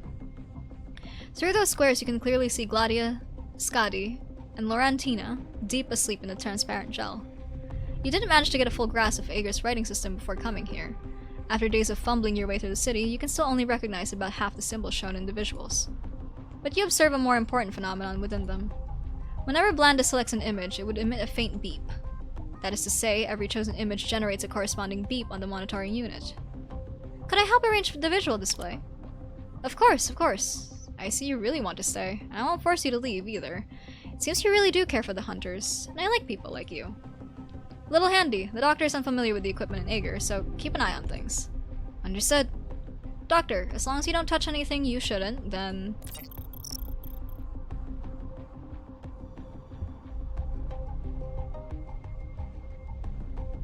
The corridor's monitoring unit just beeped. Someone's looking in here. Another beep for the experimental cabin in front, and the corner further ahead. There seems to be some sort of pattern. Someone in the control room is rapidly switching the order of the holograms back and forth. Doctor, what are you trying to tell me? This way, then.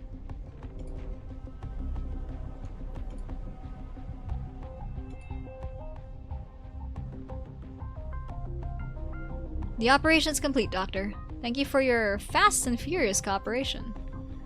The hunters will need another 10 minutes to awaken, but I guarantee the procedure went without a hitch. So if you could now leave... The hunters seem to be deep asleep. They were unable to get any proper rest on land, despite what I'm sure was the best possible accommodation from you in Rhodes Island.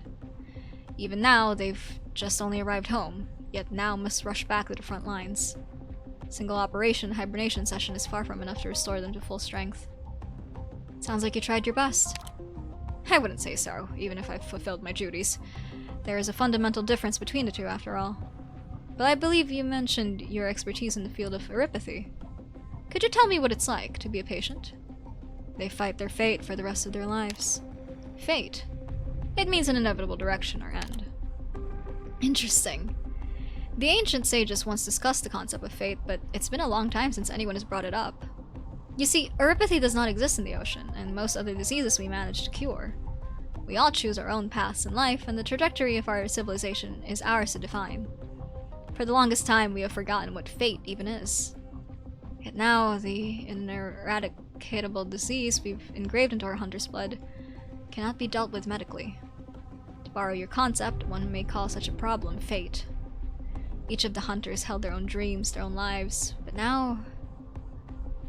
they have no choice but to live alongside slaughter until they die themselves.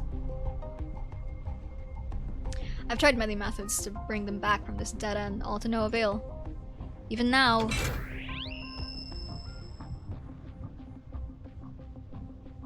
Laurentina's awake. They seem to be in a hurry. I should get going too. It has been an honor to speak with you, Doctor. I hope you can take good care of them if given the chance.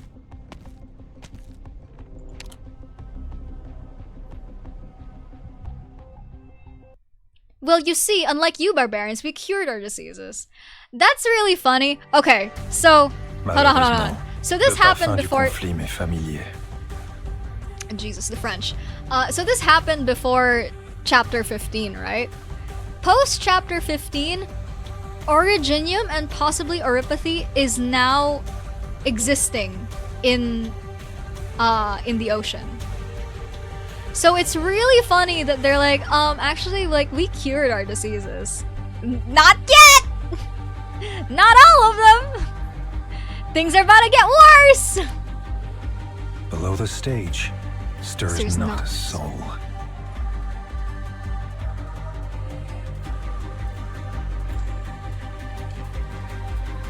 No tardará mucho.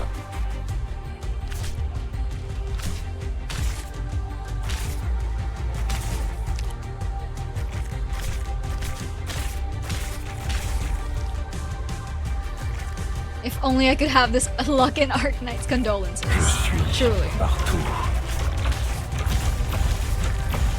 Entendido. Entendido. Stand still. It'll spare all of us the effort.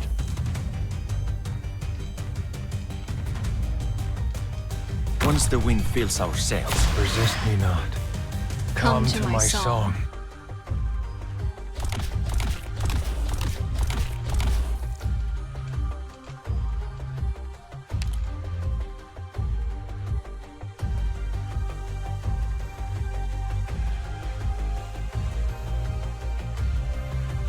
Where are the enemies coming from? Where did they come from? Where did they go? Where did they come from? God, an eye joke.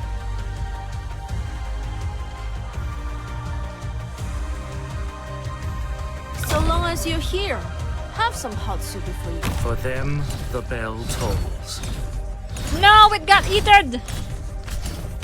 I Why would hear they do the this? soul. Slow simmer on low heat. Patience is not Oh, frick, optional. frick, no. Cease this behavior at once. Another under this banner in the name of the Lord. I've always wanted clear images. Check the data. This execution is not worth witnessing. Who takes joy in the fall? I can hold here. Clear images. Probes functional. Corazonix, good to go. Oh dear.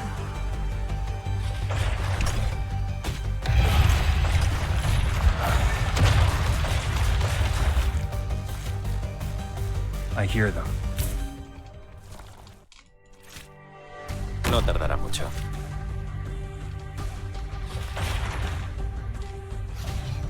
Please hold on.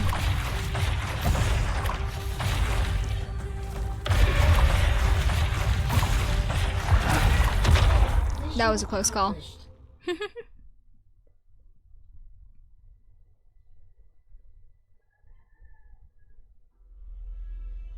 Is this dude again? Oh, it's the fake researcher. Right, okay.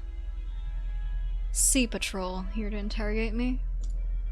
Interrogate. I never thought I'd have anything to do with that word.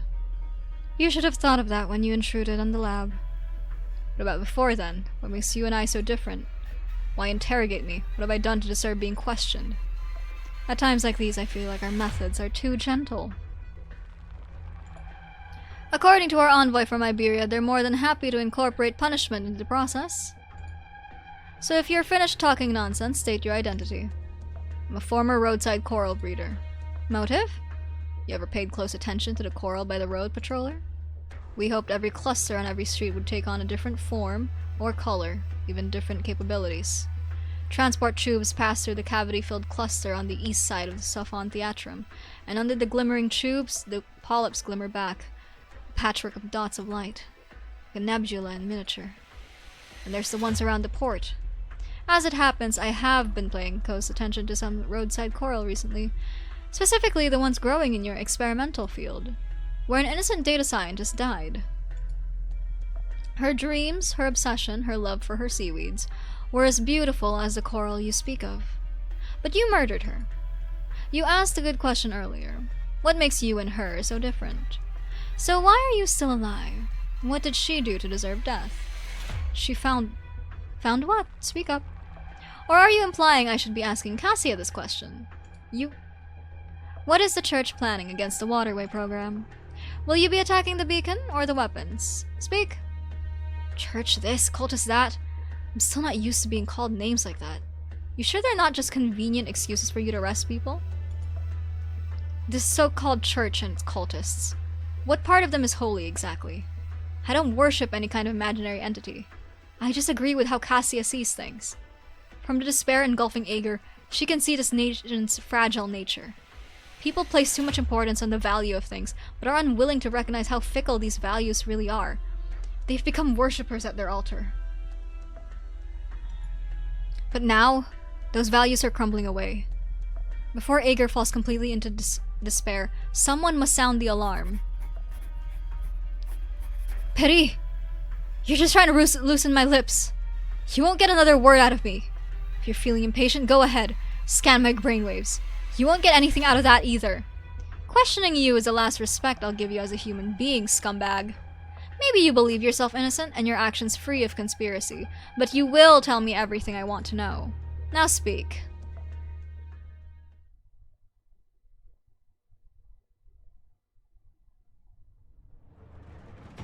Captain? It's almost time for us to leave, Scotty. I know it's urgent.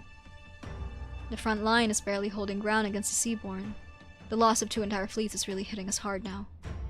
According to their most recent missive, Legions 8 and 10 failed to regroup into formation, and they are now mired in a bitter struggle. If the beacon cannot be deployed at the designated position within the nest and the deadlock continues, it will mean the failure of the waterway program. Understood. The Legion fleets are about to launch an offensive across the entire front at all costs, all to attract the Seaborn's attention. As for us, squeeze through the battlefield, infiltrate the nest, and deploy the beacon. Correct. How would you rate your current condition, Scotty? I got some good sleep, at least. My first dreamless sleep since our last campaign. The situation in the city is getting more restive. Do you know where the doctor has gone? Mm-mm. I know you want me to keep the peace and protect the doctor, Captain. You want me to stay. To be honest, I am conflicted. Cleansing the sea of its dregs is our duty, but I am also responsible for your safety. Have there been any signs of a Sharmless stirring since we returned to sea? If it has, it's been real quiet. If it speaks up, I'll shut it up. Actually, I've got something to say to you, Captain. We've never been this cautious in our work before. We had our ways of handling this sort of thing. If the Church's god, the one the scum call Isharmla, is really inside me, then if ever I go out of control, I want you to execute me on the spot. Simple as that. My heart's right here. I trust you won't miss. Scotty, I'm not finished. If you or sharks start to fall under their influence in battle before I do, I won't hesitate either. What I was going to say is that with war close at hand, I can imagine nothing more reassuring to hear. Let's go.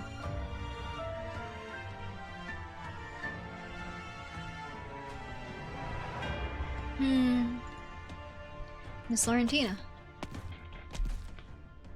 No need for that dreary honorific, little bird. We're not strangers, are we? Laurentina. Considering how long we've been in the city, I'm surprised this is the first time we've run into one another. This is sad. I've always wanted to take our brave little warrior out on a real hunt in the depths. Sadly, the nest we're headed to is too far and too deep. No way to bring you along. It's alright. Even if I had the option, I'd stay in Milarium regardless. No? There's been a lot happening in the city lately. The first time I wore deep water equipment and entered the ocean, I was immediately knocked about by the current. I'd hate to admit it, but I'd be dead weight out there. No need to talk like that. The first time is always rough. Anyway, I can do a lot more in the city than in that nest. And once you've completed your mission, and Aegis weapon systems start cleansing the area, I'll have to return to St. Carmen and make an urgent report on why the sea surface has changed. Ah, so you meant we were to be parted once more. That's right. I'd be offering you all farewell gifts, but I wasn't expecting this before we left for Milarium, so I have nothing to give. Don't worry about it. We'll meet again. While we won't be needing to drag you from the sea half-drowned this time, I have a feeling our next reunion will be unforgettable in its own right. Oh look, Scotty and Gladdy are coming. Take care of yourself, Laurentina. Finished with your chat? Yes. It's past time we left, hunters.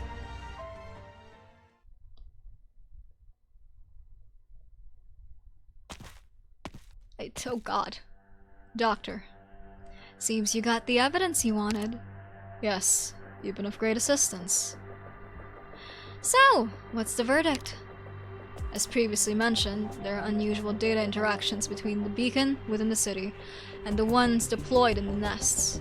It seems the bulk of the work was handled by Lab C-22, namely the facility we just infiltrated. While I do not fully understand the principles behind the beacon system or the Class 4 weapons, the contents of these interactions can still be inferred. The coordination between the beacons and the weapons has been altered.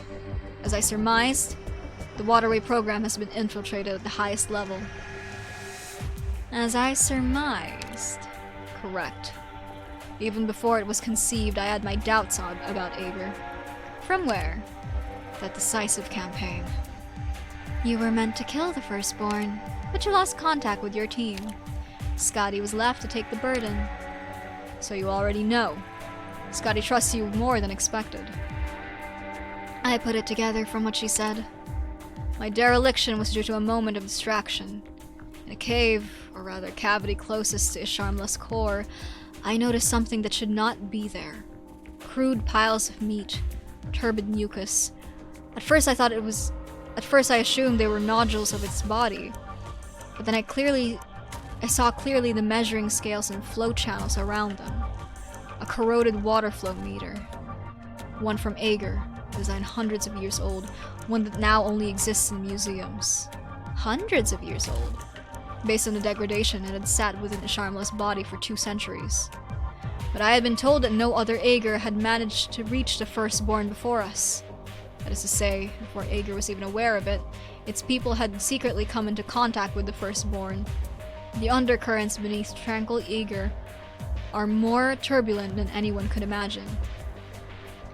I also found something odd while you were out. As soon as the hunters awoke, they left. They are being used to break the deadlock at the front. I can imagine the mission they have been assigned. Bypass the front lines, advance to the nest, and deploy the beacon. First support, now the linchpin. It's too quick. The advisor seemed more anxious than them. He left the lab at first opportunity. Blandus. And I fear we too must act as quickly as possible. If the coordination between the beacons and the weapons have been tampered with, then there's only one place to go. The core of the waterway program. The beacon launcher. As for you, I'll go see the one who gave the order. Consul Clementia. Boss, is it over? Oh! You're such a good NB-Walks. Bloodborne? It's John Bloodborne! It's John Bloodborne himself, folks!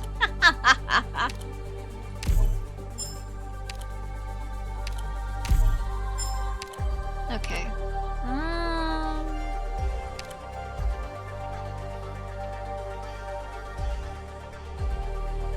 Frightening many a reason. Jesus Christ, Ulpi.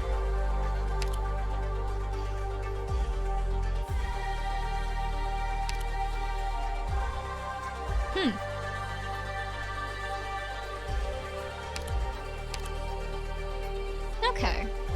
Alright.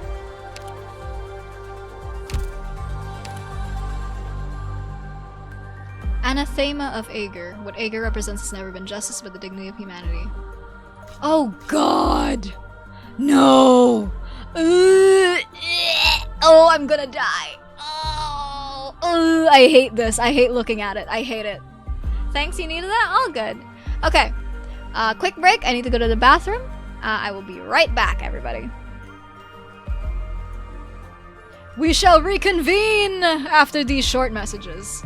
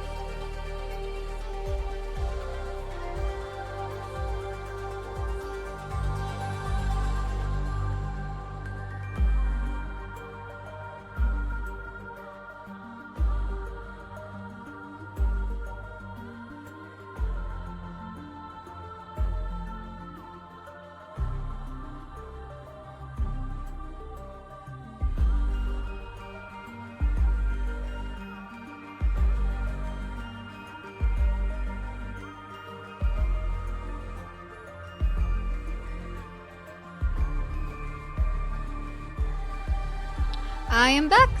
Okay. Hello, everybody. We back. What's wrong with that map? Okay. So, let me walk you through what's wrong with this map. So first off, there's already a problem here. The fact that there are little handies. I am traumatized from Stultifera Navis, and these little buggers, oh, they gave me the headache of my life. And the fact, so, little handies implies that there's going to be Nether Sea Brand. Now, Nether Sea Brand is a thing that got introduced back in Stultifera Navis, where when a certain kind of seaborne enemy dies, okay, hold on, let me pull this up. So you see these little tiles here that have this weird patchy marking thingamabob on them. So whenever certain enemies would die, they would leave this brand, and no matter what you did, this brand would spread. So say for example you had an operator here. An operator here, right? If you kill an enemy, and if you kill an enemy here, then the enemy leaves a brand here. Your operator will proceed to take continuous damage, both to health and to nervous impairment. Nervous impairment damage. And nervous impairment damage sucks! I hate it! Oh, I hate it so much. I hate it. Oh, God. Stultifera Navis just sucks, period. I hate Stultifera Navis. I hate that. I hate it. I hate it. Oh, again, I said it before.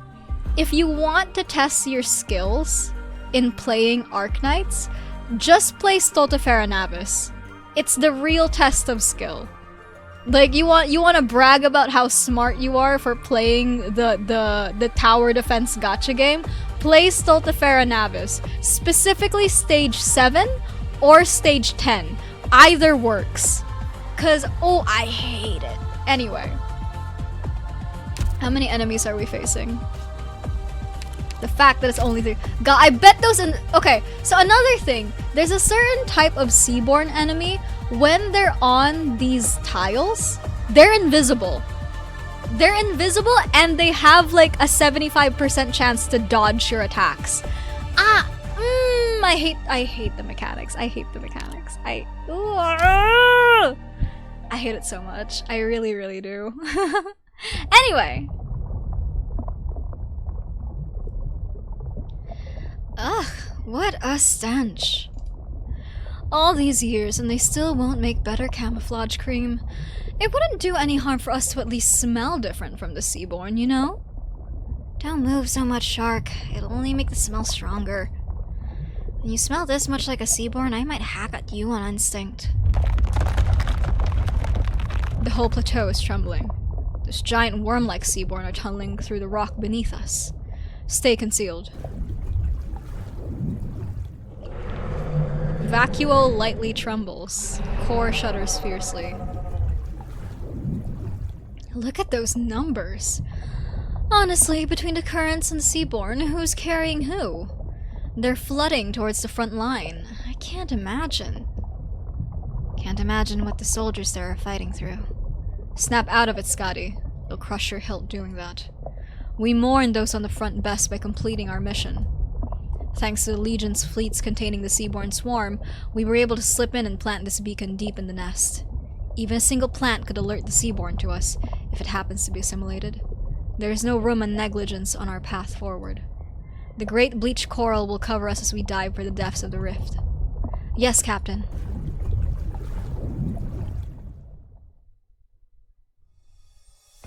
Oh, there's the Poseidon guy! It's him again! Behold, Epic the Musical, except, you know, not Poseidon. Beacon Tower Technician. Jordy, right? Fast learner. A lot of students come here on work experience. With all the operation protocol, it never takes more than a day for them to slip up. You, though, picked it up just by watching for a little while. You done this before?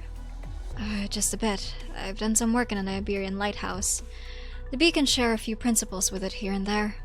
I see, so you're into engineering. Explains a lot. I've worked longest as a caregiver, though. Caregiver?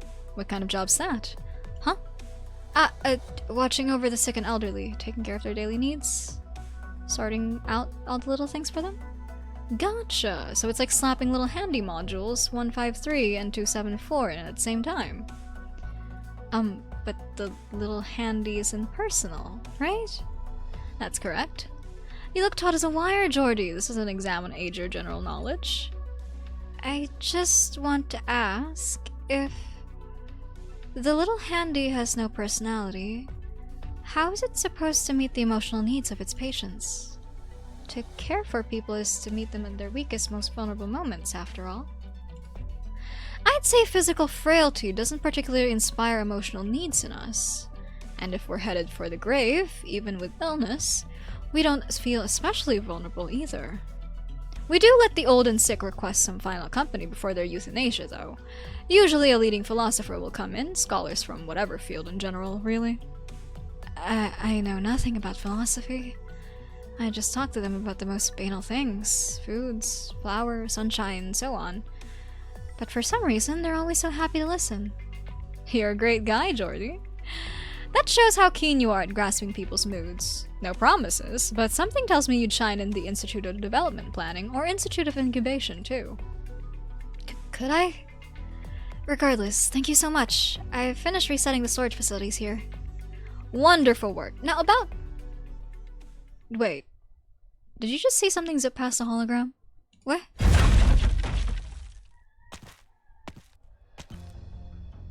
Intruder! You? Young man, you saw none of this. You have no reason to complicate things. Oh, okay. Is that why people ship Ulpianusssss and Lumen? Sorry, I just remembered that there are in fact people who ship Ulpianusssss and Lumen. I always thought it was just because they were both fish people. Okay. I'm understanding. Well, no, I'm not understanding. I'm seeing, I'm not understanding, but okay. Understood. Sort of, I guess. Wait!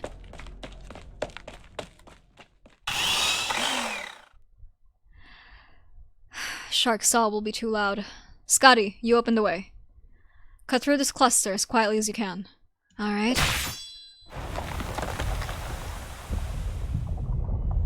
Whoa!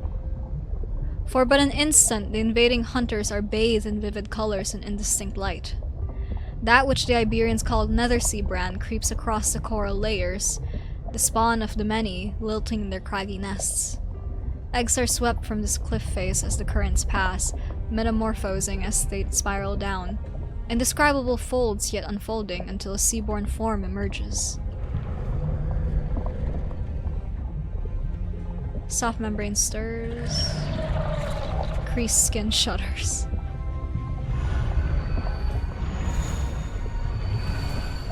Whoa!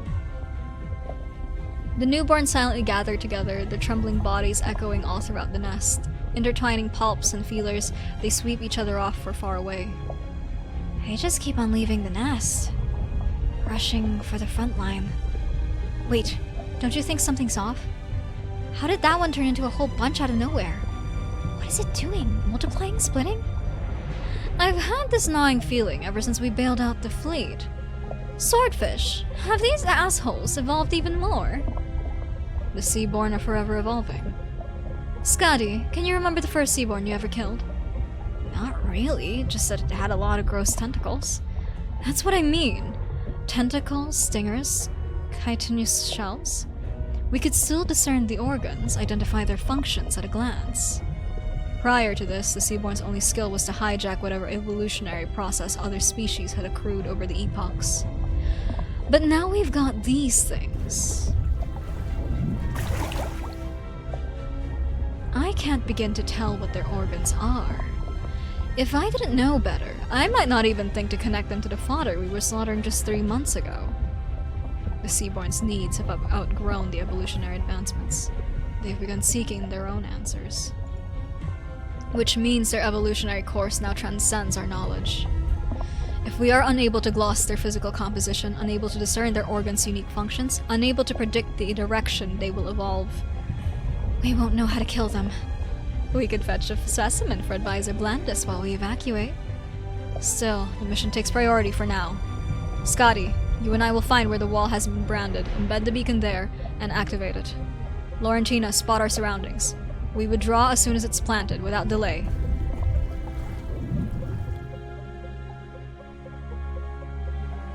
I never thought Lumen and Ulpianus of all people would interact. I'm not gonna lie. Madam Consul. Greetings, Doctor of Rhodes Island, and well met in Malarium. At long last, our first official conversation. Well, Calcit's the official Iberian envoy. Save your modesty. Dr. Calcit's awe-inspiring knowledge transcends the boundaries of space and time. So for her to be keeping you up her sleeve, the depths you hide must be deeper still. Whether you come to me in doubt or with conclusions of your own to share, I am prepared to listen. You're endangering 3 of our operators. Much like Dr. Calcit, you have misgivings about this decision. Yet I had no choice but to order them to meet death in the eye once more. My hand was forced. Only they can break our present impasse. Rational. Maybe a little too rational? The legions are deployed to capacity. The Abyssal Hunters must assume combat duties, even having recently returned to Ager. You suspect this situation was deliberately engineered. I gather you returned from the city with findings of your own. The beacon weapon link was tampered with. Little handy, priority order. Contact the supervisors for the beacon and Class 4 weapons R&D. And notify all Legion commanders. Leave enough of your fleets at the front to curb the Seaborn and assist the Hunters. The rest should withdraw in order and return to the city. The Sea Patrol will seize the beacon tower right away. You have our gratitude for informing us, Doctor. I know I owe the 2 of you an explanation for how I have deployed the Abyssal Hunters. We don't hold you accountable on a tactical level. You know their prowess against the Seaborn better than us. I can only say this, your powers of observation would have not missed the scales on Gladius' neck. We can assume the Hunters will have no trouble seeing this assignment through, but what was your guarantee they would be spared from mutating while in the nest? The word of Advisor Blandis and nothing more. Advisor Blandis' statement at the tribunal served to strengthen Malarium's confidence in the Abyssal Hunters. I confess, though, it failed to even ease my mind. I take it the Hunters still weigh heavily on your thoughts.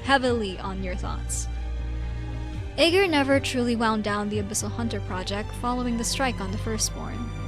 I have not been involved, but my countrymen have every right to interrogate me for my awareness of it alone.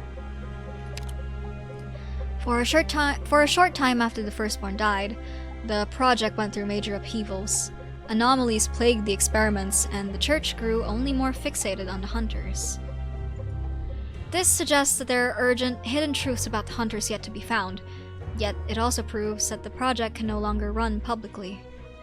To this day, it still operates in secret, but even now, Ager has only 3 Hunters, including Gladia. No, 4. For how constantly we iterate on our technology, we have never succeeded in making another Abyssal Hunter. No matter how stable the subject's science and physiological indications are, they lose their reason the moment they awaken, immediately corrupting them to Seaborn. They don't even make it out of the chamber, let alone to the ocean proper. Abyssal Hunters are bound by blood. We forgot. What is this blood binding them? We don't know. We still don't know why Gladius' group have kept their reason intact. Sounds like they're your key to solving this. Yet you chose to send them to the front. Indeed. For Gladia, Laurentina, I keep saying Laurentia, Laurentina, Scotty, and all the participants, it was an irresponsible act. But the front lies at Malarium now. We made it in time to cut off the Seaborn tide as it laps at dry land, but Malarium is far from impregnable. If we fail to open the waterway now, it is only a matter of time before the city is lost. The Seaborn have organized to seize that waterway by the throat. Storming them head-on will invite a large-scale counterattack. at which point I fear none will survive. Is risking the hunters a necessary cost here? The hunters may well give their lives, they may well transform, but right now, they are our greatest hope. Gladia has always been skeptical of the Waterway program's feasibility. It was for that exact reason that she did not hesitate to serve as a link in its chain. Your doubts and struggles may differ, but all roads lead to the same place in the end. That seems to be an unspoken, yet shared understanding among the Aaugur. One not without its sorrows. Upon the bricks of the Sophon Theatrum entrance, the architect Martus left this maxim. There's no justice here, only the path ahead. In later generations, some criticize Martus as being overly fixated on material value, squandering his energy and comparing worth against worth. But ultimately, all that mattered to him was Aegir's path forward. Justice was merely a value cherished by the masses, and he preferred to apply his thought elsewhere. Perhaps Gladia and I have been acting on his philosophy without realizing it. Dr. Calcet, everything you have said rings all too true. I am bound in the end to carry Aegir's arrogance with me, and nothing will change that. I would like to amend that wording. Arrogance as a word seems insufficient to describe Aaugur. You respect equally the humanity of your every citizen, to realize each individual's worth is the guiding star for your entire society's development. Yet at the same time, you are capable of making the cruelest judgments and calmly accepting them, for the sake of Aegir's survival as a whole. Calmly, you say. We Aaugur are not cold-blooded. Whenever you would feel wrath, our own hearts are far from unstirring. These are feelings I had wished to convey to Gladia once upon a time, but I realized I had no right to. Every decision I made for her, I based in pure rationality. How natural, then, that I lost that right. How dare I ask for an emotional pardon? The same is true even now. And so, calmly, I accept my own judgment.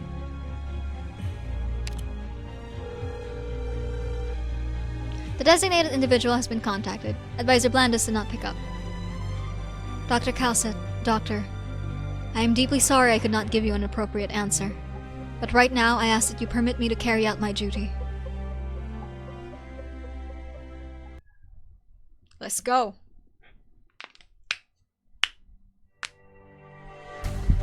Let's make this quick. My time is valuable.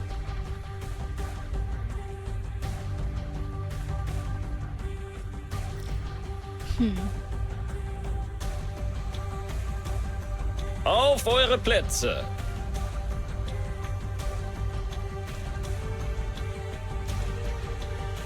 Incapacitating them is enough, right?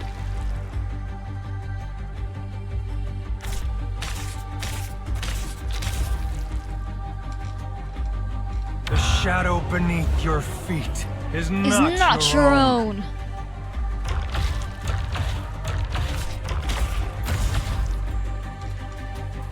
Once the wind fills our sails, it's time to act. Resist me not. Come to my song.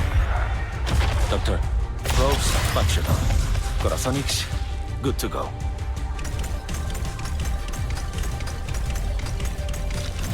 Doctor, clear images. Check the data.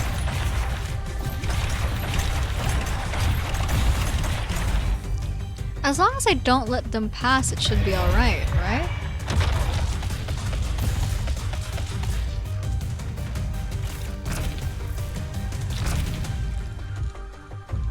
You'll get what you deserve. I mean... Thus, I speak. Doctor, clear images. Check the data. Quickly! Still misbehaving? Then let's... Not bad. Reasonable data. Try processing it.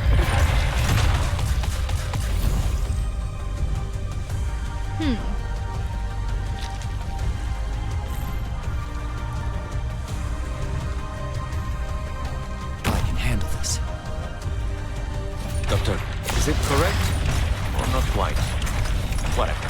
Let's have a go. Just 2 more? 19, 20. No, 3. Sorry, I don't know how to count. Probes functional. I'm bad at math. Good to go. Okay.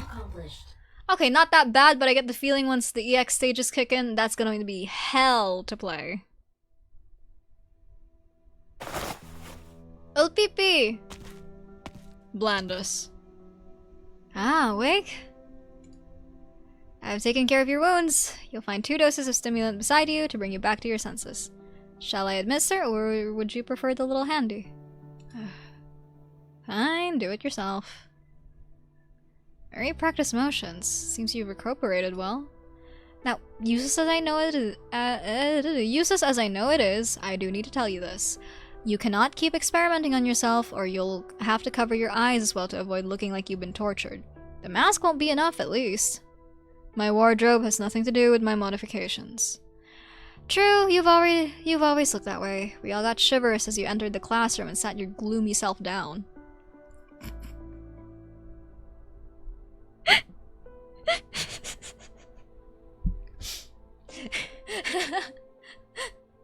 Boy, you always been ugly.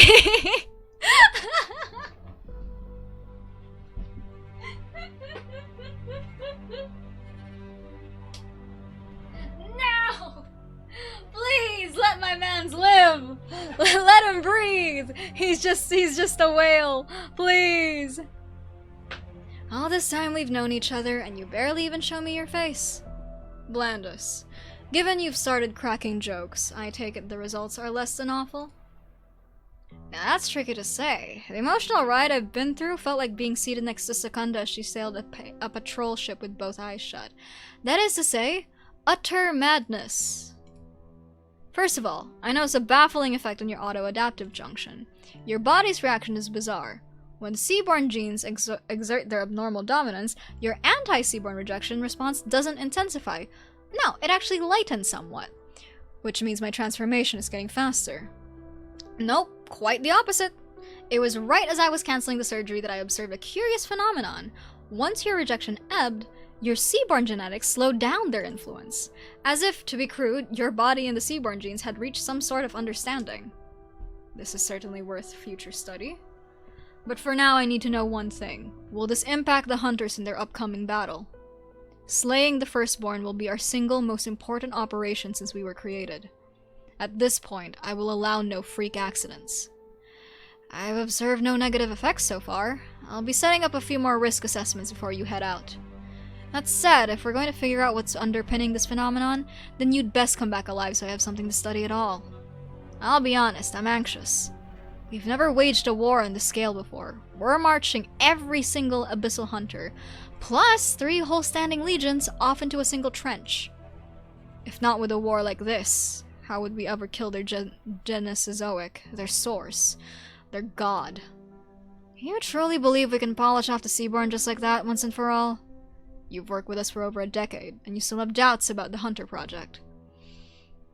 Do you want the truth? The truth is, I should have vetoed this project at the audit stage. A roadmap to warping evolution predicated on sacrificing our own people's humanity. If not for you, I wouldn't have even entertained its feasibility, let alone poured 10 years of my own blood and sweat into it. But it's a sunk cost now. The more I doubt it, the more crucial it is for me to be its core member, to steer it with my own 2 hands. Yet I can't shake the thought of how many monsters this lab's created. The majority of which were put down by your own 2 hands, Ulpianus. Yes.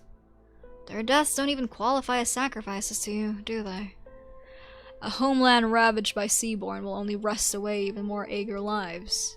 We've had this debate 1,000 times. We don't need another before I leave. Get the risk assessments going. Furthermore, suspend all ongoing Hunter modification trials. Come again? With no hunters present, it would be difficult to deal with any aberrant results. Aberrant. Ulpianus, you've been the director of the Abyssal Hunter Project for its entire lifespan. And you can't even be fully confident in it, can you? That's the real reason you chose to be the first subject. Can this campaign put the Seaborn crisis to rest? Yes or no? Even you can't be sure. Blandus. No, Ulpianus, I've spent each and every day hoping more than anyone this will end in victory. Maybe when you sail back, safe and sound, the project will have no more reason to exist. Think, we could even pick up where we left off on all our old research.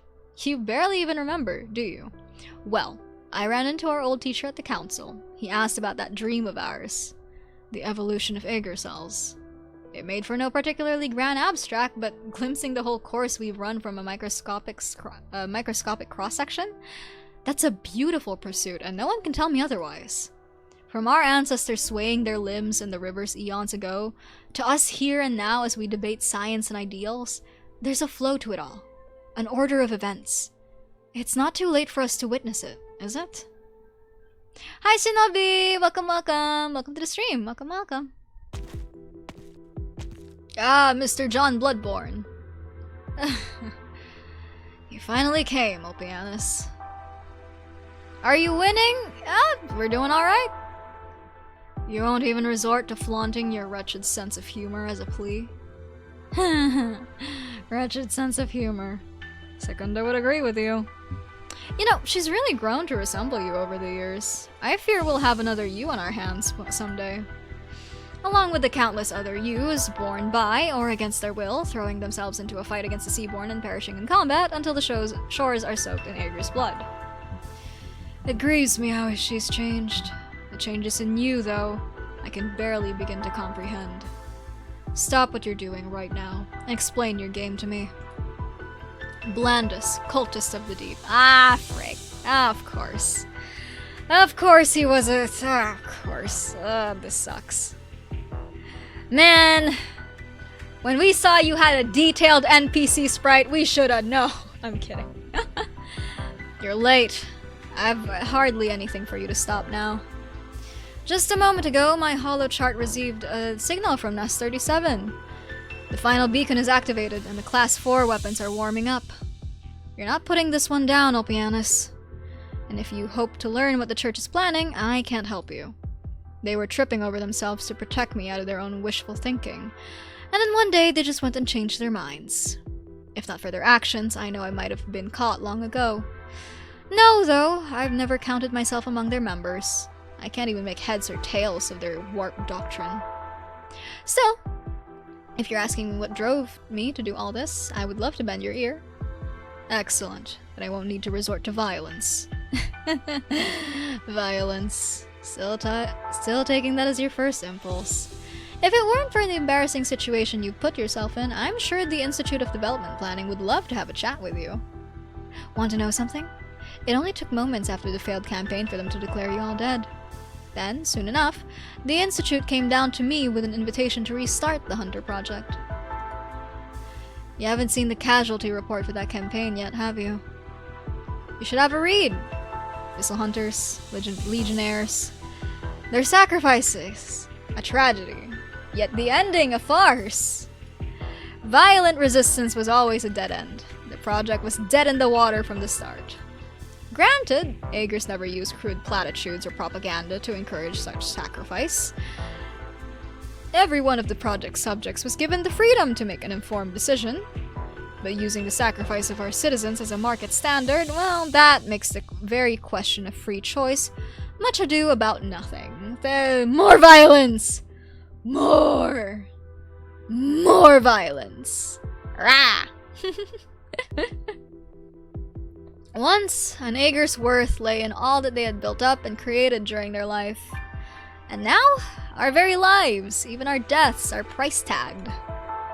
I will record your words, even though it's pointless. Blandus, I expected your suspicion and dissent to drive you to search deeper, not reduce you to the cowardly, self-deceiving man you are now. Whether out of passion or mourning, it's still the same brand of rhetoric, spouted by every fallen claiming to foresee the fall of Aegir itself. Assigning a character to a nation, anthropomorphizing it to critique its values. Even as a method of inflating one's ego, it's shoddy at best. But even as you weep over the senseless sacrifice, have you never imagined how many lives your destruction of the waterway program will take? Destruction? No, Ulpianus, I'm trying to open up a true path for us. What have you done? Now, Ulpianus, be patient. I have nothing to hide. Blandus brushes past Ulpianus and stops before the hollow chart. With his back to his old friend, he passes a finger over the sea of glowing dots and points to a flashing spot in the top right corner. See that? That's where the hunters are right now. They activated the last beacon and are probably caught in a deadly struggle, but they aren't in any danger. Any true danger, that is. The moment they can fight no more, that's when the weapons kick in. The Seaborn will cease fighting. Every last one thronging one of them will fall asleep. Keep going. If you remember your auto-adaptive junction tech, you'll have no trouble understanding what I tell you next. That old surgical accident I had? Well, you were right. It was absolutely worth the further study. The junction brought about a homeostasis in you on the microscopic level. Your body no longer rejected the Seaborn genes, and they miraculously stopped overtaking you. It may have been by chance, but in no time at all, I was able to reproduce your phenomenon on the macro scale. To an extent, I could delete the hostilities Seaborn bore towards humankind. And before Gladius' unit left for Nest 37, during their surgery, I took the opportunity to reproduce that accident of yours. You wanted to recreate the Hunters. An accident, with no proven explanation, no clear effects, and not even a trace of actual rigorous verification? No. What happened in your body has long since graduated from freak accident. While you were missing, I spent every waking moment on the research. I trusted you Hunters were still alive, trusted you would come back, and I could help you be free of that blasted fate of yours. But you refused to restart the Abyssal Hunter project. How did you... Were you experimenting on yourself? No wonder your body stinks of miasma. My physical condition doesn't hold a candle to yours, naturally. I have it much longer now. I can practically feel each second of my life slipping away. But it was worth it. I've done all I needed to. Tell me, Ulpianus, that the Hunters were born to be a solution. Not a tool, not a weapon, not a consumable destined to be tossed aside. They were. Good. And the project was a failure, but the Hunters still have a chance to fulfill their calling. Yet, not through senseless slaughter and sacrifice. You'll live to show your worth, not die to give Aaugur a few more final gasps. The Abyssal Hunters will be the start of a revised relationship between humanity and the Seaborn. If I can have them mistake humankind as their own, then maybe I can get the many to see Aaugur as a neighbor. And you had your eyes on the Waterway program all along. More precisely, the Waterway program came to me first. Clementia reached out to me at practically the same time as the Institute. She let me in on both the game plan for the Waterway program and the research project for the Class 4 weapon array. Weapons rooted in biotech like them can impact Seaborn behavior at large. The theory grounding them has a natural affinity with the auto-adaptive junctions. By then, I'd already gathered the data I needed to perfect the junction tech, to the point that it was no longer limited to human subjects anymore. So I made a tiny little tweak to the Class 4s. The instant they activate, we can close the book on our fight with the Seaborn. The Abyssal Hunters, the Class 4s, it'll all transcend the boundary of species. It'll become a path, a bridge. You can't make this up. 2 centuries of constant war between Aaugur and the Seaborn, and one little trick is likely all it takes to stop it. Maybe the severity of this war was a fiction from the very beginning. Now, I mean no offense to our predecessors, but at least we still have the power to choose a different path. Not that I'll get to see it. The rest is out of my hands. At least I was lucky enough, in the end, to see you at the Sophon Theatron. You're the one who started the Hunter Project. You know your way around self-adaptive junctions. You've been through all this. Only you, Ulpianus, only you can keep the work going. Dang, you really like the scientist, dude? I liked him for a bit, but then I was suspicious. I was very suspicious. Is that why you were so blithely waiting for my arrival? To entrust your work to me before you die? It's my turn to invite you. Aaugur and the Seaborn have a chance at achieving true symbiosis. Perhaps that's a future you wouldn't mind bearing witness to? I refuse. I did expect that, but still, that was a little too blunt. Ulpianus, this is the control room where I'll die, but... Blandus, even if your death is certain, you must know. You have no right to go regretting anything, fighting anything. You like him now that he's even crazier? Oh, frick! There was a time not so long ago where we ventured to make sense of the meaning of our existence by studying how our own Augurian cells had evolved. But you've ruined everything you had with your own hands, all for one wild flight of fancy. The Seaborn are noxious scourge upon the ocean. There is no point doubting that. They are beings full of unknowns, yet you believe in symbiosis with them, as if they are your friends. Blandus. That is the same arrogance the Aaugur had in assuming victory was inevitable. No, this is that 100 times over. Are you even aware of what you're thinking? Can you describe this hopeful vision you see in your fantasies of symbiosis? Are the Seaborn to be magical seafloor fairies spoken of in children's stories? Or will they be our beloved household pets? Will Gladia debate philosophy with them? Will Skadi take tea time with them? Will Laurentina be dancing with them? You can't paint even a single proper picture, can you? Your own proven record as a scientist you were thrown away. When I see you now, Blandus, I can only laugh. I've never heard you say so much in one breath, Ulpianus. You mean to tell me you despair, yes? The only one who ever despaired was you. So you have no right to go regretting anything, fighting anything. Not in front of me. Every fallen must be sentenced, and their every corpse should be hung from the dry reefs. Is it even in you to sentence me? The campaign to slay the Firstborn was full of questionable points, and you stand as the greatest suspect. Everything you've done now puts you at odds with Aaugur. This nation has rejected you. Isn't Blandus the asshole that runs the cult of the Deep? Nope! Different dude! You're thinking of Aulus. You're thinking of Thorns' adopted dad. Different guy. And so I have no choice but to take on your noble work. The man I knew would have never given his conman's rhetoric. I'm simply stating the facts.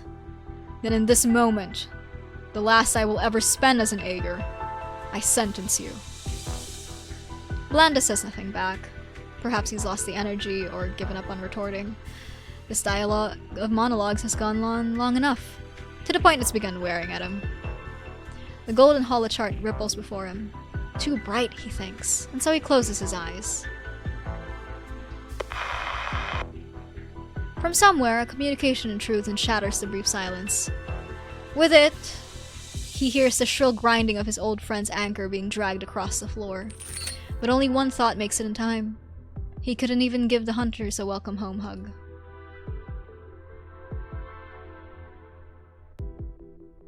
What we just encountered is but a minor hiccup of Oh, hey, Thorns. voyage.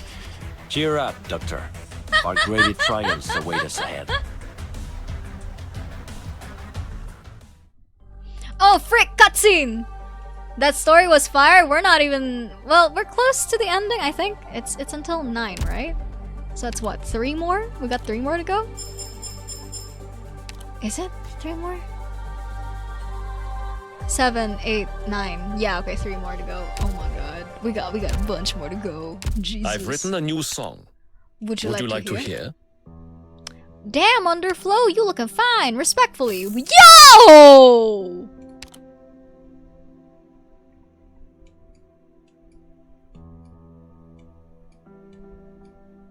Damn! Art goals, art goals, art goals, art goals. Yo!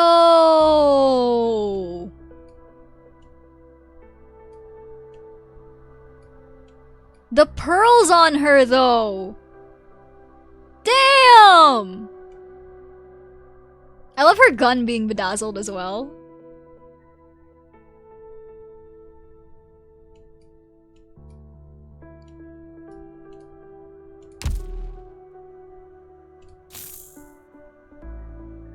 Oh right, she's a defender, isn't she? Sentry protector, yeah. I love that. Slay, girly pop. Damn, okay. How are the protective measures here? Products received. Resources received. Bedazzling Why the gun. surprised look? Even a captain isn't exempt from cleaning duties. Could you pass me them up? I need to finish before dark. I still have sea patrol work to deal with, so I can't always be at Rhodes Island. This place might be far from a Lysanian spire, but I still prefer the feeling of standing on solid ground. Ugh. None of these documents matter at all, Doctor. The only thing that matters is how you act. I love when my gun bedazzles people. Okay, how many medals do I have now? Only one? What do you mean only one? Why only one? What? Oh, that is a... Oh, bye-bye! Sleep well! Good night, Greater L! Thank you for coming! Okay, hold on. Okay. Okay! Extra amounts of reading. Oh boy, lock in, everybody. Backflow current. The children of the sea proliferate through the city. They will not permit any place in the sea that does not belong to the sea. Oh. 1 billion reading. Ulpipiiiii! Lumen! Senor Ulpianus? You. So it is you. Okay. We met once, at Gran Faro. Actually, it was you who approached me, though I never learned your name until after I got here. Please, you're not supposed to be here. It's... Control center for the beacon tower. That man on the floor, did you do that? It's the most fitting end for one who fell. What did he do? None of your business, young one. Leave this place, for your own safety. The nest beacons have all been activated. Sabotage weapons are warming up. How else can I warn the hunters? Is Laurentina's group in danger? Did this man do it? Is that why you... You won't tell me. You don't trust me. Well, I don't trust you either, honestly. You never introduce yourself, and seeing all this, it's really only right to suspect you. But they're your friends. You're a hunter too. I think I know a little about your tales together. He did his dirty work on them before they left. They're still caught in the seaborne tide for now. I'm not entirely certain what's going to happen, but the danger is definite. If they went to plant the beacon and are still in the nest, maybe we could send their beacon a signal from this tower to warn them. I was helping out here earlier. I know roughly how the basic controls work. Then do it. Okay. What kind of reaction was that, Lumen? Hold on, pause. I know that it's a big, tall, scary man, but what kind of reaction was that? What? You went through that entire conversation without stuttering or stammering or reverting to the same way you act around Irene. All of a sudden, you go, oh, okay. Like, what? I know what you are. I know what you are, Lumen. I know what you are. I see. So, can we pin down... Chat, can we officially pin down what Lumen's type is? It's literally people that could kill him. That's literally what his type is. He likes people that could kick his ass.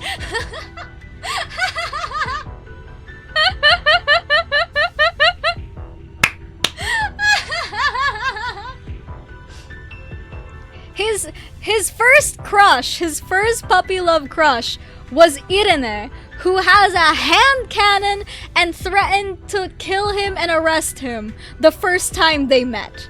And then now it's Ulpianus, who, by the way, swings an anchor as easily as he would a sword.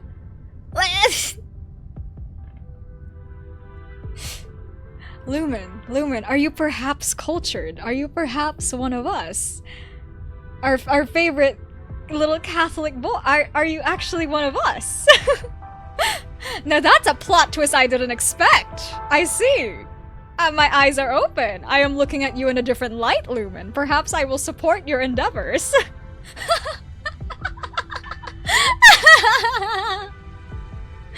Ooh. I'm calm. I'm chill. I gotta agree with Lumen on that one. Yeah, we gotta agree. It's good. It's a good taste. Don't get us wrong. Well, it's much more complex in practice, but I can say this tower seems to operate on a very similar framework to a lighthouse's control system. As far as I'm aware, Briogan passed through the city and aided the tower reconstruction effort. The technician mentioned that the tower will automatically navigate the weapons once every beacon is active, and all other controls will be locked out by the program. So if we want to send a signal to one of these beacons, let me see. Just as I feared, it's impossible to resume control. Do you have any way to circumvent the lockdown?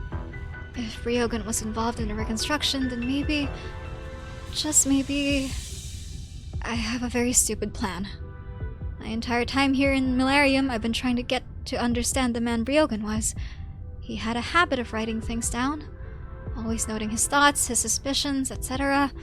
He kept it up even on dry land. Was it so he wouldn't forget things? I think I can temporarily shutting down the main control panel system. I can try temporarily shutting down the main control panel's data decomposition system, like this. Before you were bringing up my history, you called me Briogan's descendant, but just from looking at his images, you can tell I don't resemble the genius architect one bit. My parents were just Aegers rooted to the land. There are plenty of us across Iberia and other terrestrial countries. Strictly speaking, we don't even count as... So what? It used to trouble me, but recently I've been learning to let myself get over it, to not think so hard about it. It's just, you were the first to ever mention that to me, so I wanted to be sure. Why did you think I was... True, I did miss the mark, but I never engaged in baseless speculation. There is more of a bond between you than you think. A bond? The profound silence ruined Iberia. The lighthouses fell dark along the coast, and doubt and suspicion grew in their shadow. Briogan was forced to flee the splendor he himself had designed. Gran Faro was the one place he sheltered while on the run. The research notes your parents left you are undoubtedly connected to him. They were people he knew he could entrust his life's work to. Look at what you're doing now, young one. You may not be his descendant by blood, but you have most certainly inherited a portion of his wisdom. Milarium is the first Aegirian city you visited, and coincidentally, the last Briogan stopped at before leaving the country entirely. His trail covers the entire seabed, and everywhere he went he visited those of great repute to share his thoughts on dry land, his conjectures on Terra's future. He had hoped someone would head for the continent with him, so that one day land and sea might stand against crisis together, seek new possibilities together.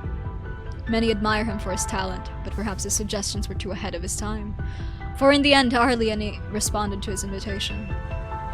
In Milarium, he even volunteered to take part in this tower's reconstruction, in exchange for an audience with the then council.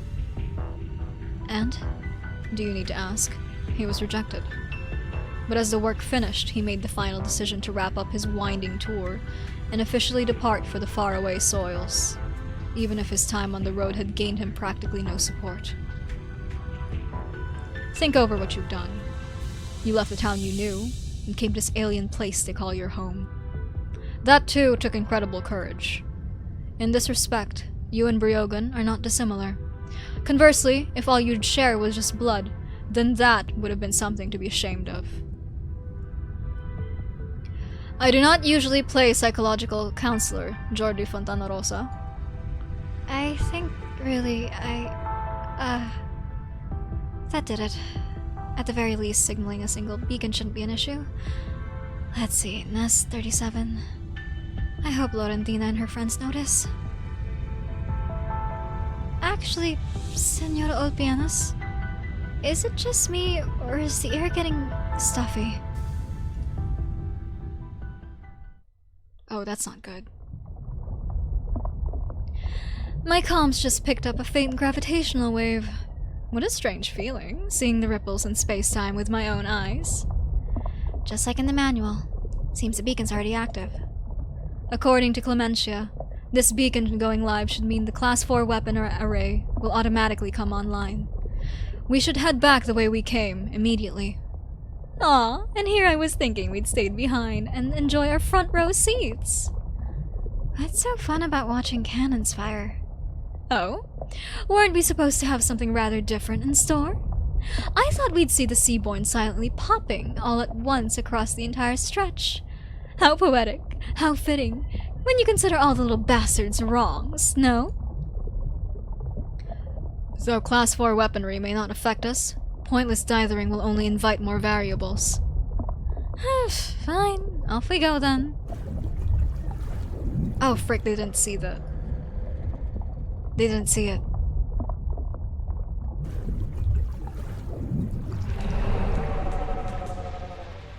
A soft murmur reaches Spectre's ear, and when she turns to look, she meets with an eye. More accurately, a nucleus leaping to and fro. The flagella of the Seaborn sticks to her cheek, soft as a kiss.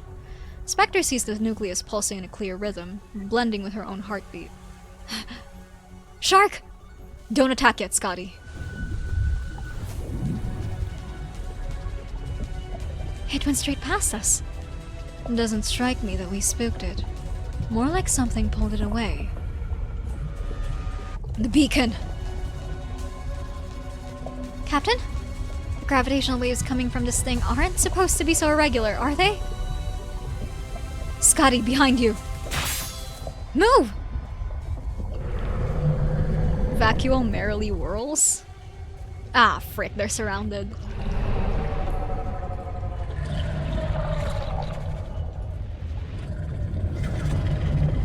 The currents reverse.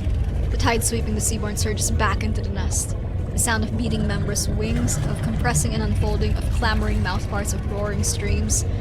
The whole space reverberates with layer upon layer of cries, of pure elation. The beacon's been completely drowned out. The eggs and newborns are multiplying rapidly. Clementia said all formless newborns would enter straight into necrosis, and the mature individuals would flee from the area. While the fungal mat, the vegetation, the whole nest would decay, starting from the environment. But clearly, we're not seeing much of a collective necrosis here, are we? If anything, I'd say they're full of life. Pull back! Gladia turns the instant she barks the order, her lance piercing the Seaborn ahead as ruptured tissues burst about like blood. Ever since that little bastard touched my face, I've been feeling sleepy somehow. How very strange. It's been so long since I felt this way. I thought it was just me. This shouldn't be. Combat only sharpens an abyssal hunter's lucidity. Blandus. You mean the auto-adaptive junction surgery?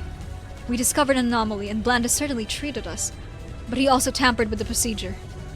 Yet whether coincidence or not, the church's attack cleared our suspicions of him. This was my mistake. But he's the advisor.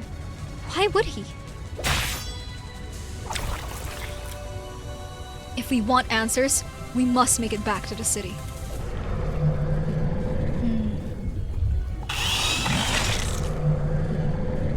Spectre skips ahead at the vanguard, her dance as graceful as ever. With but a twirl, a high RPM saw blade leaves the Seaborn ahead carved in two. The beasts have noticed us and yet show hardly any will to attack. Captain, Shark, have you noticed the water flowing slower? Get a hold of yourself, Scotty. No, wait, she's right. These animals are secreting something. Finally, the tide receding, the nest temporarily bears the truth of its transformation. Seaborn living and dead fall into every ravine in the seabed. The nest's borders have begun to bleach, chitin coming together into a thick crust. Something has provided them immense nutrition. The whole nest is forming a carapace, and spurring every life within to evolve faster. A shell. If we take the Iberian so-called Nethersea brand as a roadmap for the organism's expansion, this shell is the final act of fueling before it begins. Without warning, the beacon pulsed irregular gravitational waves. Right afterward, the Seaborn swarm began to nest around it. Either this is some elusive aberration in the weapons themselves, or someone in the city is trying to remotely control the beacon to transmit information. Or possibly both. Whatever Blandus did to us during surgery has dulled our senses. Consider the hunt on! Time is of the essence. Get out of here!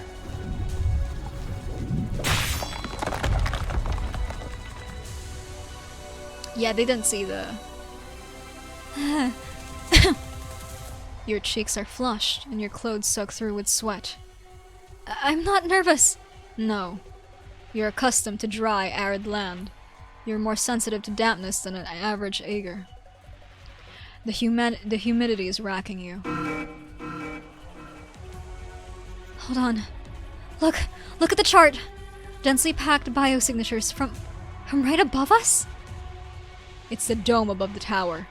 The Seaborn is seeping into the city through there. No, but weren't there 2 legions out there keeping them at bay? Plus the hunters! Even if some from other nests slip around the perimeter, Malarium still has countless sensor units across the dome and all sorts of complex defenses. How could the Seaborn get into the city without a sound? Did this tower draw them in? But why? My guess is someone showed them the path. Blandis. Had it ever dawned on you that your folly would lead to such disaster? Ulpianus is pensive. He does not turn to look at the culprit of all this, lying motionless on the floor. He stares closely at the holographic sea chart. Dots representing the Seaborn swarm converge right on Malarium's coordinates. They shine like the stars. Now's not the time for poetry. We're about to get killed! What are y'all doing? From history. And so the forefather passed into history from whence came the Seaborn, and for the first time his teachings were understood. What the hell does the map look like? Oh, I don't like that. Oh, I don't like that. Ooh, that's a terrifying map. Okay, alright. Thank you for the care package, Star. I will stretch posture, check, and hydrate.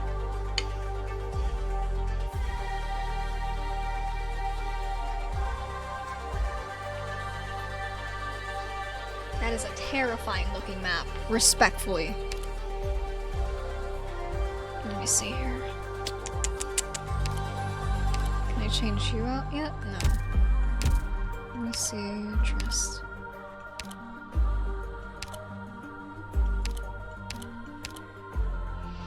Who do I bring?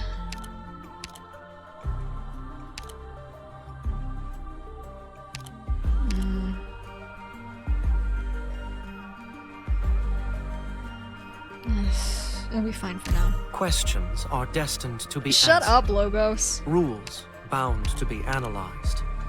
Questions are destined silence! to be answered. Rules bound to be analyzed. There are always chimes like little bells resounding from the dome, the result of countless tentacle-shaped biomonitors. Tentacle-shaped biomonitor, okay. Analyzing the most minute changes in the ocean current. I feel like we have a version of that, except it's like oysters. Occasional dull roars echo faintly from the port as warships coming to and from the harbor gracefully displace vast amounts of seawater, like gigantic fins. The goods, flying through aerial optic cables in squeezed state to every household, emit a near subsonic buzzing. These myriad noises, varied yet not chaotic, have become the ambience of Malarium, long since faded into the background for its 10,000 or so residents. But now all those residents stop in their paces. They wonder if their ears are deceiving them. Everything is quiet. At first it was like a wisp of wind sweeping across an angular reef. Then like a newborn who tentatively poked its head out of the warm womb. And after that a colony, a nest, an entire region of sea.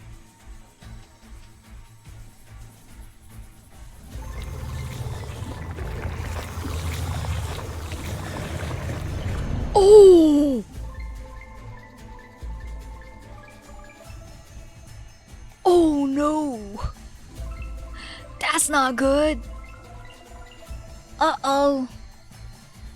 The thick, bizarre sound of the blooming of life could be heard clearly. The children of the sea now give back to the ocean. They give civilization a kiss, and civilization is now filled to the brim with life.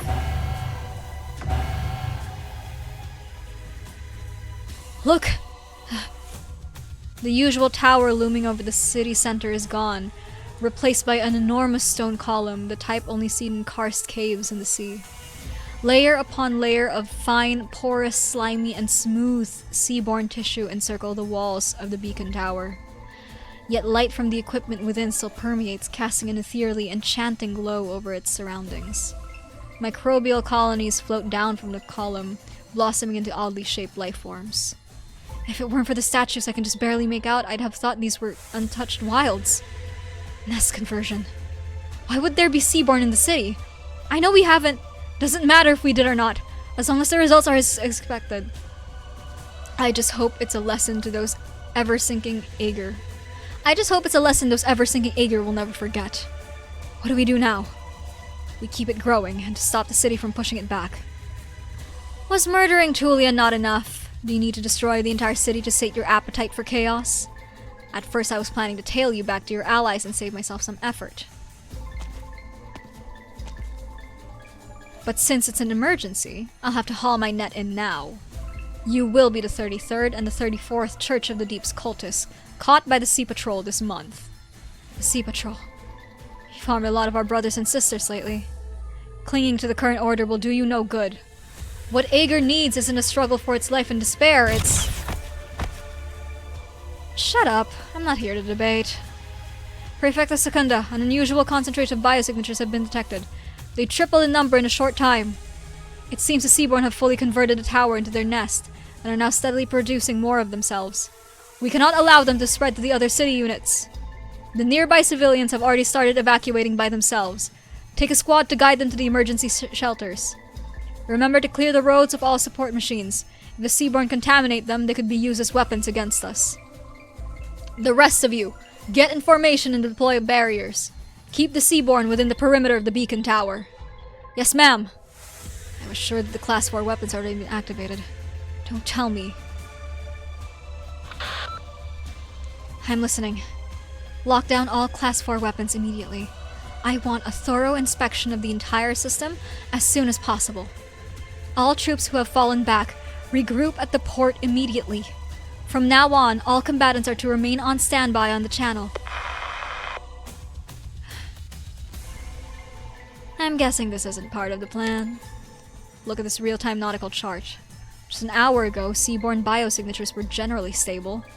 But now every nest on the continental shelf is getting closer and closer to each other. No, it's not that the nests are moving. They are expanding endlessly, like countless drops of ink spreading across a sheet of paper. This entire stretch of sea is turning into a nest.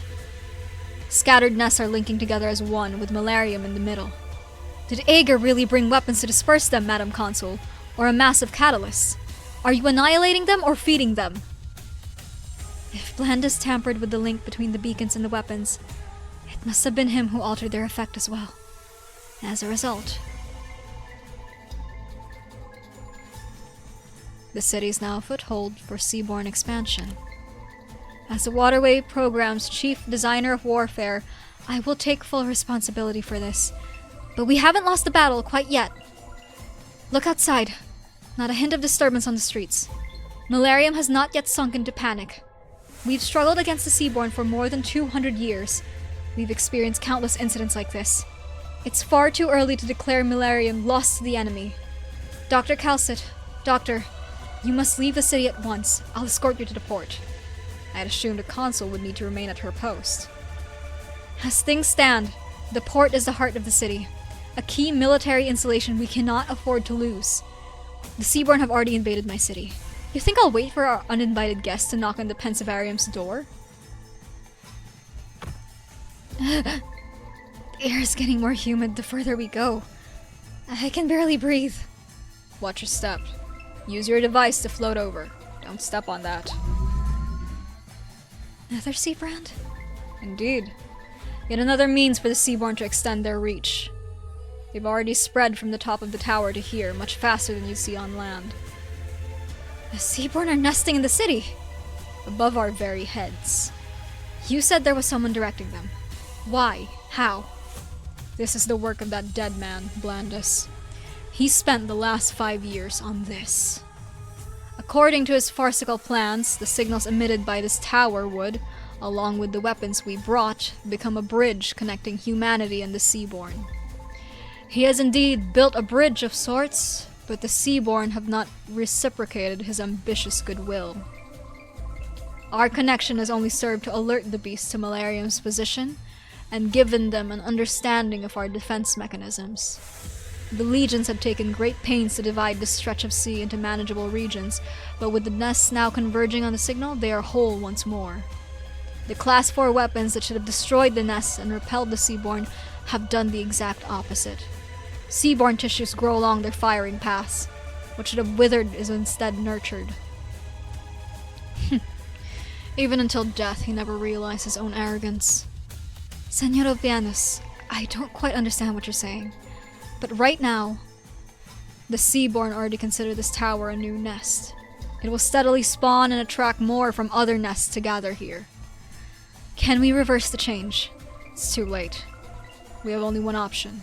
Eject the city unit the beacon tower stands on. Eject? But underwater cities aren't built in blocks. How do you... There is still much you do not understand about Aaugur. Unlike the nomadic cities of the land pieced together from cumbersome plates, Aaugur technology focuses on the biological, especially when it comes to city construction. Biting off a poisoned limb is an instinctual reaction in the sea beast. Nothing difficult. We must keep the remainder of the city, for it still has use. Otherwise, the Seaborn in the area will eventually unite into one, and no one would ever be able to stop them then. They'll come ashore without a hint of resistance. They'll land in Iberia. What do we have to do exactly? A massive yet precise framework supports each city unit of Malarium. The operation system controlling the linkage of the tower's unit should be in this control center. Once activated, it will send the entire tower into the depths. Jordi, you can do it. Lumen, sweetie, you can do it. Is this it? I can operate it, but there's no response. It doesn't seem like there's any issue with the system, so it must be the linkage itself. The Institute of Facility Management has specialists dedicated to the maintenance of the framework. It is less likely to malfunction than a hunter's weapon is to rust. And yet here we are, precisely at a time like this.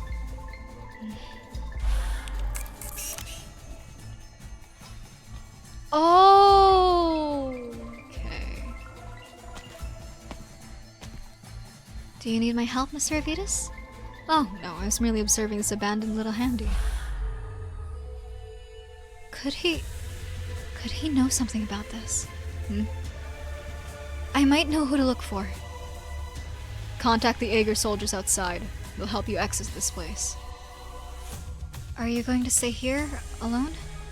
You still have doubts about me, young one. Good. But someone needs to stay in this control center. Once the tower completes its conversion, Malarium will be unable to eject it, even if we manage to repair the linkage. A sea beast cannot spit out its heart when the heart is no longer its own. I must remain to confirm that the framework has resumed operation, then eject the tower myself. But if you do that, you'll sink along with it, into the hordes of Seaborn. You needn't worry about that. Or do you mean to say you'd be more suited for that duty? You don't have much time, young one. You have already... Isn't this the frequency of the beacon tower? Secunda, Sea Patrol. Who's inside the tower?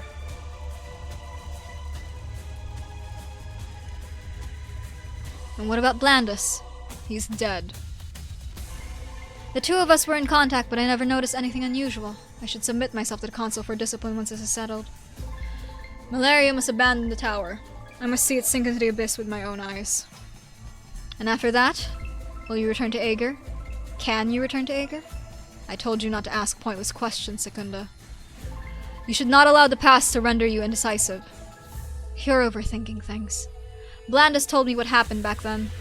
As far as I'm concerned, it doesn't matter which of you rejected my application. Though I'm willing to admit that, I regret not becoming a hunter and fighting alongside you all. Deeply. I'll admit that I felt anger and resentment for a long time. I even envied Scotty.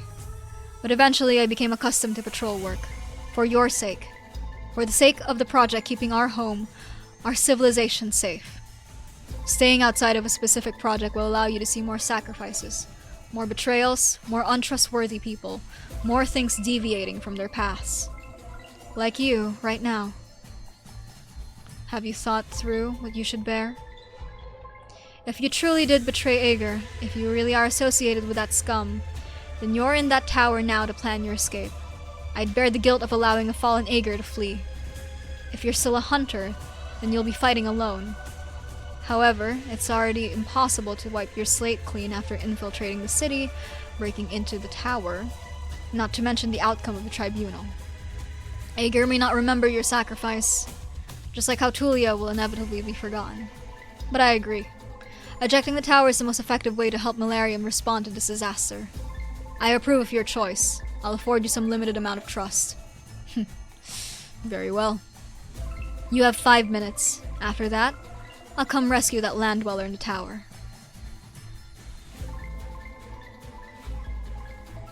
The entire city is following the Emergency Transportation Coordination Plan. We'll enter the axial channel via the Sofan Theatrum and leave for the port. I will remain there to direct operations while the Sea Patrol takes command of the ship and sees you to dry land. The drone matrix will also head to the lighthouse and assist Iberia in mounting a defense. Should the city not organize an evacuation of its citizens as well? Millennium is a military fortress. It is able to accommodate its citizens during battle. All civilians have already been escorted to shelter by the Sea Patrol. Those neural cables by your hand. Should they be twitching like that? No. With communications down, my connection to the ship's operating system has also been cut off. I'm losing control. Little Handy, run diagnostics on the entire ship.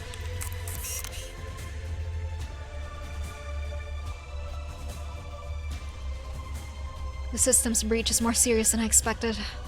We might not have enough time to land. I'm sorry. At least the city's artificial gravity is still functional. The devices you have will help you move freely through the air. Now follow me. No need to be scared. All you have to do is walk out the door.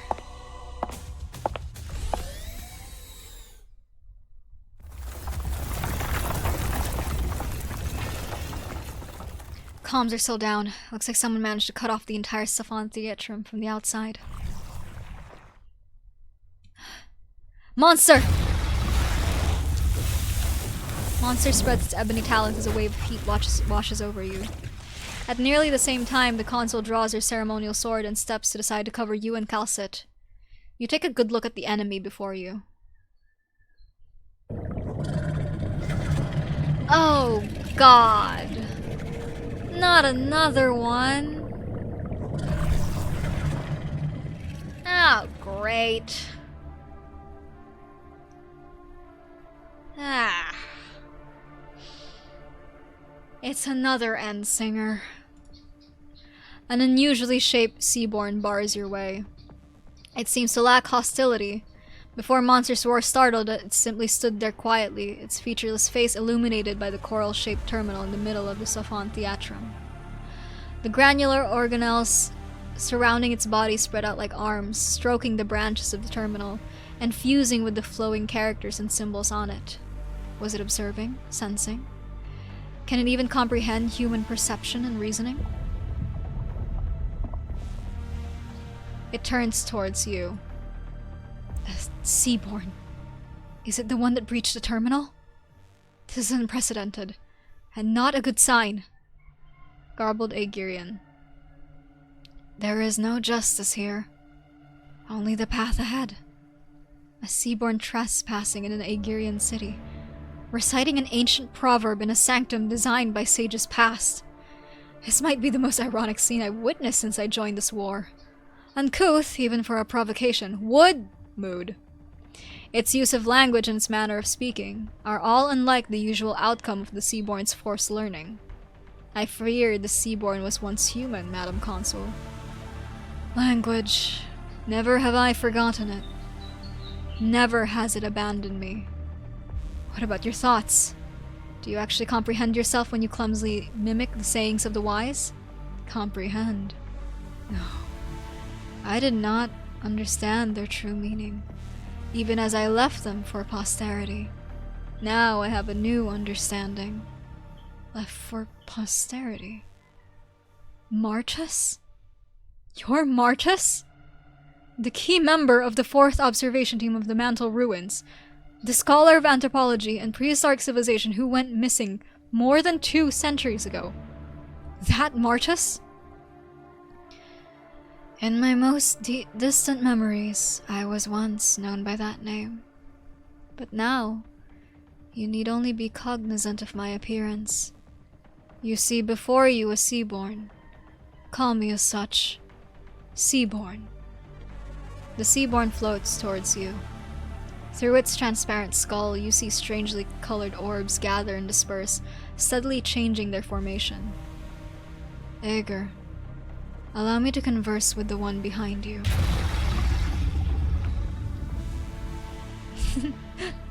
Glub. Tell your little friend to stow its fangs. Its flames cannot burn my blood. Amma 10. You know who Calcit is? Stay vigilant, Doctor.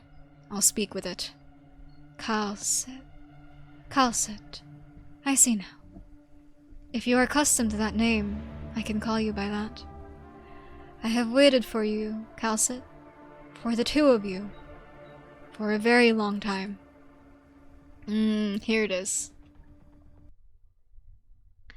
Yep. The mung bean soup is already simmering. Whether you want your beans intact or fully dissolved depends on how quickly you return. Exactly how is the Doctor tied to the happenings in Aaugughghgh? We're about to find out. Je suis partout.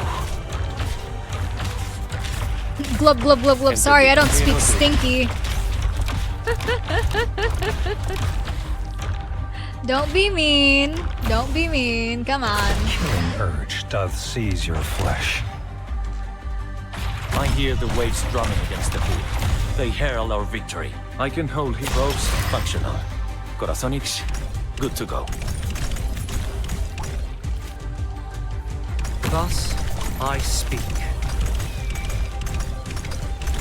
Doctor, clear images. Check the data. It's fine, as long as I can muster up the courage. Doctor, is it correct? Or not quite? Whatever. Let's have a go. Glub glub glub glub glub glub glub. We don't speak stinky.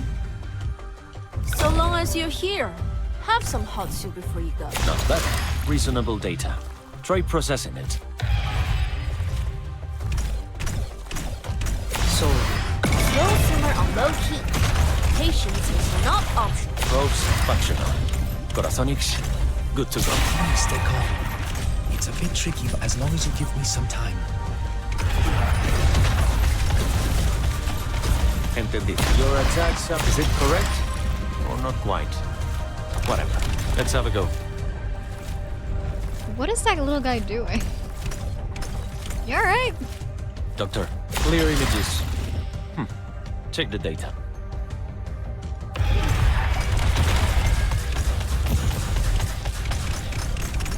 I can hold. Is it correct?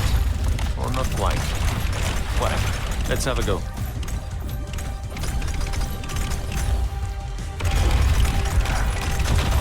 I can hold. Is it correct? Or not quite? Whatever. Let's have a go. There we go. Okay.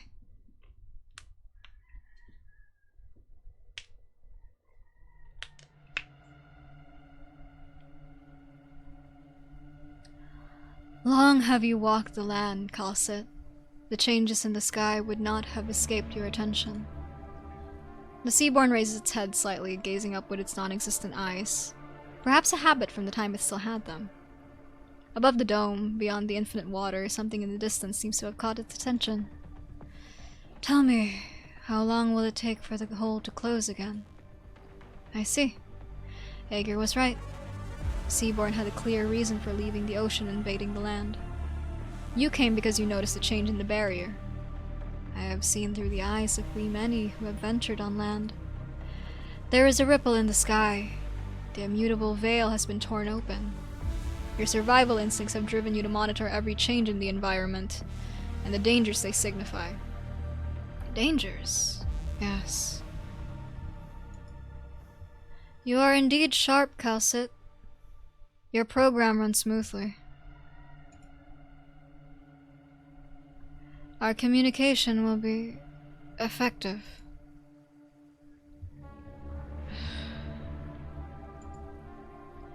The calamity that hangs above Terra, the eye that gazes upon us, does it see the abnormality of the sky? Or has it already? You understand Terra, Calcit, and the crisis it faces. You can. You must. Help we many understand. Help we many evolve. Am I hearing this correctly, Calcit? I sincerely hope that this is the Seaborn's wishful thinking, rather than some kind of consensus you have, Dr. Calcit. Let it finish, Madam Consul. The last chance is fleeting. The oceans of Terra are too small. Knowledge, nourishment, space. We many must grow. We many require help. You want to go to space? Growing wings is not difficult, but insufficient. Going beyond the skies requires a revolution in the species' fundamental nature. You have the knowledge, Calcit. You helped we many understand, and we overcame calamity. Whatever their origin, the Seaborn are non-sapient creatures driven by instinct. One that the church fanatics have placed their unreasonable expectations on. But you know far more than either of those two groups possibly could. How? We are the same, Calcit. You and we many have the same duty. Perhaps I should reframe the question. How did the Seaborn evolve into what they are today? What do you have to do with the Kaerula Arbor going out of control? Oh my goodness! Hello! Welcome Raiders! Welcome, welcome! My name is Konudi. I'm a local creature VTuber. I used to be a three-legged crow. Now I'm currently cosplaying the Doctor from Arknights because we are playing the Path of Life rerun. I think you meant shout out, Pale. Don't worry, I got you. Rain Ye VTube. There we go. You did it! Thank you for the raid. Welcome, welcome. Those who need to take a break, those who need to do some self-care, please feel free to go ahead. If you want to just lurk, all good. Don't worry about it. I hope you guys had fun playing Goblin Cleanup. Yippee! Yay! Slime Crimes is very, very cute. As a raid message, by the way. Hope you're all doing well. The what rerun? Path of Life rerun? Well, right now it's called Dissociative Recombination for some reason. Thanks, Yostar.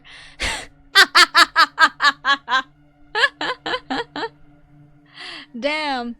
Wonder. Whoa, whoa, my Path of Life looks very, very different. Whoa, I didn't know we were having a part 2 of chapter 15. That's crazy. I see Priestess is still running around.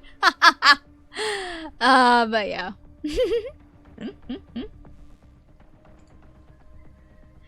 Is the answer important to you? I can speak of my own history if it helps you understand my intention. We've waited 2 centuries for these answers. What really happened in that failed expedition? Okay, bye-bye, Rain! Thank you for popping by! Thank you for trusting me with your community. What turned you into what you are now? Failed? No. It was a success beyond our wildest dreams. We penetrated the deepest layer of the mantle ruins for the first time. The predecessors carved open the rock and built massive, maze-like complexes reaching into the lower mantle. We'd never gone further than them, even after thousands of years of excavating. Can't possibly be worse than you?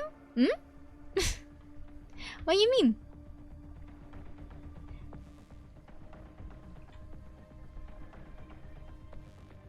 The mantle ruins, the genesis of Aaugughghg civilization. We thought we'd find more relics, more secrets, more answers there. Apparently your brain is cooked. All good, pal. We've been here for like 5 hours, going on 6. We're not even done yet, so like, it's understandable. But all we had hoped for did not exist. Oh, thanks for trusting me. Naruhodo. Okay, I see. I understand. But all we had hoped for did not exist. All that was buried in those depths was a spark of hope. Go on. I was separated from my team along the way. I was the only one to make it to the end of the path. There I saw.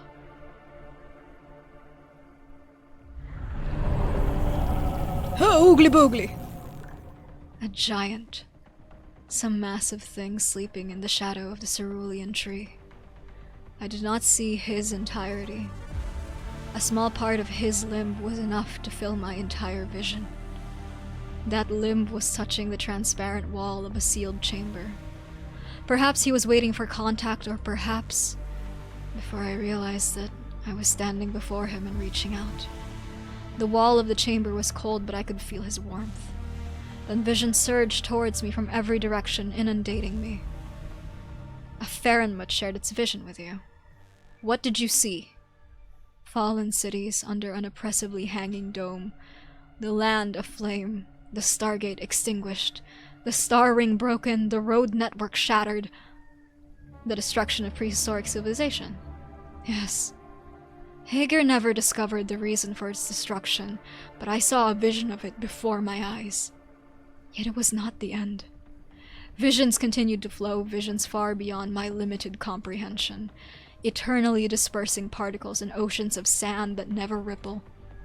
Cold, lightless plains and darkness without end. Burnt-out stars and ever-expanding black holes. Nothing there was familiar. I lost my senses. All of them. And even the Farenmut that shared vision with me could not sense his own existence. It was an entirely alien place, without meaning, life, or information. The Seaborn's words stop.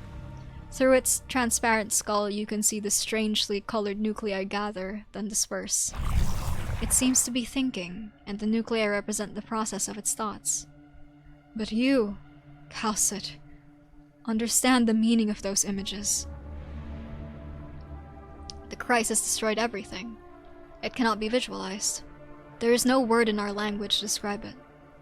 It was the end of prehistoric civilization, and the calamity that Terra must face. It is the end of all things. The horrifying images left me as I pulled my hand back, replaced by another image. One that was broken, blurred, chaotic. He and his children shall devour all that is living, and consume the moon and the stars.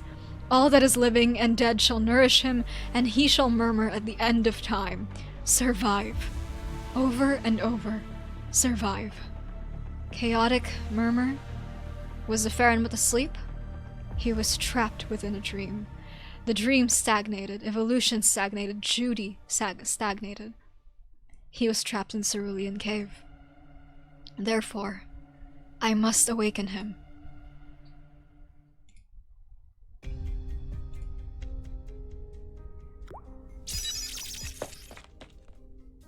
Cassia! Magister Avitus. Did you and your comrades go into hiding in order to destroy the city from within? Waiting for when the Sea Patrol's guard was at its weakest. You should be evacuating, Magister. The Sea Patrol has noticed Cassia. They're investigating you. You're showing this much concern for me because that tiny embryo I left in the incubator reminded you of the past. Am I right? I'm just curious. Do you regret your decision? Now is not the time for this. The Seaborn have invaded Malarium. Stop what you're doing, or the city will be lost. Isn't it a little late for that? Why did you choose to betray Aaugughghg? I told you. The Seaborn have revealed the weakness of Aaugughgh's very foundation. Before people can regain the will to live, the collapse of their values will have crushed them already. Once, you were a great scholar. But what are you doing in this city now? You found out about me a long time ago, didn't you? You had many choices to stop things from getting to this point. You could have reported me to the Sea Patrol at any time. But you did nothing. You sat and waited and watched everything happen like a blind fin spinning in a whirlpool. Did you come to Malarium just to witness the destruction and validate your own despair? I can still stop you.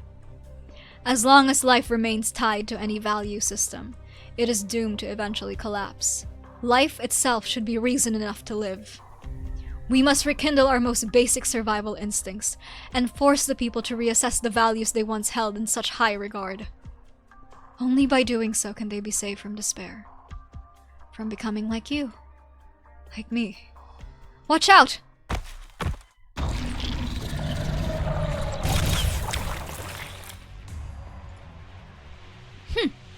Cassia got away. The linkage here was sabotaged. No wonder it didn't work from the control room. Leave this to me, ma'am. The Seaborn are approaching. My mentor at the Inquisition taught me some arts, although my talents are nothing to write home about. That woman worked at the Institute of Facility Management. She'd know how to sabotage a city unit framework. I appreciate your courage, Jordy. I'll call in people to get this area under control. As for Cassia, she's mine. Rapidly flaps fins. Whoa! Already? Are you going to keep lying there, Mr. Avitas? His student had vanished. Avitas gazed at the young man who suddenly appeared before him. The fear in Jordy's eyes is obvious, but he lights his lantern with a trembling hand. Jordy, I heard your conversation. You're not an evil man. But I'm disappointed in you. Very disappointed. Did you come here with the city because you believed it wouldn't make it back? What are you hoping for? Death? You should have returned to land sooner, Jordy. Look around us. The Seaborn will soon overcome the barrier between the city's units. It will all come to an end, just like... You never answer my questions properly. I may end up leaving Ager, and leaving behind all my hopes and longings, but it won't be because it's about to be destroyed. I've read The Death of Life, you know, but it didn't answer any of my questions. Let's say all your predictions came true, and that at some point in the future we'll have no choice but to watch our homes come to the end it depicts, just like that man in the book. But does the destruction of a civilization really weigh more than that of a city, a family, or a person, here and now? I don't understand. I just don't. I wasn't sure if I should say this, but you said your familiar gave up on the idea of raising a child and died in disappointment. But was she disappointed in the future of Ager, or in you? The young Ager musters all his strength. The lantern shakes violently and the flickering light repels the Seaborn. Yep, he has a lantern now as well, because he is part of the Inquisition. He gasps for air. Sweat rolls down his cheeks. Avitas can see his arm tremble, but if anything, it is himself who cuts the sorrier figure. Look out!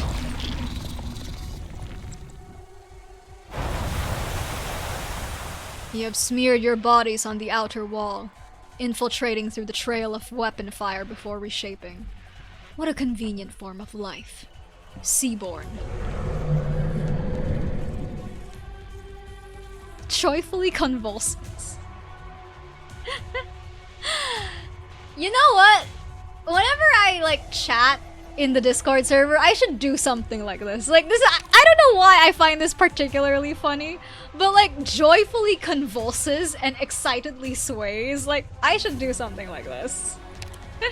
I should adopt that as a new texting method.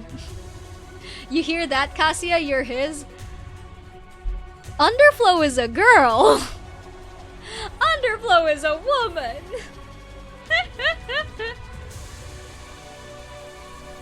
You, here. Nest, we, seen? From Nest, you, leave. Incomprehension. Oh, pianist. Kim. You, here. Wait, us. Oh, pianist. Oh, pianist. No confusion?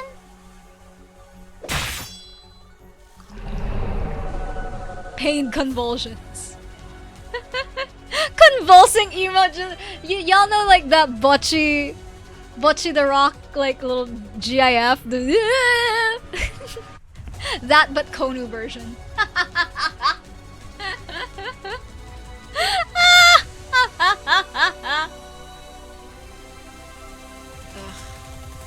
No need pain. Individual death, eternal. The many survive, eternal. Ulpianusssss, I lead you. New individual, born for you.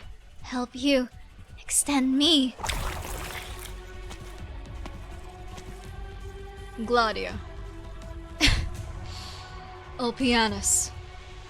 There is no expression in Gladia's face. She holds her lance sideways, its point touching the floor.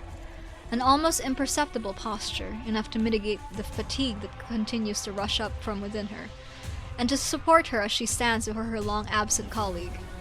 Your friend is now a pool of goo, but you still need to answer its question. Such rowdiness. This is really poor dance etiquette, you know? Dance is an art. It's all about elegance. You can't make it work with strength of numbers. What? That didn't pierce it. This used to be a cluster of coral changed by the seaborn, but now it's a wall. No one knows how thick it is. The warning from the city. The unusual movements of the seaborn. The results of the abnormal surgery. We must get out of here and find out what's happening at Milarium. The entrance is gone. No, it's us. We're losing our sense of direction. Capsization. Everything around us is hardening. The algal blanket, the unhatched eggs, even the waves. This entire nest will become a hardened shell for these creatures to store their nutrients. A shell without a single crack. There's no way the three of us can... Even worse, the stagnated environment exacerbating our exhaustion. Captain Gladia, Shark! Behind you! Ew! Nest, become whole. Soon, the whole sea. You, kin. No harm. We many accept you. We many protect you. Here, much nutrient. Sleep. Only sleep. The lethargy, which had heretofore been suppressed by fighting, begins to spread through every limb and organ. The thick and hard shell solidifies the waves. All is stagnant. The hunters vaguely sense their consciousness sinking. As though there is no bottom, the hunters hear the song. Coming from right beside them, coming from inside them, is Sharmla. The hardship we suffer is ever present. The life we thirst for is ever present.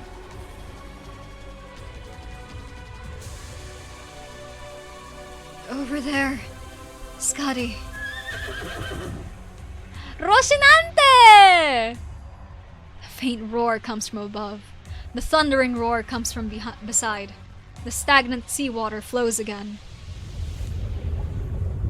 The infinite ocean could be bound by a cocoon. Then, from where comes the force that can break even the cocoon? Land, moon, the scent of wheat, home far away. The force has become legend. It has shattered mountains, death, time, all that is tangible and intangible. He will not be bound. Rocinante! And the last night! Let's go! It's the boys! You, many alike. From where?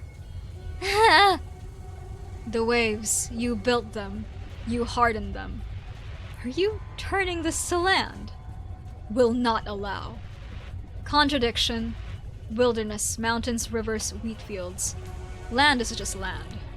I seek, I reproach, I crush. The one who was with Ulpianusssss. Whew! A pleasure to see you again, Sir Knight. You, not kin. Ooh.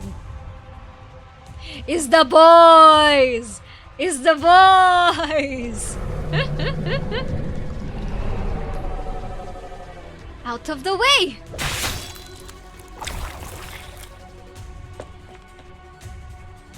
Doña Irene, I've been looking for you. Sorry, I... Received Consul Clementia's message. Dr. Kalsit's group is headed to the port, but then we lost communications again.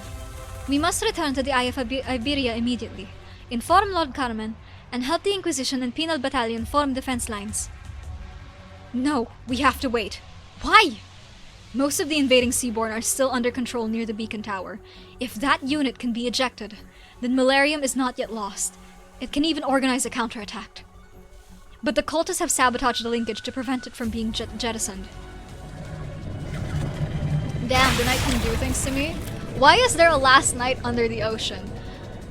I would explain it to you, but that takes me having to go through the entire lore of Integrated Stage 3, and we don't got time for that. We've been here for 5 hours.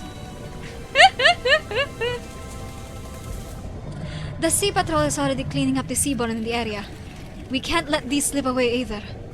I'll deal with them. As for whatever this linkage is you're talking about, will your engineering skills help? Yes. I can fix it. Good. You take the lead on that. I'll protect you and Avitus. We can return to land as soon as we're done. We work together at the Eye of Iberia. Let's pray we do just as well this time. But these Seaborn from the depths are different from the ones I've dealt with on land. I don't know how long I can hold them off. We've said all that needs to be said, Mr. Avitus. Come and help if you still have the strength. Alright. Hurry, Jordi! Hurry, Jordi Fontarosa. Not him, like, scolding himself. Hurry! Boy, you gotta rush! You warned us through the beacon, and the strange knight who appeared at the lighthouse broke through the shell just as we were about to fall asleep. Is he part of your plan too, Ulpianus? The madman who's forgotten himself is an enemy of the sea, of everything abnormal that has become normal, and of himself. No one can control someone like that. We just happen to travel together. Are you the only one to make it back? They're on their way, breaking through the nest shell and returning to the tides of Seaborn. Your speed was remarkable, but you're too late. You've seen what's happened to Millennium. The many have exploited Aaugughghgh, and Millennium will be the stepping stone for their invasion of the land. And what, precisely, is happening here? The first thing I heard when I arrived at the port is that the abyssal hunter, Ulpianus, had entered the control room of the beacon tower and killed the weapons technology advisor of the waterway program. And indeed, Blandis' body is right behind you. You're quiet. I assumed you'd feel more anguish over him.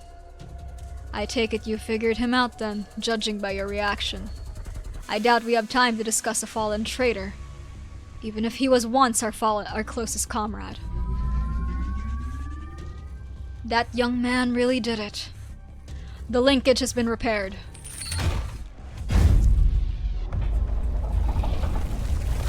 You're trying to eject the beacon tower from Millennium. A wise plan. It seems there's still hope for you. This place will sink to the ocean floor in a few minutes. Do you smell it? The stench of frenzy. The Seaborn above have noticed the changes to the tower. They're seizing the last opportunity to break the blockade and reach the other parts of Millennium. Leave, Gladia. Now.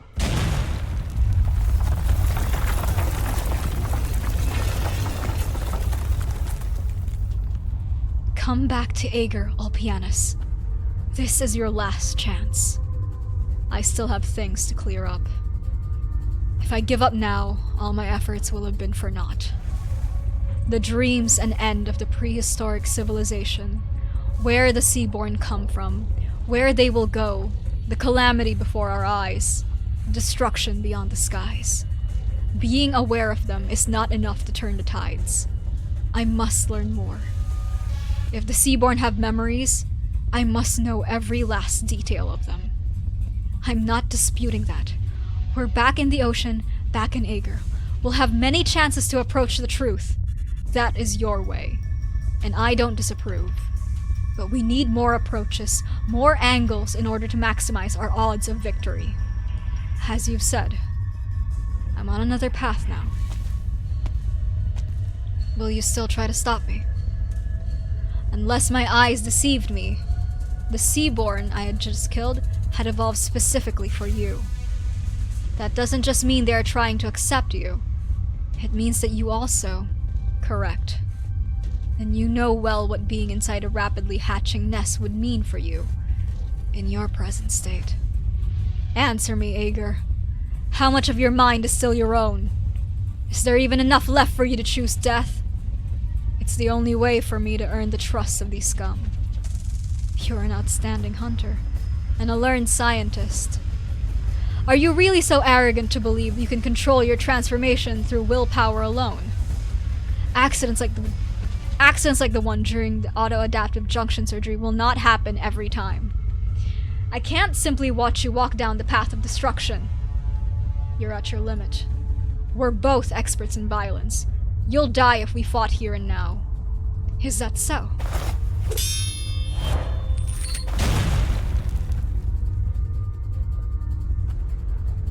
Damn! Stultiferan Abyss Part 2, Electric Boogaloo. Her lance draws a cold arc through the air. Ulpianus lets loose the chains, and his massive anchor flies at Gladia, forcing her to leap up.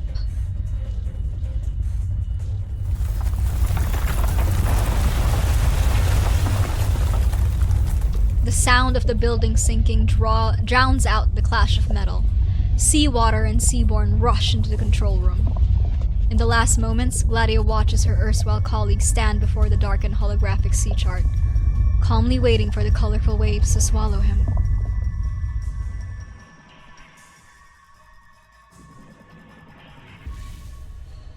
Your description raises many questions.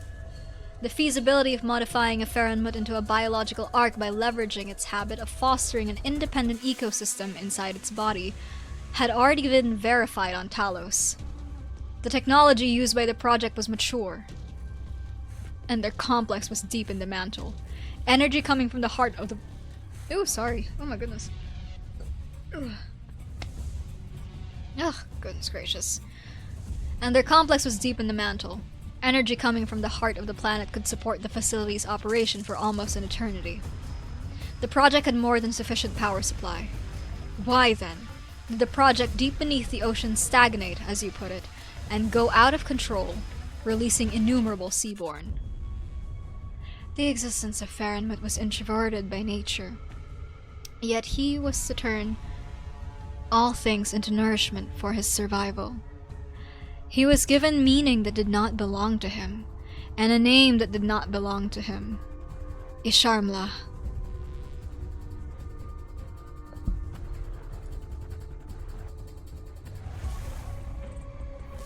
The changes they were put to were bolder, wilder, more ambitious, and more despairing. Their nature had long since exceeded the biological arc you speak of.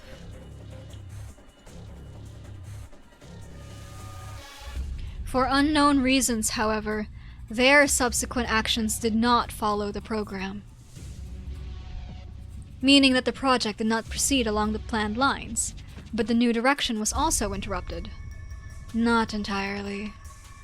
They continue to foster new offspring within themselves, but the lives trapped within the Farenmut were weak. They evolved too slowly. The new generation needed to be liberated. They needed to leave the Farenmut's body, adapt to new environments, and obtain more nutrition. More nutrition to be fed back to the Farenmut, so that his evolution may be accelerated. Under normal circumstances, the organisms nurtured within a Farenmut are rarely able to venture beyond its body. Yet the aggression the Seaborn have demonstrated outside. The modifications these Farenmuts have undergone were indeed transformative. So it was you, Martus, who brought the Seaborn into the ocean and sowed the seeds of calamity. Seeds of calamity? No. The offspring were weak, and Aaugur was strong. The seabed was governed by a self-regulating ecosystem. Offspring that devoured the algae fields would be discovered and destroyed before they could proliferate. Proliferate.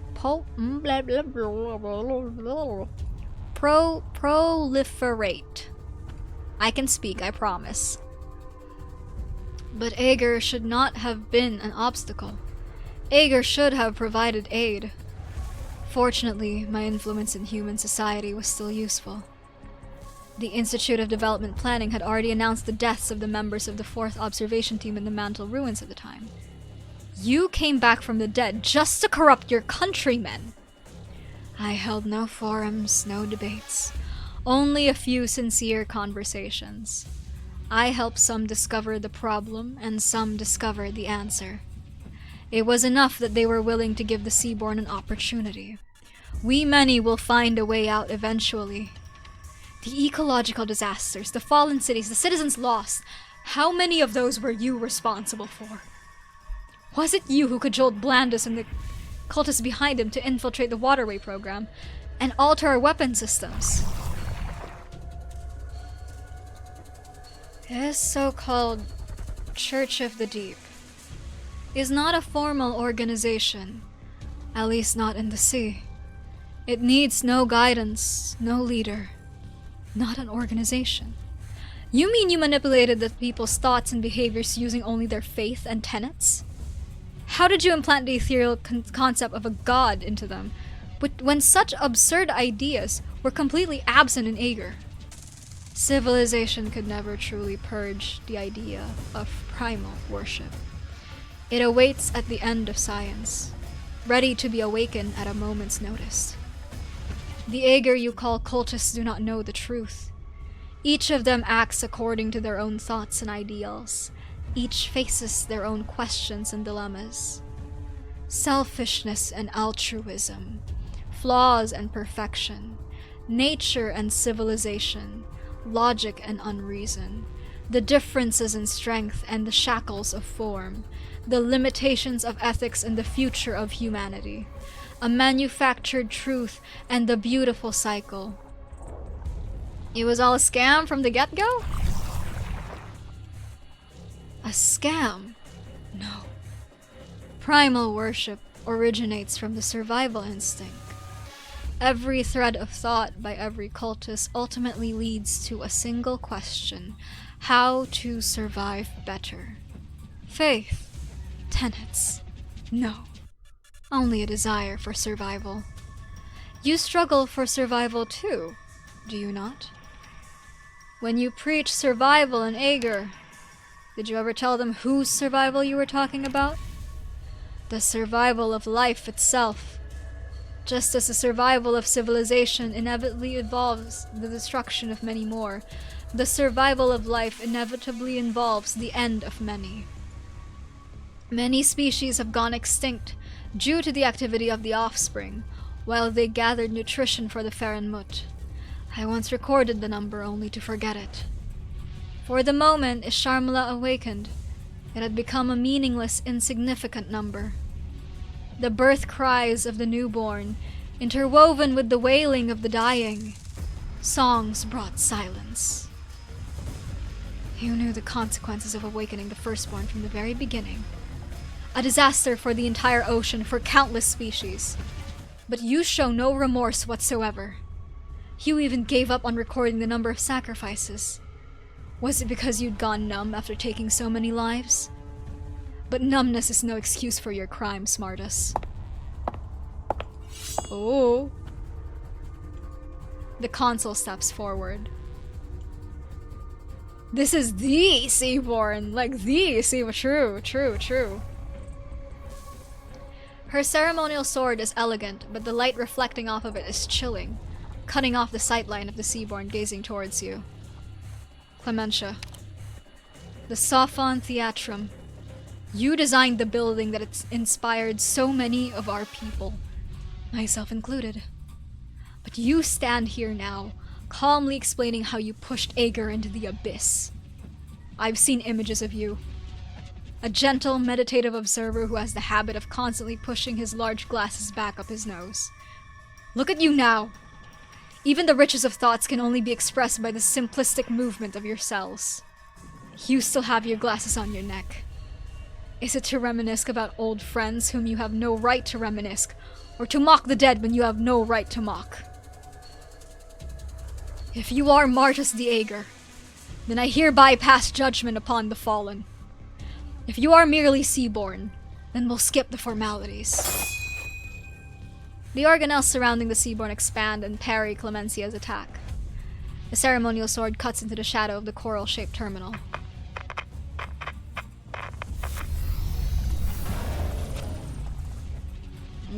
Gurgle.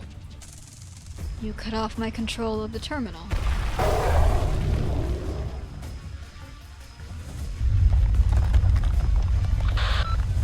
Emergency transmission. This is the 10th attempt. The Seaborn have taken over the beacon tower. We cannot stop the conversion, but someone has activated the ejection protocol for that unit. Good job, whoever you are!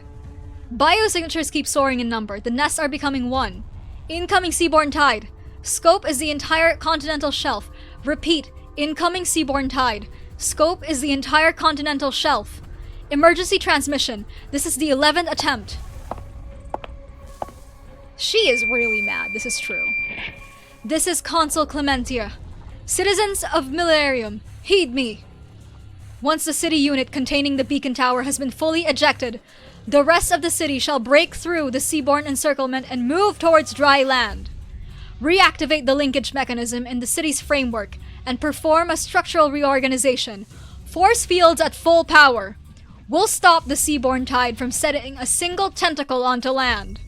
Legions 8 and 10, along with the Sea Patrol, send all operational warships out in turn to escort the city. May Aaugur and our forefathers be with you. You were looking for an opportunity this whole time, Consul of Aaugur. You're tough? We too. Once.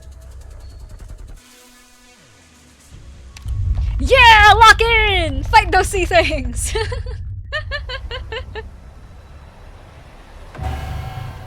Oh, here we go. We're back at Iberia. Ah, frick, it's the Inquisition. Is it the Aaugur or the Seaborn who are trying to open up a waterway? The readings are off the charts. The endless Seaborn tide is approaching us at the very moment. This is beyond the lighthouse computational capacity. Su Santidad. I hear you. Look in front of you. Those deep colors beneath the sea and the sky are a tide of Seaborn. The wind grows quiet. There's no point in trying to estimate their numbers and scope now. Experience is better than data. I've seen the ocean like this before. Do you mean the profound silence? Leave the rest to the Penal Battalion and the Inquisitors. Report! 2 divisions are ready for action. Augurian drone matrices are helping us fine-tune our defenses. Aaugur. Sir, the ocean. Something's rising from it. Is that an Augurian city?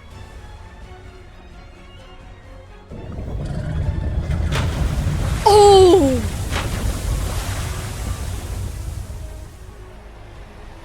That's what it looked like? Having sailed for thousands of miles, Millennium rises to the surface of the ocean after casting out its heart. Every inch of it is being reformed, supported by its framework. An invisible force field extends towards the bottom of the sea and the highest reaches of the sky, forming a structure like a great wall. The structure breaks the surface of the ocean, creating a giant wave 100 meters tall. However, on the other side of the city, the real tide has arrived. It is a living wave. Seaborn of various forms have fused with the ocean. The children of the sea are the sea itself. They have even changed the color of the water. The city from the depths and the rolling tides stretch out at the same time, colliding, embracing, and ripping at each other's throats. Nature never tires, yet civilization will not stop its footsteps. All is quiet. No wind dares tell of what it sees here and now. We did it, Doctor. Even though this was a small victory, the day will come when these small rays of light will grow numerous enough to dispel the darkness. What is survival? Is it the survival of life or of civilization? Oh. Oh, I don't like that. Whoever the boss is gonna come from here, I'm sure of it. What are the enemies? I don't know. Hold on. Wait. Chotto mate. Where is it? What did I get? What medal did I get?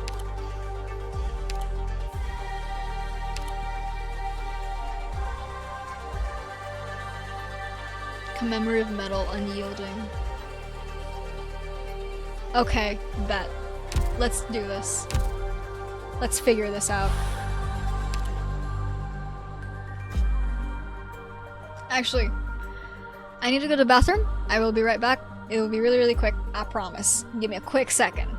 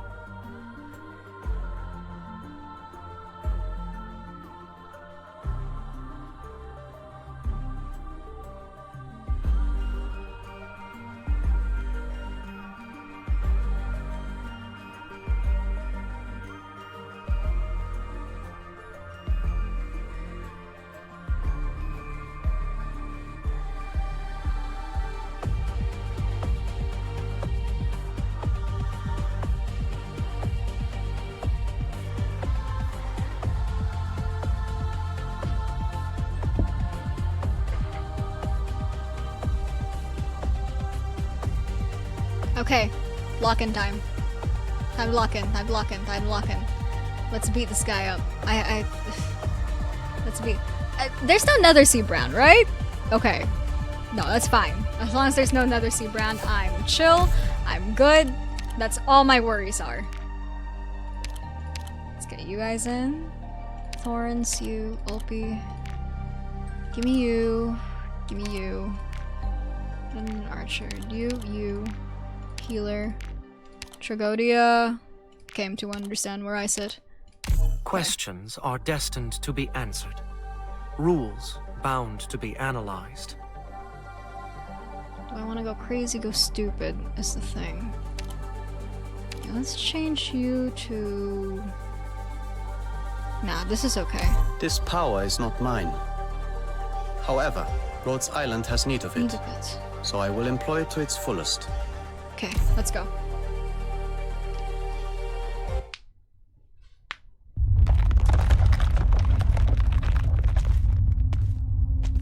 Gee, you're still alive, lady? Wow. You're... okay. That woman nearly got me. Cassia, I've been looking for you for forever. Where'd you run off to earlier? Lucilla. What are you doing here, child? The city unit framework needs servicing. It's a standard combat duty, but... Look at the beacon tower. What happened inside the city? The Seaborn have broken into Malarium. The tower has become one of their nests. Leave this to me. You should get out of here, quick. It's too risky. I'll stay here with you. No need to. Ugh. Are you hurt? Yes. It must have been the Seaborn as you came over. Wait, no, a scratch like this couldn't be left by a Seaborn. Did someone attack you?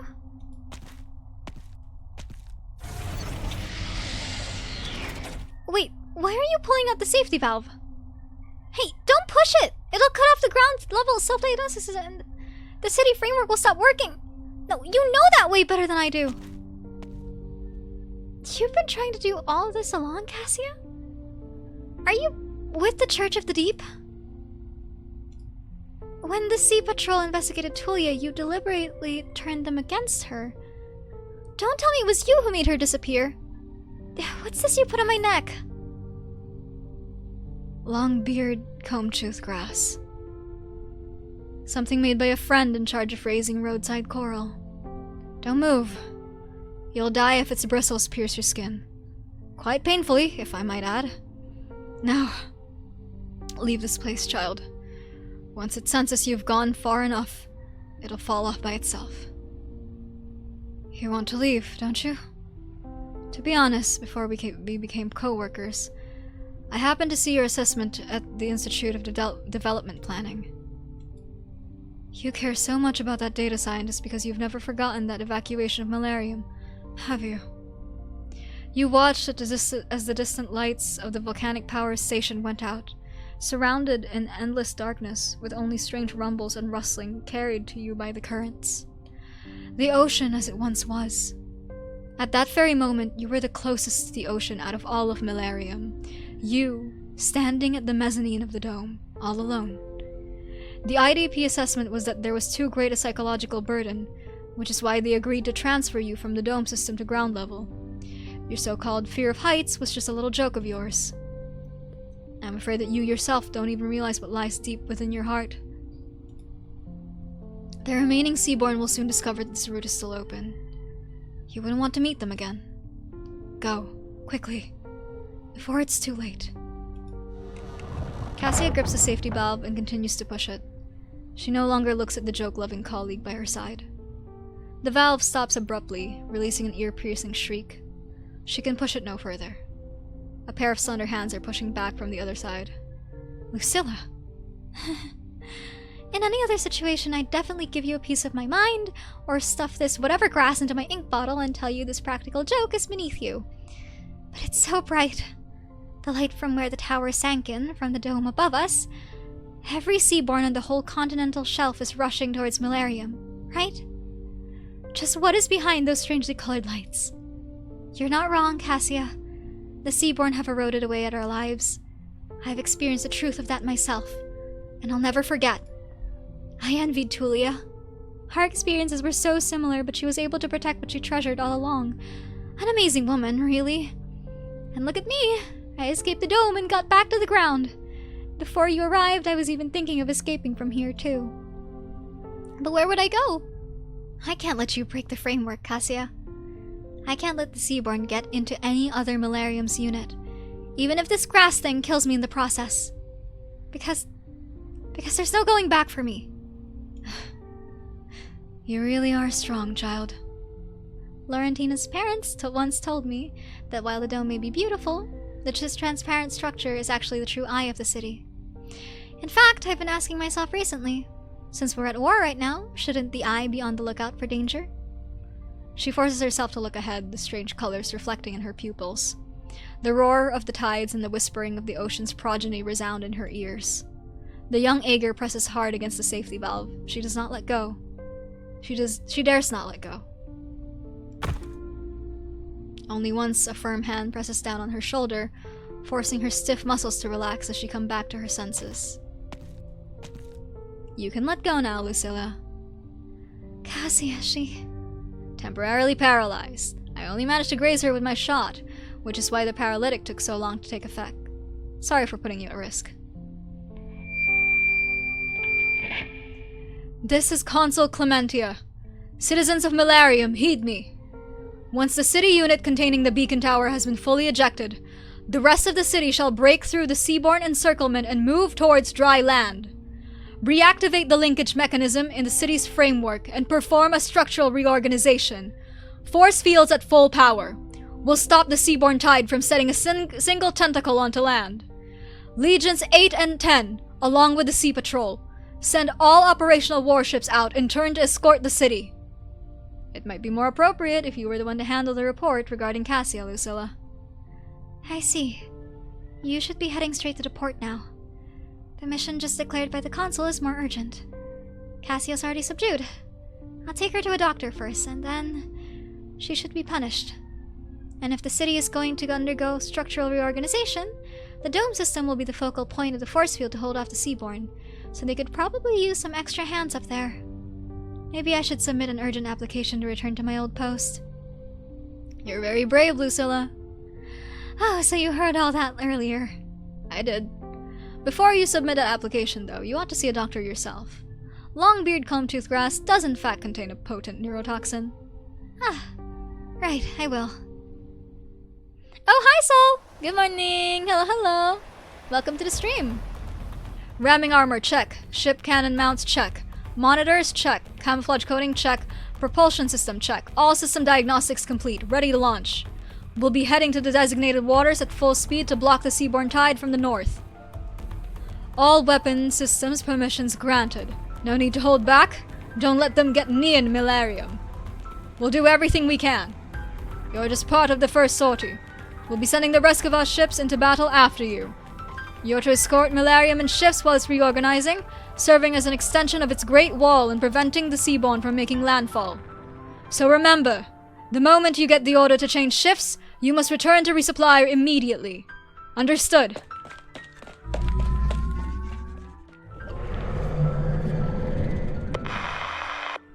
Seaborn spotted! The remaining Seaborn in the city are attacking the port. Do not let them approach the warship docks.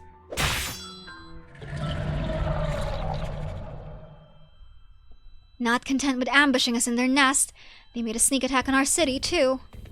How annoying. Wrapping around a statue? What, have the Seaborn developed a taste for art ever since entering the city? That said, the Sorrow Drinker is hardly a masterpiece, so I won't feel too bad when I've reduced it to rubble. Honestly, I think it's got more charm with an arm broken off. Thanks for the glowing review, Scotty. Are you feeling better now? Yeah, ever since we left the nest. Good to hear. It's the hunters! The Abyssal Hunters have safely returned to the city. Swordfish? Captain Gladia, you've met? Yes, I saw him. We've arrived at the right time. You must have heard Secunda's report over the emergency frequency. Infiltrating Milarium, breaking into the beacon's tower control room, murdering the weapons technology advisor of the waterway program, and finally, choosing to return to the ocean with the Seaborn. Ulpianusssss has not made it easy to clear him of suspicion. To capture him or even execute him is a duty we Abyssal Hunters must perform in the future. Captain Gladia. But for the moment, our mission is to search for the remaining Seaborn scattered around the city units and put every last one of them to the sword.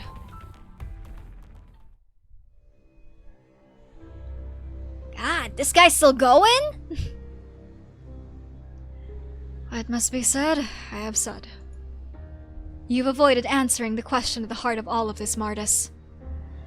The question at the heart? From your description, everything that transpired beneath the ruins, the crimes you committed and the consequences incurred, they all seem to stem from some mysterious inevitability. But the Martis I know was an eccentric yet gifted man. He was doubtful by nature and not one for making arbitrary decisions. He would not have rashly discarded all reason and played at being the mystic, and he would have been less inclined to reject his own existence or ignore the worth of others. The choices I have made, the outcomes I have borne. Why do you care what the past Martis thought before he made his decision? His past choices have made you who you are now. Without understanding his reasoning, we cannot understand your existence. You would care about such trifles as well, Cassett. I understand now. Of course you would care. How could you not? The human that once ate the strange flesh experienced such struggle too. Was it a day, or perhaps several? In the depths of the ruins, time holds no measure. He feared, he doubted. He was compelled to think over every possibility. Where will the next crisis come from? Where will it descend upon Terra? He used a lifetime of knowledge to attempt to decipher the undecipherable, to comprehend the incomprehensible. If there exists a life form that could survive the cosmos of Quietus, even if only as a singular being, how would it be born? Given infinite time, even the tiniest fin will be able to type out the ultimate truth of all things on a terminal using its tail. But time was our most precious resource. Admittedly, the Faranwit before him had foreseen our ruinous prospects, but could he and his progeny continue bearing the torch of life through it all? Supposing they could before they instinctually iterate a way of overcoming that destruction in a limited time, how large a population and how efficient a fecundity would they require? That's a big word for Konu. I love how there's just a sexy ambassador jellyfish in the middle of the Roman Colosseum. I know, right? Isn't it? Like, are we gonna ignore the fact that this is, in fact, like, just some jellyfish-looking thing?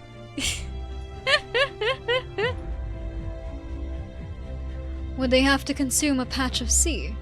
A whole planet? An entire star system? How many must die to support their lives? Supposing they could not, then where did the true answer lie? On the other side of the ocean? On the other side of the sky? Or perhaps it is somewhere out in the sea of stars, untouchable by Terran hands. Even if you spent your entire life simulating, you would not have been able to obtain a definite conclusion. Fecundity, with a hard K sound. Okay, heard you. What does that mean? That's a big word for Konu. The information you possess was simply insufficient to calculate every possibility.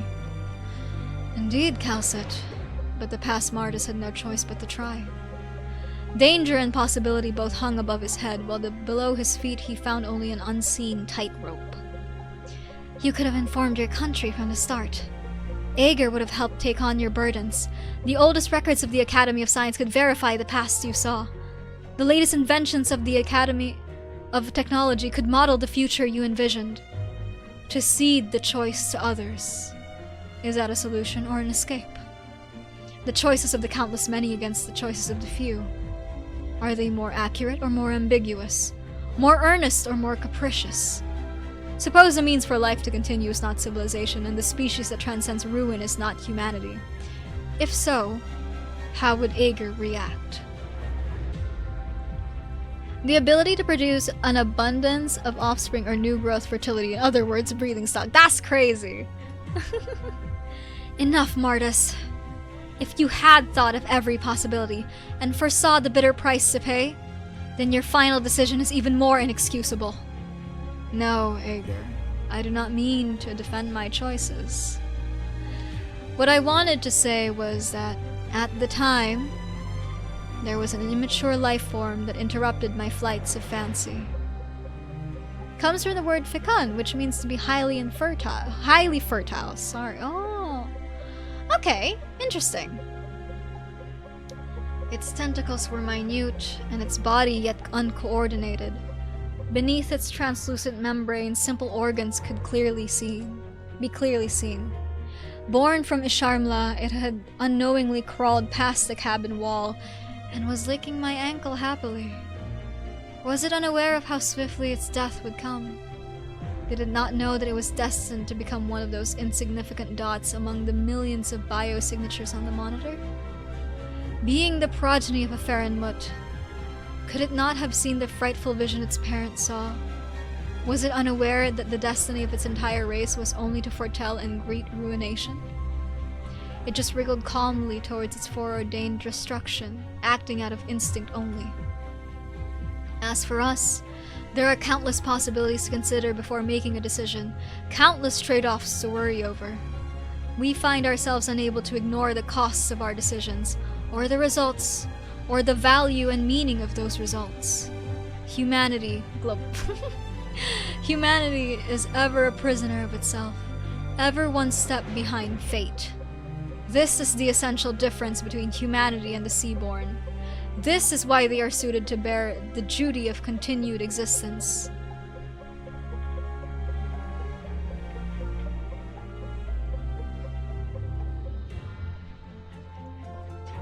That's why you ate the strange flesh?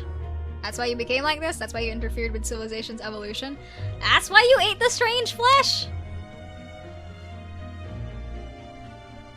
If there is any life that can survive that future of quietus, no matter what form it takes, it is worth fighting for no matter the cost. There is no justice here, only the path ahead. You should understand now why you must help we many evolve. You are not the first one the Doctor and I have seen who can barely qualify as human, but they all made their hard choices. No one had ever made a choice as horrifying as yours. Before you ate that flesh to become a Seaborn, you had already renounced thinking as a human does. From my perspective, that which you abandoned in your final moments, your doubts, misgivings, concerns, and struggles, were the most precious of treasures. They're treasures because they're unending. The Seaborn are swallowing Terra's life whole. You have not denied this, nor can you stop it. How are we to see them as our hope? What is your choice then, Calcit? To incubate Originium, the collapsed Stargate, the extinguished sarcophagi. Of the countless failed plans, is Originium the only one still in operation? Stones amidst the land and sky ever silent. They are an incurable disease harming life atop dry land, and yet they are a plan left behind by the prehistoric civilization, one expected to save all existence at the very end, in ways incomprehensible to the average person. Glop. The stairwell to survival can only be forged in the fires of destruction. No. Such destruction must not happen. Much like Hyrule Arbor, Originium at some point turned to the annihilation you speak of. It changed in ways none can understand and none can reverse. And since it has changed, it must now be stopped. Whatever the case, using life to feed life or ruin to beget ruin would only serve to remove all meaning from survival. Calcit. Or rather, Amaten from the records. You surprise me. You and I should have arrived at the same conclusion via different paths. No. You should have been even more rational, more decisive. I merely noticed a spark of the prehistoric civilization and took on its mantle. You, however, were born for this task. You held aloft its torch eons before I did. You have kept watch over their distant aspirations and legacies. You have carried out your assigned mission. You witnessed changes. You bore loss. No human could have toiled for as long as you have. But now, has endless life rendered you feeble, Calcit? Has it turned you human? You don't know Calcit at all. Was it because of this one? Dr. or rather, Oracle. Many facilities, many doors. Your fingerprints, face, voice. Within the Cerulean cave among the ruins, traces of you lie everywhere. You have visited the depths of the abyss before. Have I? I recognized you. I have been speaking with Calcit until now only because it is more efficient. You must know the truth. Your visitation is sure to have meaning. Perhaps you are able to explain why the project is at a standstill. But your title is different now. Something has happened to you. Otherwise, Calcit would have held no doubts about what had happened to the plan. For several reasons, the Doctor is unable to remember many of the things back then. Memory loss. Plop. Unsurprising. Losing one's memory is perhaps the most insignificant sacrifice you could make. Even the most resilient of life cannot withstand the ravages of tens of thousands of years. The fact that you still exist upon Terra is in itself a miracle. What I saw, what he saw, what they saw, those frightful visions are an absolute truth to you. You have lost your proud civilization and homeland. Heaven and earth have lost all color. Time and space have become vast prisons. You have been exiled by despair. You have stopped to rest upon Terra. You have not escaped your fated ruin. All men will perish, all things rendered meaningless. Despite this, you have not stopped fighting for hope. This planet has been forever marked by your resistance, even if those marks are mostly wreckages. I revere you and your cause. You, the people of a bygone age. A Seaborn acknowledges my past. If that cause involves today's Seaborn, maybe the project stalled because they realized the cost. Doctor, whether you accept it, deny it, or undecided, it matters not to me. I am not hoping to win your understanding. I seek not your approval. You and your comrades had planted hope in the depths of the sea.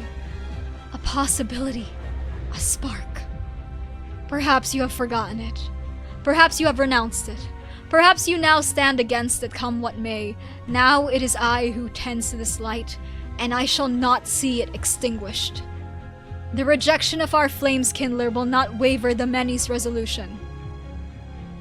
Let's stop trying to prove ourselves. We shall return to the reality itself. We many sense the oncoming crisis.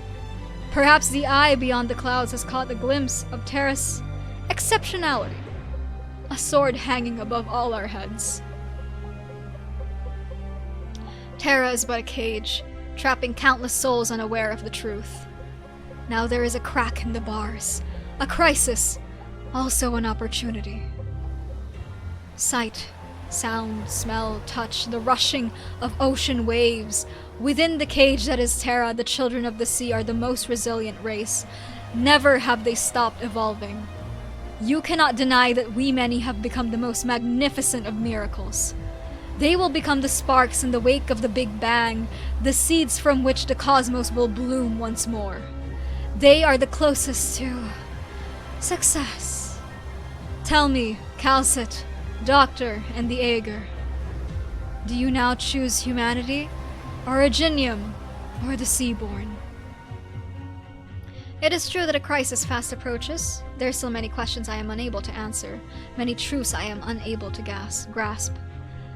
But this does not imply that life can be reduced to a hollow concept. That would simply erase its original meaning. You consider this a weakness, Martis. I consider it my drive, bestowed upon me by this endless life of mine. Life's meaning should be written by the living.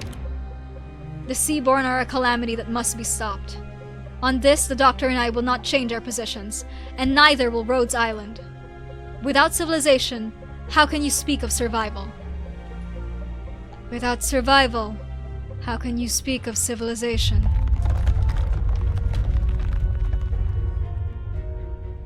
This ridiculous debate has gone far enough, Martis. We have excised the disease organ from Malarium. Your kin in the city are being eliminated as we speak. You'll have plenty of time to reflect on what you've done and share the rest of your secrets with us in prison. You, Aaugur, and that ebony monster. It is futile to contain me. You alone, your city alone, are not enough to slay me. To slay Isharmla. The city has completed its reorganization. I can imagine how it will look as it bars our current, but we many will surpass it. There is no right or wrong here, so let your brief resistance provide our soundest proof. Next, I will rouse the slumbering firstborn. I will lead our kin to the moons. You will become a part of this magnificent cycle, Calcit, as will you, Doctor. Thank you for the stretch and hydrate. Stretch. Oh, they're back on land. Maestro, Su Santidad, I am here to make my report.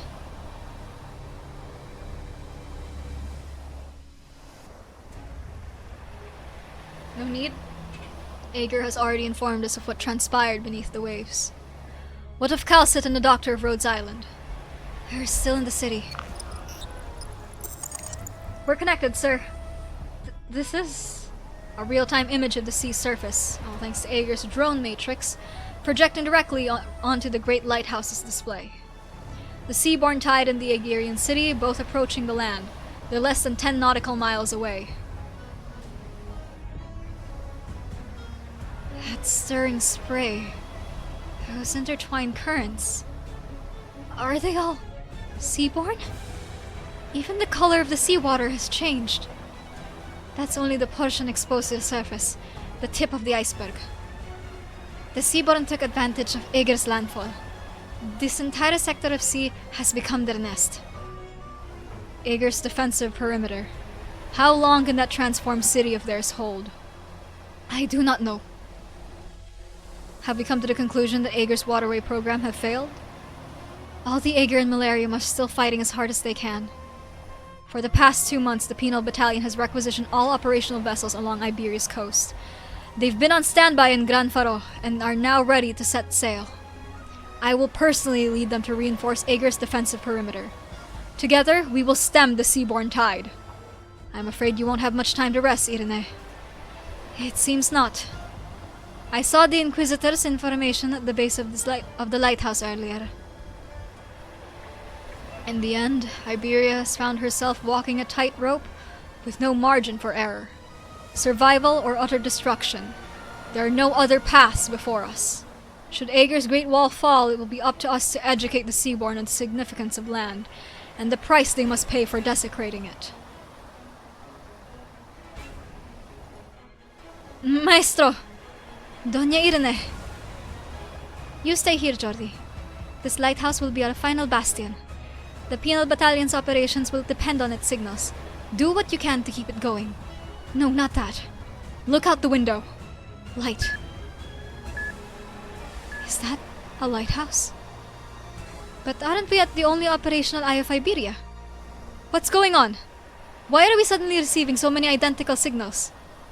The lighthouses along the submerged coast, which have sat in silence for more than half a century. They have all lit up at once. Dios mío! The silent technology of the islanders. What are you responding to?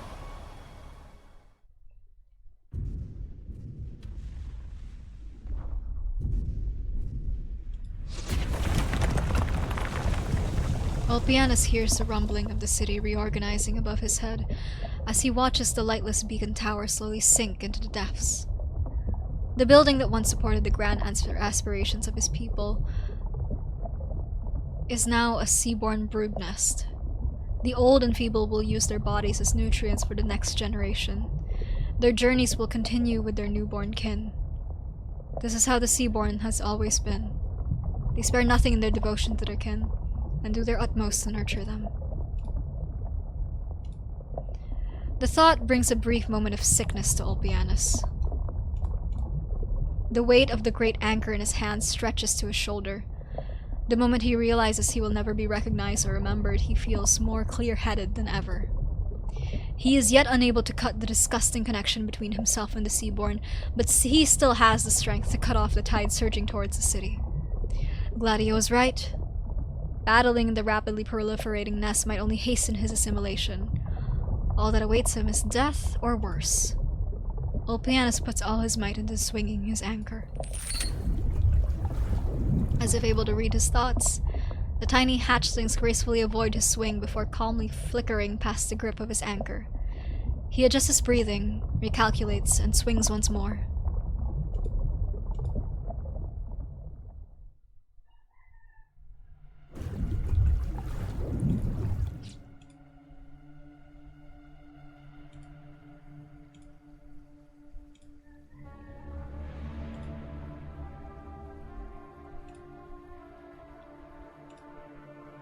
An immature life form, freshly hatched, flits across Ulpianus's vision.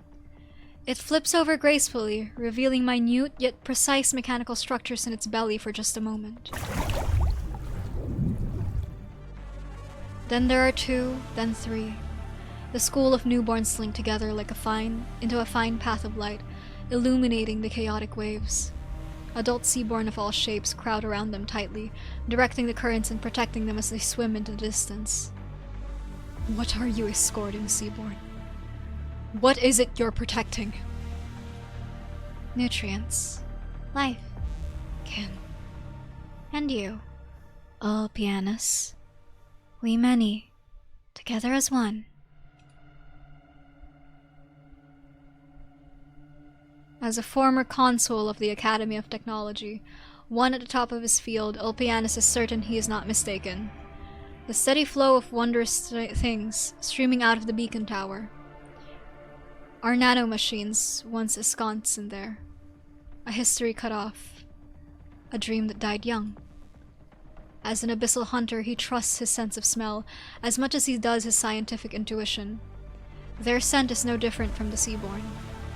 Those beacons, dead in the cradle nearly 200 years ago, now thrum with new life. Incubated by the seaborn, they now swim together towards the tidal confluence on the surface. Have you not yet given up on these games, aaugughghgh, despite your own noose around your neck? Or is this also part of your plan? At first, there was only a mote of fluorescence. Then a flowing line.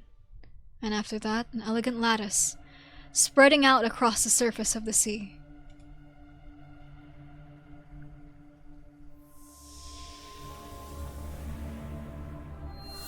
Oh!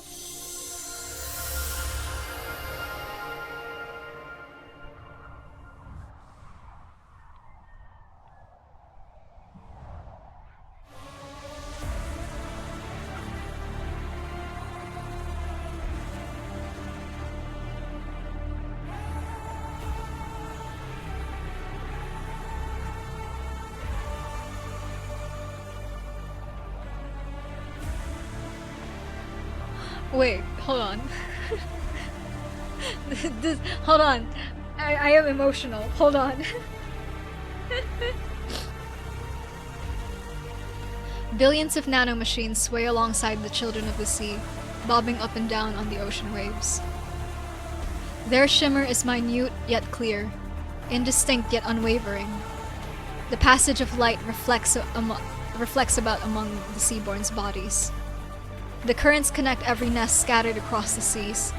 Seaborn gathered together from every corner of the ocean for their excursion onto land, gracefully extending the paths of light.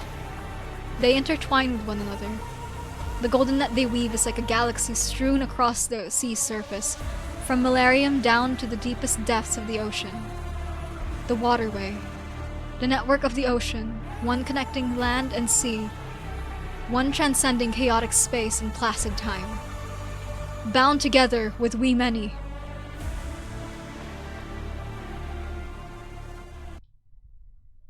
And that's where you put me into the boss fight with? Oh, I hate this game. I hate this game, actually. Everyone, follow oh the my route I god. drafted. Wow, okay, that was just Another cruel under and this banner in the unusual, name of the actually. Lord.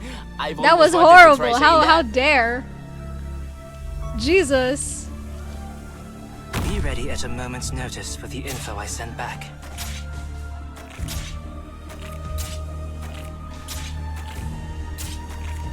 No problem. Frick. Okay, hold on. Retreat. Retreat.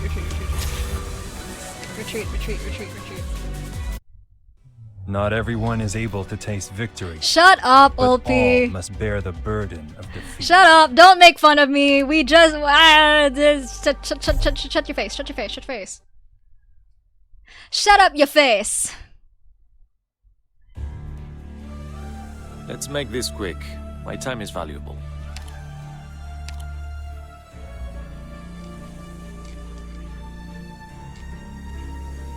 I hear the waves drumming against the hull. They herald our victory. I can hold here myself. I know what to do. Clear images. Check the data. Yeah, no. That's not gonna do it. Relax. You did Whoa, what you could. Broca, get off my screen. Even Get off my Ulster makes screen. mistakes. Why is it all the cute boys that are harassing me? What the hell? Okay, but that music though. That music though. That music though.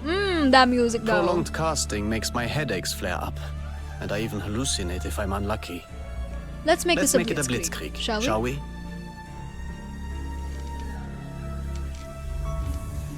Incapacitating them is enough, right?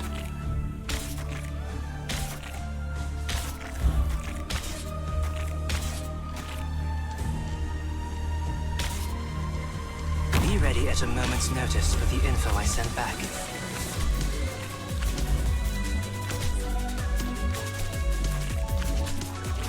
Let's establish a code. Awaiting on. Your attacks are all within my calculations.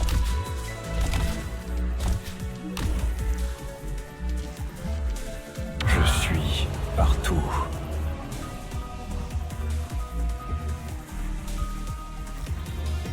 Here I perform as me. Here I perform as me.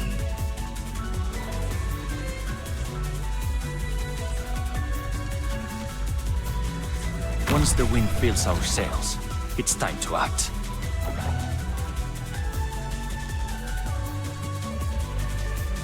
I can help clear images. Don't leave it written across your face. For them, the bell tolls. Waiting for your call.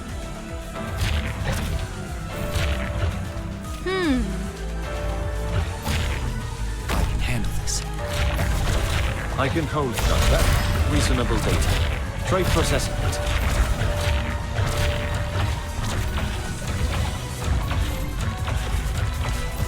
Doctor, clear images. Check the data. So long as you're here, have some hope. Your attacks are all within my calculations. This is music I can only describe as For I Beheld a God. Swallow, huh? Is it correct? Not quite. Hold on, sorry. Let's have a go. Do this. Burning For I beheld a God and speak wept while I your slayed mind. them. Yeah, Doctor, is it correct? I can hear it. Or not quite? Whatever. Let's have a go.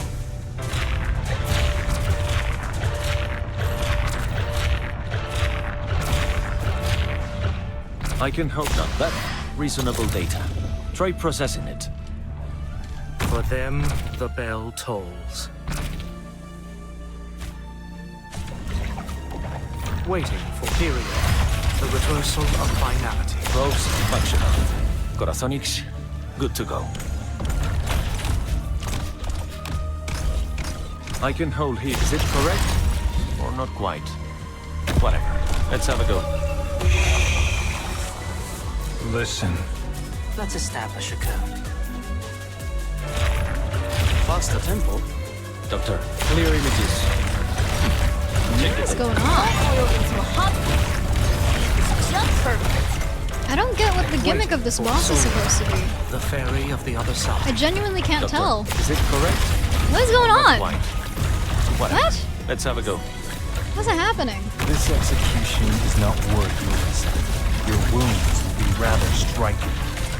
I can hold ropes functional. Corazonix, good to go. Here. Ropes functional. Corazonix, good to go. The curtain of destiny.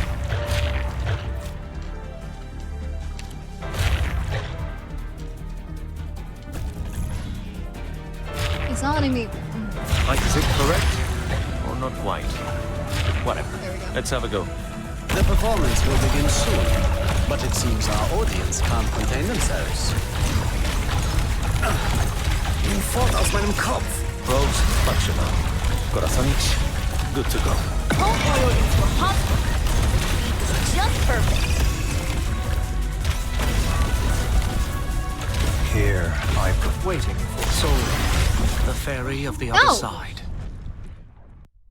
I think it's spawning Russian. Yeah, I didn't get what was going on. I genuinely didn't. I was like, what? What's happening? There you are, Consul Clementia. We noticed an extremely unusual biosignature in the Sophon Theatrum. I'm glad you're unharmed. What's the status of the front line?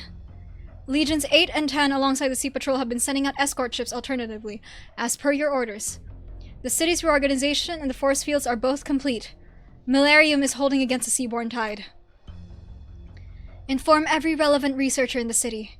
I need a minute-by-minute breakdown of the situation of this region of sea. We're still being far too passive, even with our contingency plan put into motion. Madam Consul, you may want to see what the drone matrix just sent back. Huh? These passages of light between the seaborne waterways. Consul Clementia, we've re-established communication with the home territories. We just got a dispatch from the Institute of Scientific Development Planning. Any news from the hunters? 3 of them have returned to Millennium. They're cleaning up the remaining seaborne in the eastern city units. Contact Gladia. Tell her to come meet us immediately. Yes, Madam Consul. Let's go, Calcit. Doctor, you need to deepen your contact with Aaugur. I'll go with this captain to inform the hunters. Doctor? That seaborne might run into Skadi. You exchange a quick glance with Calcit. Madam Consul, the doctor still has some affairs to settle. Very well. That seems suspiciously easy. I'm not... The final battle for the waterway program has concluded with a seaborne invasion of Millennium. I require an explanation, Consul Clementia. Gladia, were any of you harmed? I see you're here too, Calcit. We had a few unexpected encounters, but nothing we couldn't handle. I believe that, as an envoy of Iberia, Dr. Calcit also requires an explanation. I could use one myself if we're being honest. There is someone who wishes to see you all. The little handy moves to the center of the Pensivarium, its projection module emitting cold motes of light, slowly coalescing into the figure of an Aaugur woman. She sports a smile under her golden hair. Her eyes are focused on everyone in the room as though she has been waiting for, or perhaps observing them for a long time. Who? Consul Horatia. Oh, frick! Gladia's mom! Why ever do you look so fatigued, my little Gladia? Though the transmission efficiency of the waterway is much higher than I anticipated, I fear our simulacra are still unable to transmit my feelings. Otherwise, I'd stroke your hair and give you a nice big hug. No need. You know the risks of doing so. The changes on the sea's surface, as well as the sudden appearance of the waterways. Was this your doing? Whether Aaugur or Seaborn, we all find ourselves competing over time. The Seaborn must keep sending nutrients to every region of the sea they conquer. They wish to quickly transform the entire continental shelf into one great nest. Every issue has 2 sides. This disaster has also blessed us with bioenergy beyond measure. More than 2 centuries ago, the beacon launcher would have required a dozen cities' bioenergy systems to continually fabricate the nanomachines comprising the waterways. Now, those nanomachines are being fostered by the Seaborn, who regard them as harmless kin. Using the data flow between the nanomachines as a medium, fleets and cities in squeezed state could traverse the oceans in an instant. Though these machines cannot take Aaugur to the stars as our forebears imagined, they are more than enough to carve a path of life for civilization in its time of need. But that would mean that, for the foreseeable future, Aaugur will have no choice but to enter into some kind of symbiosis with the Seaborn, using that scum as they in turn use us. Is this another of your so-called games? It is how we will break through this siege. The term waterway, the path ahead for Aaugur, has never referred only to pure waters. You have always had your doubts about the program, and that is fine. But if that doubt serves only to put you in disarray, then it is useless. As Aaugur is determined to open a waterway between sea and land, there was no question that it shall do so. I do not doubt your success, but perhaps there is still room for debate as to your methods. Dr. Calcit, I presume. Consul Horatia, of the Institute of Scientific Development Planning. It's a pleasure. It pleases me that there are still those on dry land who have inherited the will of the prehistoric civilization, that Aaugur is not alone in our duty. I am also glad to see that you have begun our discussion with a firm diplomatic stance. Then can I take it that you speak for all terrestrial civilizations, and that we can dispense with establishing diplomacy with them one by one? I too am glad to see Aaugur abandon its contentment in isolation and seek out cooperation with the land. But I regret to inform you, Madam Consul, that I do not represent it in its entirety. I merely understand it more than most. That said, I believe what Aaugur needs right now is exactly a thorough understanding of the terrestrial civilizations. You and I both know that this waterway will not be used only for resisting the Seaborn. Aaugur has its eyes on every unnatural existence in these lands.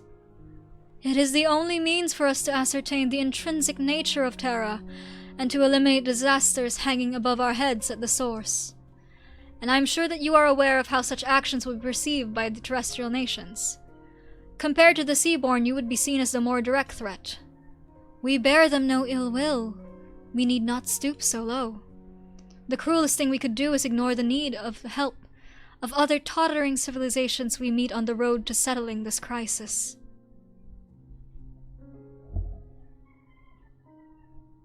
Damn!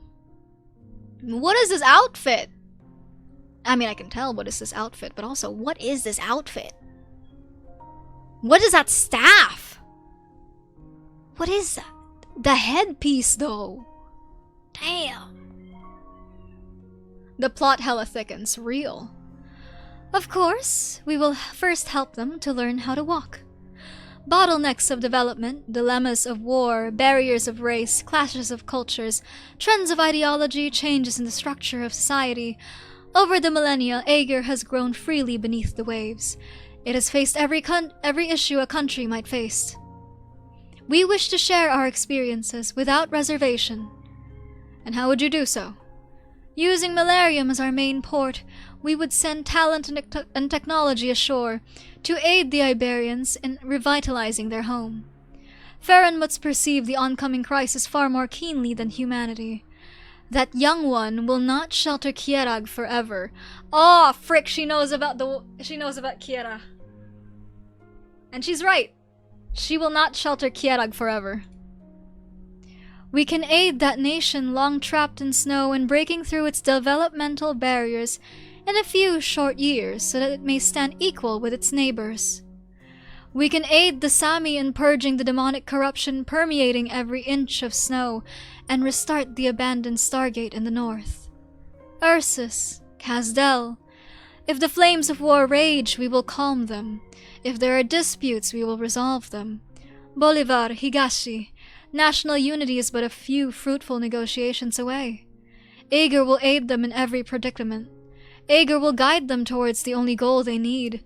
Under the leadership of Aaugur, the land and sea will share a common future.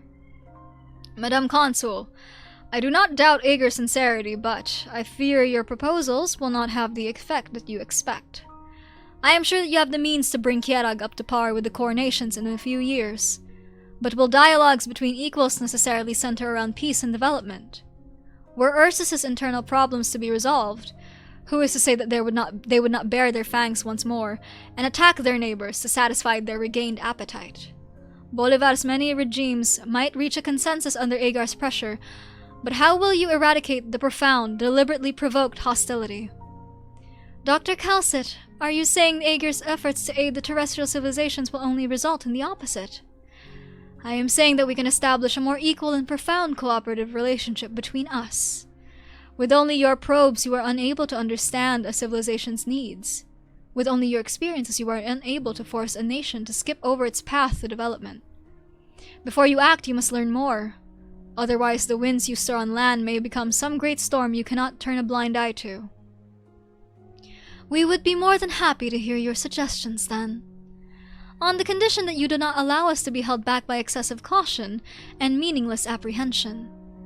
Seeing the gulf between us, between land and sea, I understand that we will need many more discussions before we can make progress. Once the waterway opens, I look forward to meeting you in the flesh, whether on land or in Agar's home territories. I as well, Madam Consul. What about you, Gladia? Do you agree with Dr. Calcet on this matter? The IDP need not question Rhodes Island's sincere wish for cooperation, nor Dr. Calcet's ability. I can vouch for both of those. And there are indeed essential differences between Aegir and the nations of the land. The land dwellers are short-sighted and clumsy, which makes them frail. Forcibly removing the differences between them would be no different than destroying them. It is truly necessary to show good faith. I've never seen Gladia place so much trust in someone, Dr. Calcet. A feat, to be sure. Perhaps she can be a bridge between our peoples and aid us in coming to a consensus. You will see that Aegir's plans are no mere idle prater. Now, do allow me a moment alone with Consul Clementia.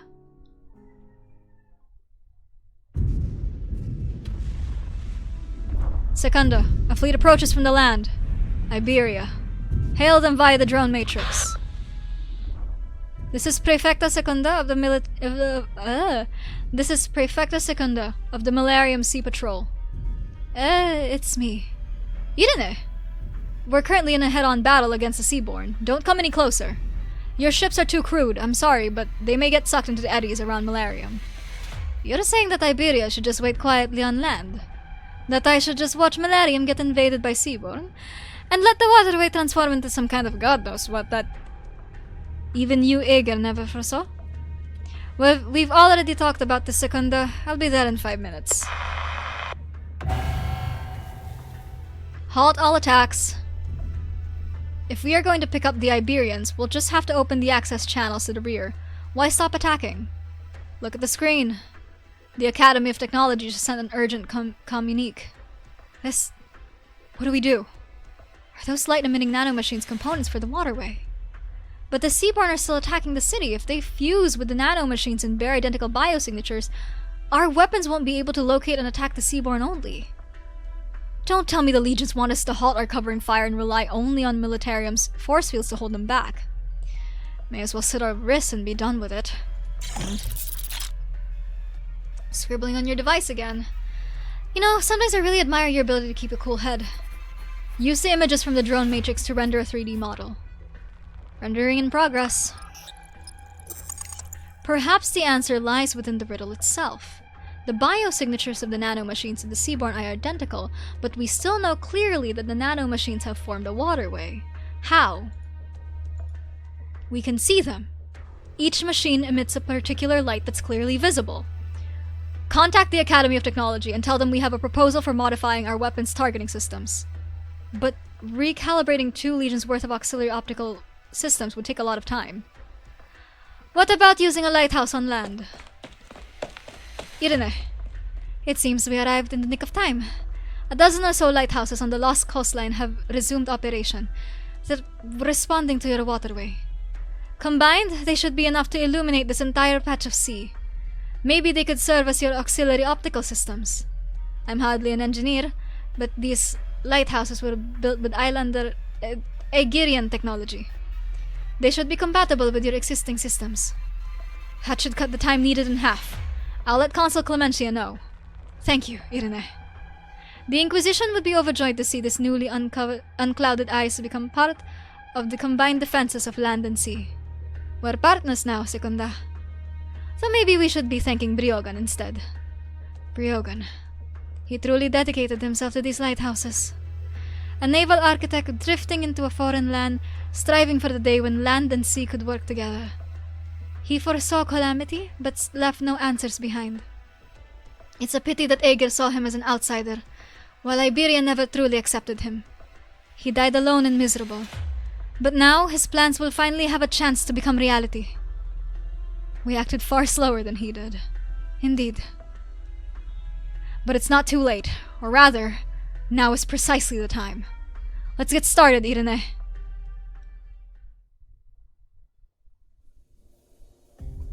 I'm still more used to you with your veil on, Horatia.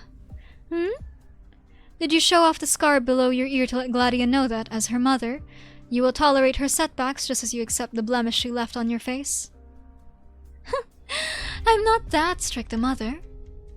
With her left hand on the astrolabe, Horatia's right hand softly strokes her cheek below her right ear, where a thin scar stretches upwards, nearly touching her eye. There's a smile on her face. But this is no blemish. It's beautiful. Trivial for a doctor to erase, but I refuse. My little Gladia was barely 5 at the time. She was taking her first career development assessment, and through this made her wishes rather clear. You don't know how glad I am to see her grown. She's certainly more suited for the life of a legionnaire than in the Institute of Societal Programs, or Institute of Scientific Development Planning like you expected. No matter. Whatever field she joins, she is sure to excel. She was born for Aaugughghgh. I remember when she was 2, and the Institute of Incubation said your disposition and nature of your work made you ill-suited to raise her, and suggested you place her in their care. They said the same when I first decided to raise her myself, saying that again 2 years later would not change my mind. But what truly pleased me was seeing young Gladia rejected as well. I wouldn't say that you have the best bond as mother and daughter, but you do have an odd kind of rapport. Alright, that's enough, my little manta ray. She's a manta ray! Oh! I suspect we have more pressing matters to discuss than reminiscing about my daughter. Can you please not call me that? Very well, Consul Clementia. While we spoke, every city in the home territories has been conducting an unprecedented investigation into the Church of the Deep. As the core of R&D, Blandis was able to tamper with the Class 4 weapons, but his actions should absolutely have been detected at some point before they were put to use. Meaning there are many behind him fanning the flames. All members of both academies who had anything to do with the weapons design, manufacture, and maintenance are receiving the most thorough investigations possible. In response, the Church has brought forth their full influence to bear. By grasping at a single leaf, we may be able to pull out an entire rotten branch. And with Martus, no doubt we'll be able to identify the Church's deepest roots. Aaugughgh itself is undergoing a grand surgery. Surgery to cut out a festering tumor, isn't it? The waterway is open, and the fallen who corrupt our nation have been revealed. Both are of great value as I see it. Are you trying to console me over the superficial waterway program's failure? To tell me that the sacrifices Millennia made were not without meaning? Why do you insist on double negatives? They make you seem weak. There is no such thing as a superficial program in Aaugughgh, Consul Clementia. If the IDP has approved a program, it means its planning and members are entrusted with the hopes of Aaugughgh. We believe you are capable of using the Class 4 weapons to purify our waters and open the waterway. This has always been an official part of the program. Yet it failed. The theoretical success rate of oceanic purification was never high. However, the waterway program was a guaranteed success. Did I not promise you that before you set off? Trust in me. Trust in Aaugughgh. I don't doubt that even if the city were to sink, consigning all 10,000 or so Aaugughgh souls in it to the depths, the waterway would still open without a hitch. However, all of the possibilities you've accounted for, how many call for sacrifice? How I wish this meeting of ours never had to happen, Horatia. Is that why you've worked yourself to the bone, my little manta ray? I've read the reports on Millennium. As consul for the entire city, you need not throw yourself into each and every little affair. The stimulants you abuse will not hide the exhaustion on your face. You really have thought of everything, as you always do, Horatia. All these losses and sacrifices, the falls and betrayals, even Martus's secret. Are you not the least bit shaken? Speaking of Martus, you've reminded me of something. Of what? Martus regards himself as the gardener of sin. At times like these, he is wont to hide himself behind history. I can infer why he'd seek cooperation from Dr. Calcit, but from the way you describe it, those discussions quickly devolved into a vapid declaration of war. I find it difficult to imagine he would be satisfied with such a failure of negotiations. That is, unless he gains some other information. We will continue to track his whereabouts. Are you hiding something, my little manta ray? Clementia does not answer. She instead raises her head to look at Horatia face to face. with a simulacrum erasing the distance between them. She knows that Horatia will be able to see every detail of her expression. But the curve of Horatia's lips do not change. Her eyes are as gentle as ever, too. Clementia hopes that her own expression is firm as hers. I am still the chief designer of warfare on the Waterway program before you arrive, Horatia. Naturally. Your calculations may have arrived at the correct outcome, but I had to handle the situation in my own way. The Academy of Science and the Academy of Technology each have their own duties. Yes, of course. I only hope that this obsession with self-reflection will not cause any complications. Your keen judgment must stay unclouded. I won't let that happen. Here, come a little closer. We still have some time. Calcit, Rhodes Island, Iberia, the Inquisition. You'll be busier than ever soon, so best not to keep frowning like that.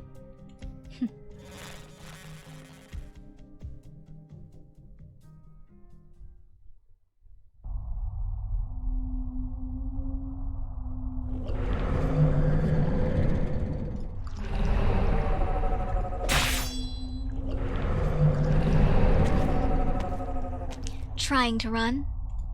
Smart. Your kin are behind this wall. A lot of them. It's the end of the road for you, though. What a pity. Isharmla? Isharmla. A sudden voice tinged with surprise. Scotty turns, looking towards its source. A conical creature exuding light leaves the shadows of the buildings, shielding the two-cornered seaborn with its body. Leave, kin. Through the eddy ahead, return to the sea. You're so honestly gentle with them. Disgusting. I'm guessing you're the leader. Our meeting was preordained, Isharmla. Huh? You know me? Scotty grips her sword tightly. Oh, it's not over. Isharmla. From Salviento to Gran Faro, to the Soltefera to here, you scum have been watching me this whole time. What? Do you see your god in me too? Are you here for family or revenge? No. Isharmla. Skadi. You are not nutrients to complete the cycle. You are its end. Our kin will not prey on you. On the contrary, they respect you, protect you. They await your transformation. They await your evolution. Skadi looks at the being's eye. For whatever reason, this monster she has never seen before seems familiar. Very familiar. The bizarre organs surrounding the Seaborn disperse and surround her in turn. A shimmering umbilical cord connects her body with the Seaborn's. Scotty suddenly remembers when she faced the first Seaborn to talk in that cave below the church. She also experienced a moment of distraction back then. She had just been through a fierce battle, her blood boiling with frenzy, but now she feels herself uncontrollably responding to the Seaborn's touch. She curses herself for this moment of distraction. Why? A natural phenomenon, when I am also helpless to resist. This is the answer, Skadi. I ate of his flesh, and he lives within you. You are he. I am he. Our hearts connected. Our blood interlinked. You need not waver. You need not doubt. The kin will not demand you walk with us. Isharmla chose you to continue his life. Perhaps this is the only way he will witness what he must witness, travel the road he must travel. What did he see in you? Perhaps, could it be, Skadi, that in that cold, dark future, in the cosmos where all things are doomed to fade away, you are the one hope, the spark, the possibility? Are you the one who bears the final wishes of untold lives? Rhodes Island Operator Skadi. Doctor? Skadi swings her sword, her grip never once relaxed. It slices through the umbilical cord. She stares coldly at the creature before her. Everyone's looking for you. Doctor, Skadi. You know each other. Is that so strange? She's one of my cute little operators. This is the first time something stirs the peace within the Seaborn's chest. The oddly colored nuclei, along with the bizarre organs floating by their side, begin to wave as rhythmically as the tides. It does not approach, but both you and Scotty can sense a burst of emotion. Joy. No matter if you personally took part, Doctor. No matter if what took place in the Cerulean Cave had aught to do with you. After countless years, you now stand alongside the Sharmla. The connection between you and the kin cannot be erased. It is you who wrote this instinct into our memories. We depend on one another. The wheel of fate still turns. The surviving successors will one day meet and achieve the most improbable of possibilities. The hardship we suffer is ever present. The life we thirst for is ever present. I await you at the end point of evolution, Doctor. Skadi, I await you both. Handle things in the city first. I couldn't understand that thing at all. What was it talking about? Some kind of declaration of war? Didn't sound like that to me. You woke me up just now, Doctor. When I was face to face with that Seaborn, I remembered something I felt back in Salviento. I assume you weren't a fan. I hated it. What good could come from a Seaborn rambling to a human? I know. What happened? Good, I couldn't explain even if I wanted to. You don't seem surprised, though. No wonder Cass had asked you to come underwater. That thing sounded like it had been looking for you. It's a long story. So we were both being watched. It'll be you waking me up next time. Don't worry, Doctor. I'm Skadi. Abyssal Hunter Skadi. Rhodes Island Operator Skadi. Always have been. Doesn't matter if that thing comes looking for me or you. I'll cut its vocal cords before it can even speak. Remember who you are and it'll work out. I trust you, Skadi. Tide's coming in outside these walls. Sounds like it won't stop for a long while. Doctor, did that fish just issue a challenge to you to meet at the end of evolution? Oh god, for real, for real. Mission complete. Very precise and efficient command, Doctor. Oh, did I get it? Did I get the thing? Did I get the thing? Did I get the thing? Did I get the thing? I got the thing! Yippee! Yay! I got the thing! Okay, yay, yippee, yahoo! Yay! One more. Whoa! What the hell? Fortress of civilization without walls and barriers, there can be no civilization. The Seaborn come, legionnaires meet them, laugh their siege to scorn, and beat them back home. What? Is this just a go crazy, go bonkers stage? I can do that. Okay. Do I have anybody I want to bring specifically? Nah, this is good. I want to ask about the meaning of this mission then. Let's go! Oh, frick.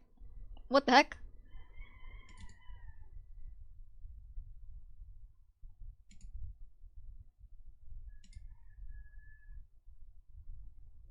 What? What the hell was that? You got too excited.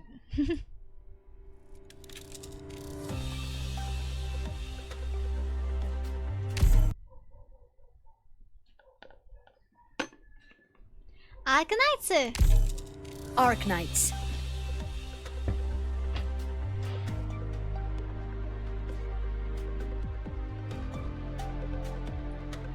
How did you rest, Doctor? I used to love staying up myself.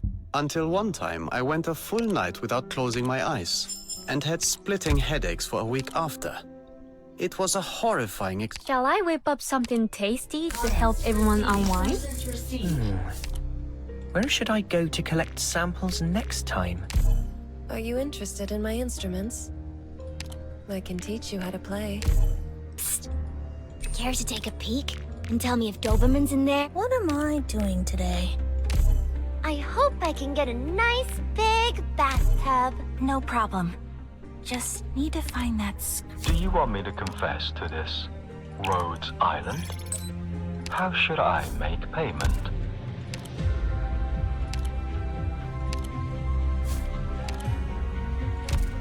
Okie dokie. No need to turn your head. I will keep my report brief. Okay, come on. Let's party for real. Come on.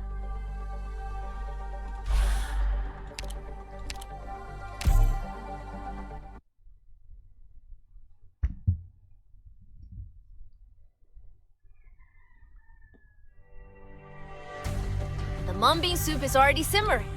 Whether you want your beans intact or fully dissolved depends on how quickly you return. No tardará mucho.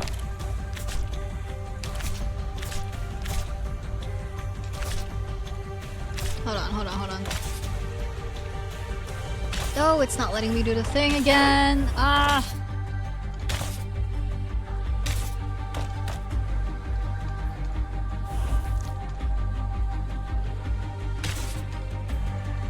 The shadow beneath your feet is not your own. Stand still. It'll spare all of us the effort. I hear the waves drumming against the hull. They herald our victory. Here, the burning hate doth speak your minds. Not bad. Reasonable data. Try processing it. What? What's going on? What is this? For them, the bell tolls. Is this just like a fun little stage thingy or whatever? Oh hell no! Oh hell no! Not these guys! Not these guys! No! Absolutely not! Nope! Nuh-uh! Not these guys! I hate these guys! Oh, I hate these guys! Nope! The curtain of destiny. Clear images. Oh, Check the data. Okay, hold on. It's too dangerous. I'll be the last line of defense. Doctor, please give the order to retreat. Let's figure this out. Come on.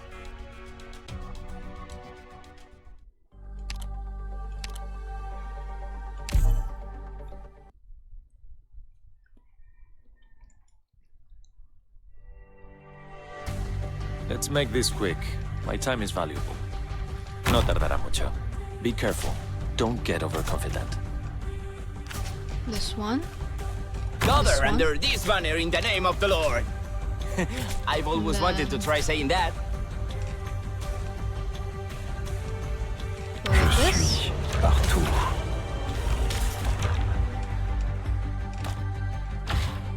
For them, the bell tolls.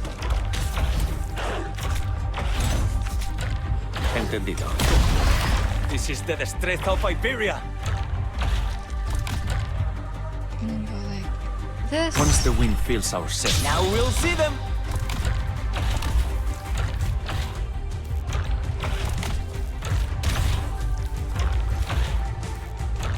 Go like this.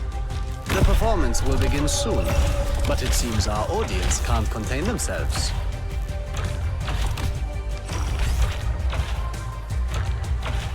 The ape will resist me not. Probes functional.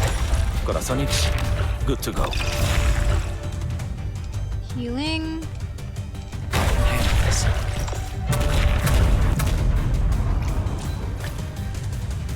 And then, No problem. As startling as a tritone. Go here. No. Right. You. Go there. Get what you deserve. Probes functional. Corazonix. Soul. Fairy of the other side. I can hold here myself. Probes functional. Corazonix, good to go. Here, I... Quickly! Don't boil into a hot one. The heat is just perfect. Doctor, clear images.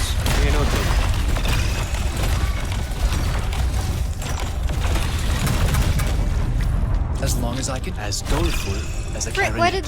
Ugh.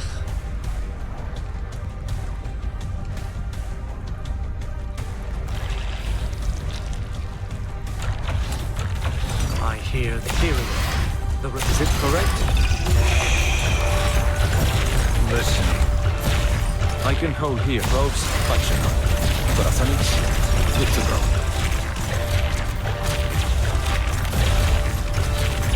Doctor, clear images. Take the data. As doleful as a clarinet.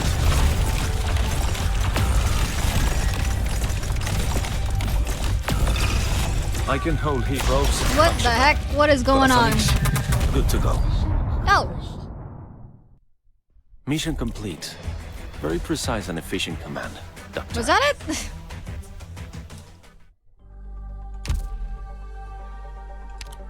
Did I get anything for that?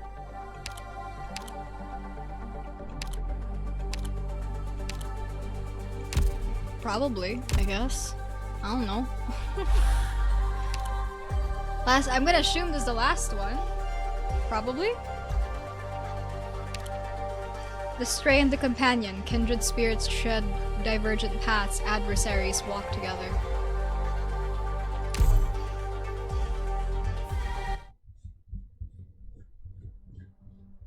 Oh, animation?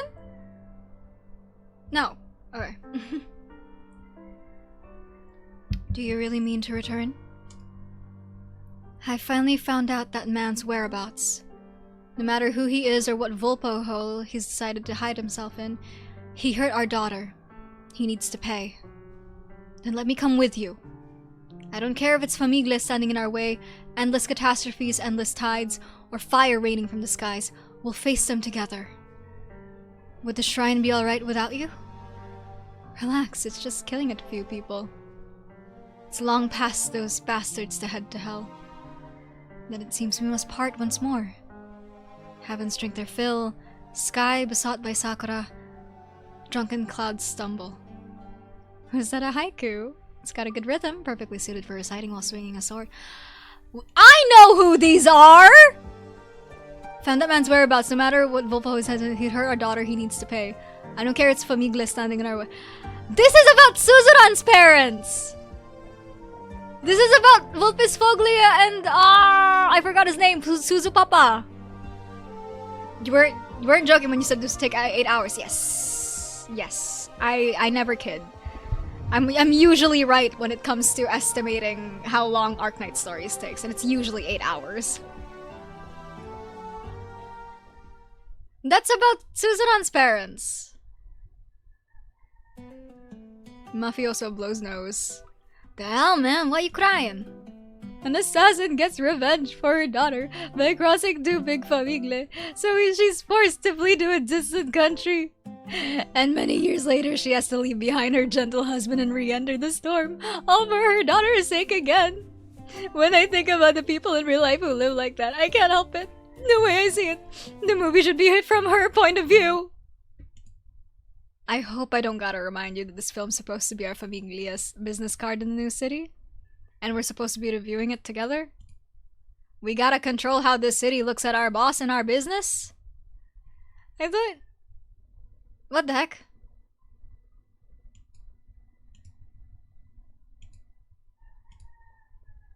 What in the world? Okay, hold on, give me a second, chat.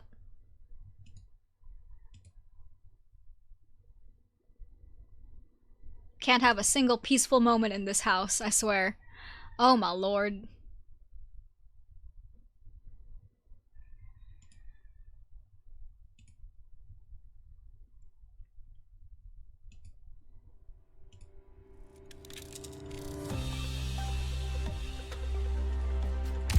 Do you think Mafioso ever feels inferior to be named as a follow-up to his brother while he is?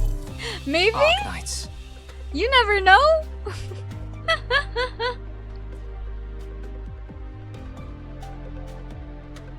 None of these documents matter at all, Doctor. The only thing that matters is how you act.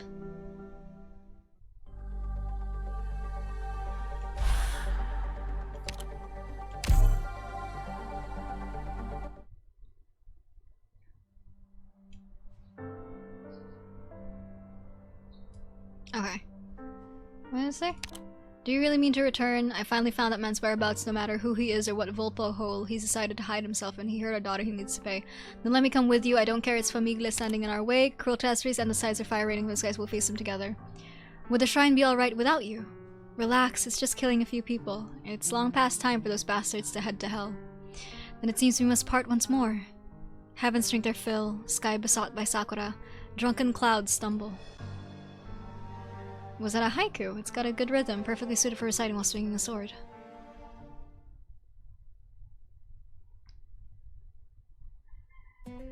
Yeah, Mafioso A crying, weeping. Great, then why that killer lady show up out of nowhere? Cruel catastrophes, endless tides, fire raining from the skies. Who wrote this crap? Sure, the Colombians spoke the hole in the sky, but I ain't ever heard of no fire raining down. What's this supposed to take place anyway? When you gonna learn to have a bit of perspective? A cold-blooded killer putting down her blade for a peaceful tomorrow in Nuova Vocini, all thanks to our Famiglia's influence. You can't get more with the times than that. If you put it that way, the film's even more crap. But you're right, as long as it's to the Signora's liking. Yay! Which bastard touched the switch? We under attack? No, look at the screen.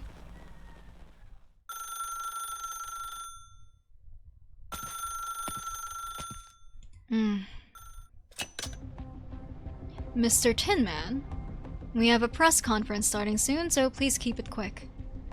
While you all were busy flinging those things into the sky, I made a few rounds in Casdell. You know how I feel about this. I do, young Banshee, I do. My verdict is that they feel about you much as the same you feel about them. Considering the many vile connections they have across Terra, if they do decide to get behind your project, there will be plenty of headaches for all involved. Thanks for the tip. Now the press conference is about to begin. Don't be so hasty, let me finish. Nasty Lonore, the director of engineering at Rhine Lab. You know full well the dream you were promised can be shared with more than just the Sarkaz. The Maylander Foundation will pledge their full support towards you and your elf friends' brazen plan. We will decide on a date to discuss the details later. That includes future launch plans where we hope to re-establish a more complete Galeria Stellaria. Yes, that's the one. Nasty, you on the phone? Once the conference is over, we'll need a meeting room, a coffee machine, and to clear an entire weekend off our schedule. That bad, huh? If only we're as simple as good or bad. But first, the conference. Silence here. I was hoping she'd stop by, but fat chance she's got the time. I put one of those Bird and Beast blind boxes from Kierag on her desk, and sure, she'd open it after a week, but the little beastie was already buried under an avalanche of files in need of review.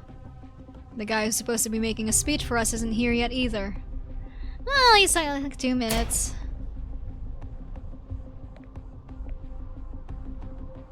Ahem. Ladies and gentlemen, the press conference is about to begin. Please quiet down.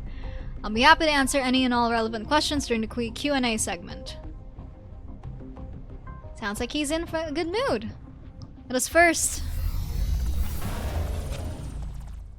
Playing the same trick twice, doesn't it get old?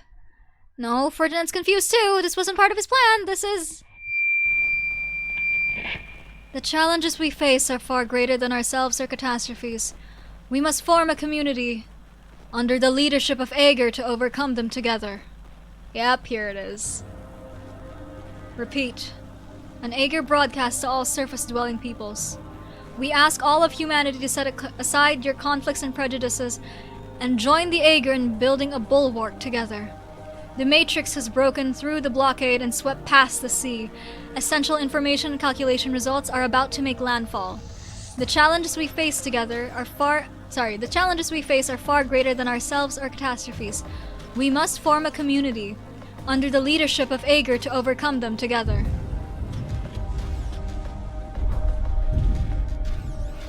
Under the leadership of Aaugughgghgh. You're still looking towards the land, Dr. Calcet? Like a mother, anxious about the child she had to leave behind. A child, is it? In one brief communication, you have delivered knowledge that countless others have given their lives for to no avail. Geographical data on the Foen Hotlands and Enfi ice field, and images from even further north of the continent. One way of showing goodwill, I suppose. To share knowledge is natural, while showing goodwill takes intention. I fail to see how the two are related. It was essential to thoroughly evaluate the extent of shock this would be to our terrestrial friends. Were these not urgent times, we really should have been more cautious. My concern is that there are immediate dangers more worthy of our attention. How much longer do you believe Malarium can hold, Consul Clementia? With our fleets taking shifts, we can keep up continuous 24-hour covering fire for a week. There have been no major changes in the Seaborne's movements. As the energy supplying the force fields dries up, the stopping power of our weapons will also gradually dwindle, but this is not outside expectations. The city can hold for another half a month, no more. How long will it take for reinforcements to arrive from the home territories? A week. Our countless nanomachines have established steady information flows. Compressed fleets and cities can speed through them, traversing the oceans in an instant. However, assembling our forces will still take time. A week? How quick? You need not hide your worries, Dr. Calcit. There are essential differences between the ways we and the Landwalkers think. Simple sincerity is insufficient for reaching effective bilateral cooperation. On the one hand, we hope that reinforcements will arrive as soon as possible. On the other, you worry that the subsequent contact and communications will be outside your control. You even worry that Scotty and the Doctor have deviated from your plans. You already know of Scotty's secret, then. My little handy happened to record a chance meeting between Scotty, the Doctor, and Martis on a street corner. Compared to discovering the secrets of their identities, controlling who knows what is much more difficult. An abyssal hunter with a firstborn inside her, and a predecessor scientist who witnessed the rise and an abyssal hunter with a firstborn within her, and a predecessor scientist who witnessed the rise and fall of the prehistoric civilization in person. They are both of great import to Aaugur. Based on simple evolutionary logic, the firstborn would not have chosen to entrust the future of its kin to its killer. We still have no idea how the Seaborn will become the final answer to resisting ruination. Even with missing memories, the Doctor still bears that mission. How will this so-called death of all things come about, and what can Terra do about it? We must find out. Scotty and the Doctor are, without a doubt, the key to Aaugur solving of the riddles. Scotty will face her blood. The Doctor's duty will be fulfilled. But it should be their choice, not somebody else's scheme. I fear that once Aaugur learns of their identities, it will devise ways to exploit them. Horatia asked me earlier if I was hiding something from her. And how did you answer, Madame Consul? No need to worry, she does not know yet. You truly treasure Scotty and the Doctor, don't you? Even when confronted with a disaster threatening to wipe out civilization, you still wish to respect their choices. But this is no time for us to hesitate. I can't hide this from Horatia forever. I presume you have a plan then, considering you're hiding from her at all. I've reached an agreement with Gladia. We will take over all Abyssal Hunter-related research in the name of Allegiance, and ensure that the Hunters will not be put in circumstances depriving them of a choice. As for the Doctor and myself, we hope to go deeper into the Aaugur home territories, and solve these mysteries by ourselves. I fear that we will need an Aaugur guide. Well then, it would be my pleasure. Thank you for the hydrate and stretch. I needed that.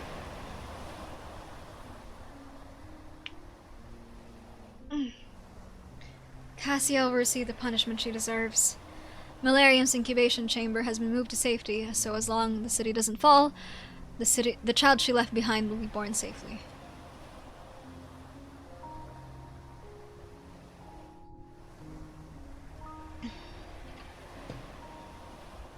They will be raised in an institute of incubation. I know what you're thinking. The fate of a church of the deep cultists isn't worth calling you over for. Do you still think that everything will end in ruin, Mr. Avidas? I still believe in history. Once written, it can never be changed. Even a tragic victory is destined to be another page in its annals. I'm glad to hear you say that. Let's get down to business, Jordy. I met with Consul Clementia. I confessed everything. What I was thinking, what I did, what I saw but never spoke of. I accepted the tribunal's interrogation, but they did not believe I deserved to be labeled fallen. I had stood at the precipice and looked around. Perhaps even stuck a toe over the edge, but no more than that. Their final verdict was that I could keep my post and continue to stay in Millennium. It sounds like you have other plans, though. They may see it as repentance, but I cannot forget the outcome of my silence and inaction. I'm not arrogant enough to believe that I could have effected an entire military campaign on my own, but what if I had reported Cassius' unusual behavior? This could have played out very differently. And so I plan to leave Millennium. To where? To the Aaugughghgh home territories? Somewhere even further than that. Even further. Now that the waterway has opened, Aaugur is about to restart the work interrupted by the Seaborn. Expeditionary fleets will once more explore the far side of Terra, but this time, we have changed the course of our voyage. We might set off from that mining nation of Rimbiliton and try to touch the edge of the sea. Better I die in some exhibition into the unknown than wallow here in sorrow, self-reproach, and despair, until it saps me of all my strength. There, whether we go forwards or downwards, no one knows what awaits us. We will be like Briogan in times of yore, pushing back against the darkness of ignorance. You mean... Caught on, Jordi Fontana Rosa. Yeah, I'm inviting you to join us on this distant voyage. I'm not the only one who desires this. You said earlier that I never answered your questions properly. You were right, and I should apologize. But there was something I truly wished to tell you back then. We have no need to prove our place. Even if the vestiges of the past have worn you down to nothing, you can still tie your future to Aaugur. I don't know what to say. This is all a bit much. Don't worry, Aaugur respects the choices of all its citizens. Farewell on your carefully considered departure. We await your eventual return, no matter how long it may take.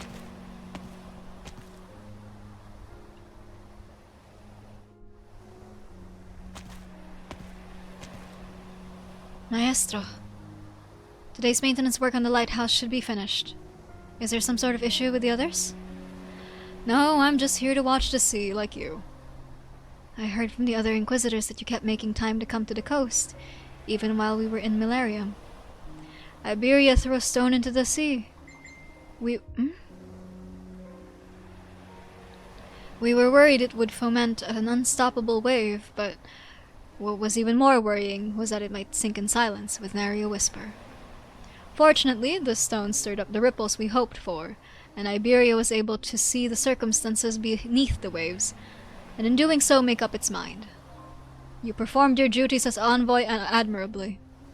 If there was ever a time in your life to stand tall with your head held high, now is the time. Yes, sir. Maestro, I've been thinking about returning to Gran Faro, going back to the chapel and where I used to live with Uncle Thiago. You should have seen Thiago one last time. We live in an age of regrets. If you see the Inquisition as the source of those regrets, I cannot refute you. If you have things to pack, Irene can help you. What? No, that's not what I meant. I'm really just thinking of going back to have a look. In other words, you haven't yet made up your mind. Yeah. You told me earlier that the Inquisition letting me return to Aaugur was a test. Am I not... On the contrary, Jordi. Do not mistake bewilderment for a momentary hesitation. You have lifted your lantern and clearly seen the fork in the road before you. You are merely weighing your choices before choosing which path to follow. The sea fog is thick, and both routes seem slick with mud. But you are not the one to be criticized for this. Jordi Fontana Rosa. If you choose to follow that Aaugughghg scholar into unknown waters, the Inquisition will not stop you.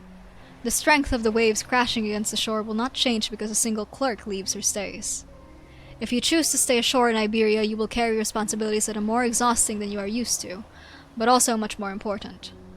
Those are the expectations Iberia has for you. The choice is yours. I understand, Maestro. By the by, Irene mentioned that you've been suffering from severe insomnia these past few days. How was last night? It rained rather heavily around midnight without a star in the sky. By the crack of dawn, there had been about 2 or 3 urgent situations I had to handle. But overall, a rather peaceful night, all things considered. Oh. Do the Seaborn dream? Dreams are comprised of thoughts or emotions flaring up as they dissipate, but now I am nothing more than instinct.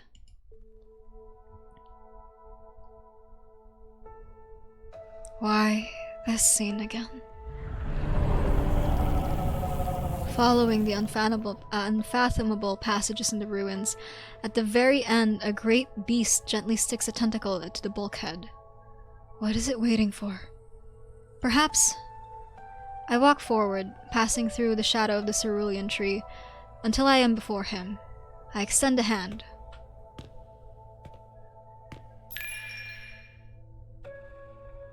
Warning. Deep sleep procedures will commence in 3 minutes. Real-time translation programs will soon shut down. Please provide all necessary instructions as soon as possible.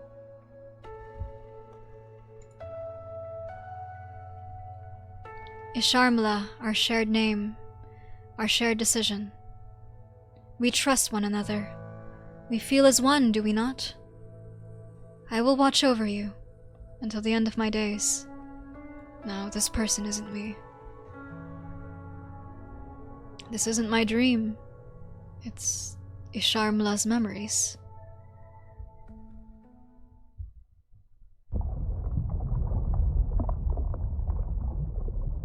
Gugh. You have followed me through many nests, Abyssal Hunter. The reinforcements from the home territories are about to arrive. The confrontation between your kin and Aeger's legions will soon intensify. You would choose this moment to depart. Your front line has already advanced onto land, Seaborn. Why choose to turn back and return to the Abyss? How is this conflict connected to the reawakening of the Firstborn?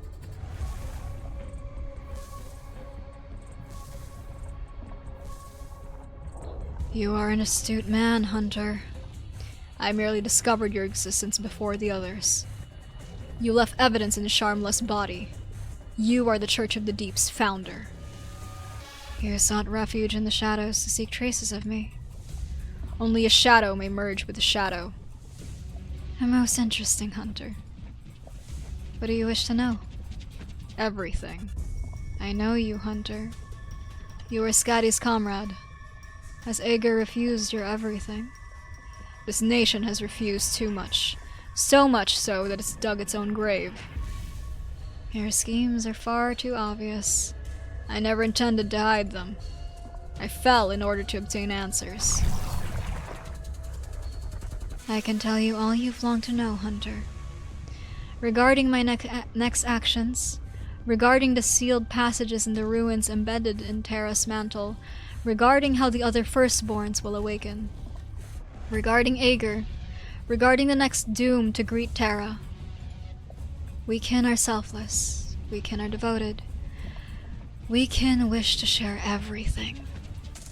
The only requirement is that you become one with me, many. Ulpianus meets the Seaborn's gaze. It has no face, but he can tell it is observing him. Through its transparent membranes, past the faintly leaping nuclei, Ulpianus sees his own eyes. You said you fell earlier? No, Hunter. The conjoining of flesh is not enough. Turn endurance into acceptance. Turn humiliation to elation. You must trust the kin. Trust your own instincts. You must take up a duty far beyond imagination. The duty of we many. Perhaps you will learn the full truth in our embrace. But when the time comes, you will be unable to, unwilling to, bring it back to Aeger. Just as I could not.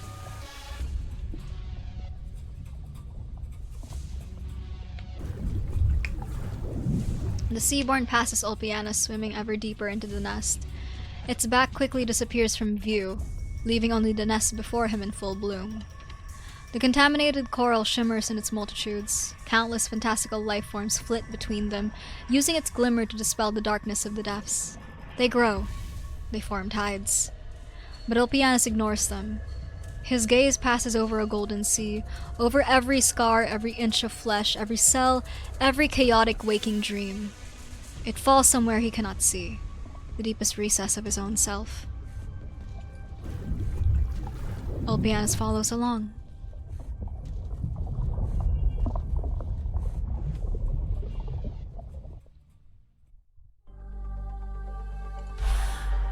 Then it's the EX stages.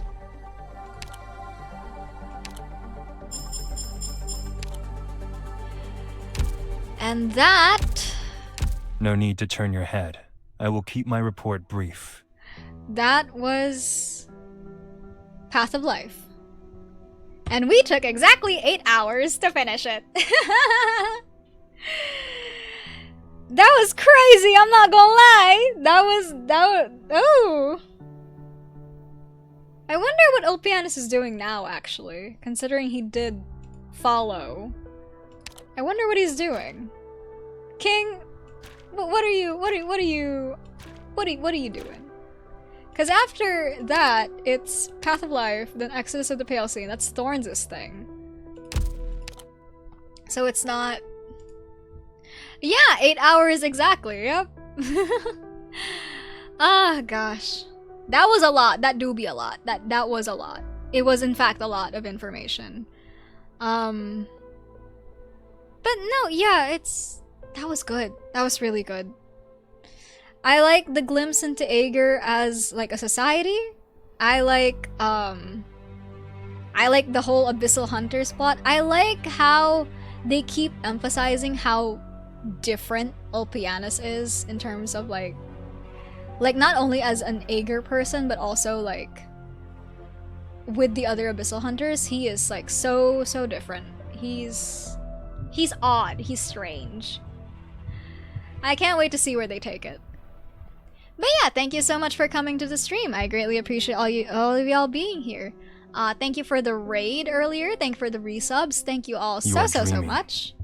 Which part of yourself do you speak to? We're gonna raid somebody.